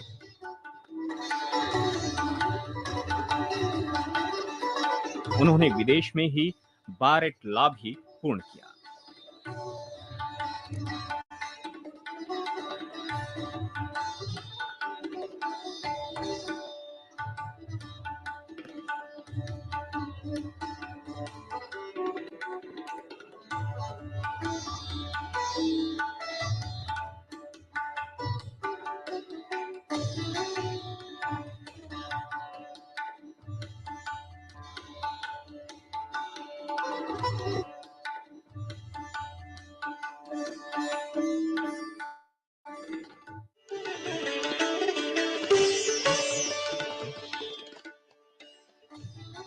Bharat Ratna doctor Ambedkar 1942 से 1946 तक वायसराय काउंसिल में श्रम मंत्री रहे। वे पहले मंत्री थे जिन्होंने श्रम नीति तैयार कराई।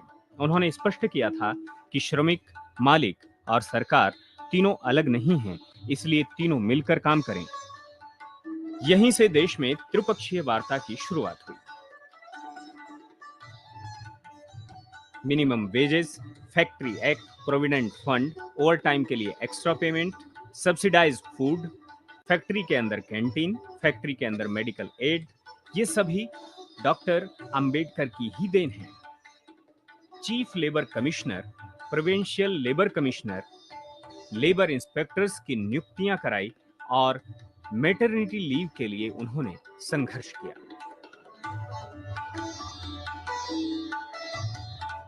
बहुत कम लोगों को मालूम है कि बाबा साहेब आम्बेडकर एक प्रखर पत्रकार थे। बाबा साहेब आम्बेडकर एक जबरदस्त शिक्षाविद थे और शिक्षा पर मौलिक विचार रखने वाले नेता थे। बाबा साहेब आम्बेडकर ही वो नेता थे जिन्होंने भारत में श्रम सुधारों की शुरुआत की। आज भारत में श्रमिकों के क्षेत्र में जो 50 कानून हैं वो बाबा साहेब आम्बेडकर के बनाए हुए हैं। सिंचाई की योजनाओं के जनक बाबा साहेब आम्बेडकर हैं। नदी जोड़ योजना जो आज इस देश में चल रही है, पिछले कुछ वर्षों से जो चलाई जा रही है, उसकी पहली कल्पना डॉक्टर बाबा साहेब आम्बेडकर ने दी थी।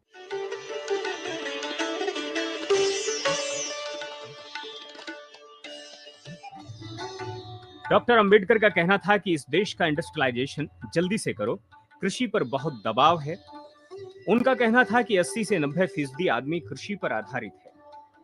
उन्होंने कहा कि कृषि की समस्या और गांव की समस्या का एकमात्र समाधान भारत का औद्योगिकीकरण है। उन्होंने साफ साफ कहा था कि industrialisation of India is the surest remedy for agriculture problems of India.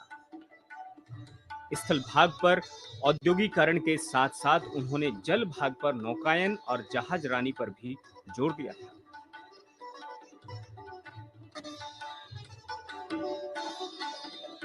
Bharat में बाबा साहब आम्बेडकर पहले व्यक्ति थे जिन्होंने maritime, navigation, use of water, उस पर दीर्घ दृष्टि से उन्होंने विजन रखा था। उन्होंने ऐसी संस्थाओं का निर्माण किया था उस समय जब वे सरकार में थे, जिसके आधार पर आज भी हिंदुस्तान में पानी वाली, मैरीटाइम वाली, नेविगेशन वाली संस्थाएं आज भी काम कर रही है। लाखों करोड़ों समुद्री तट पर रहने वाले लोग, हमारे मछुआरे भाई बहन, हमारे नौजवान, उनको रोजगार के अवसर उपलब्ध होने वाले, जो बाबा साहब आंबेडकर का विजन था।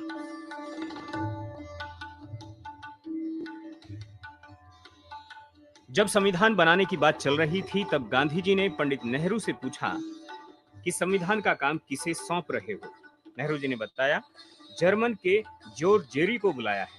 गांधी जी ने कहा कि इतना बड़ा देश है, यहाँ कोई नहीं, डॉक्टर अंबेडकर को दो ना, वो बहुत विद्वान व्यक्ति हैं, उनको ये काम दे दो।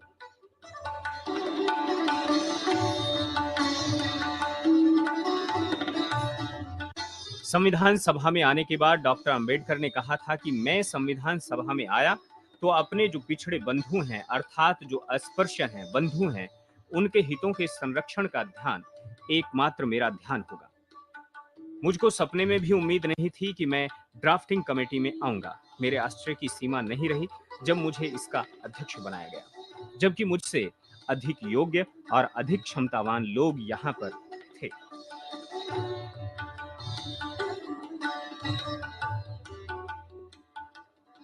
वो बोलते हैं 26 जनवरी 1950 को भारत एक स्वतंत्र राष्ट्र हो जाएगा, लेकिन क्या हम पहले स्वतंत्र नहीं थे? सवाल ये है कि ये स्वतंत्रता स्थिर और स्थायी रहेगी या नहीं।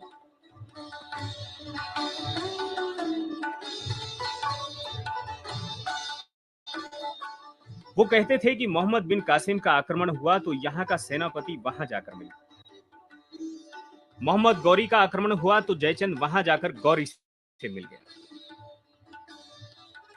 ब्रिटिश लोग लड़ रहे थे, सिख राज्य को समाप्त कर रहे थे, तो गुलाब सिंह शांत बैठा था।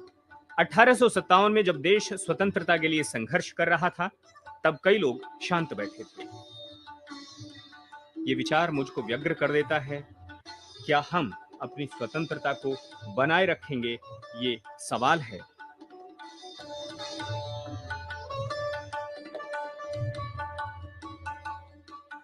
उन्नीस में the country must be placed about community विषय पर भाषण देते हुए उन्होंने कहा था कि देश की एकता और स्वतंत्रता के लिए छोटी बड़ी जातियों में बंटे वर्गों को एकजुट होना चाहिए।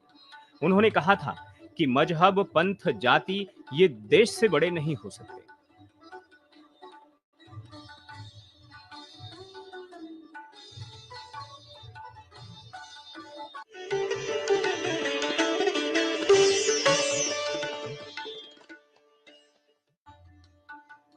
एक छात्र के रूप में ब्रिटेन में वो जहां रहते थे वो भवन स्मारक बन गया है, और नवंबर 2015 में लंदन में प्रधानमंत्री नरेंद्र मोदी ने डॉक्टर भीमराव अंबेडकर को समर्पित कर उसे स्मारक का रूप दिया और उसका उद्घाटन किया।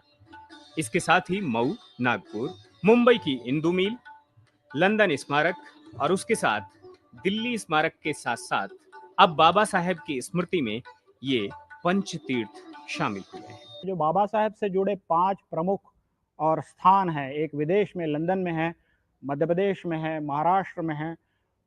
इन स्थानों को पंचतीर्थ प्रधानमंत्री मोदी ने सही कहा है। इसको विकसित इन्हीं सरकारों के कार्यकाल में इनका विकास हुआ है।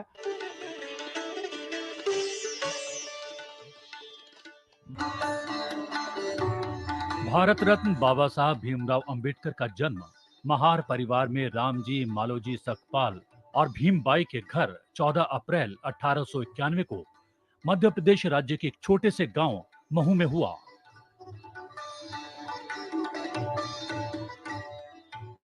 छह साल के बच्चे ने जब कहा कि मां मेरा दाखिला करा दो,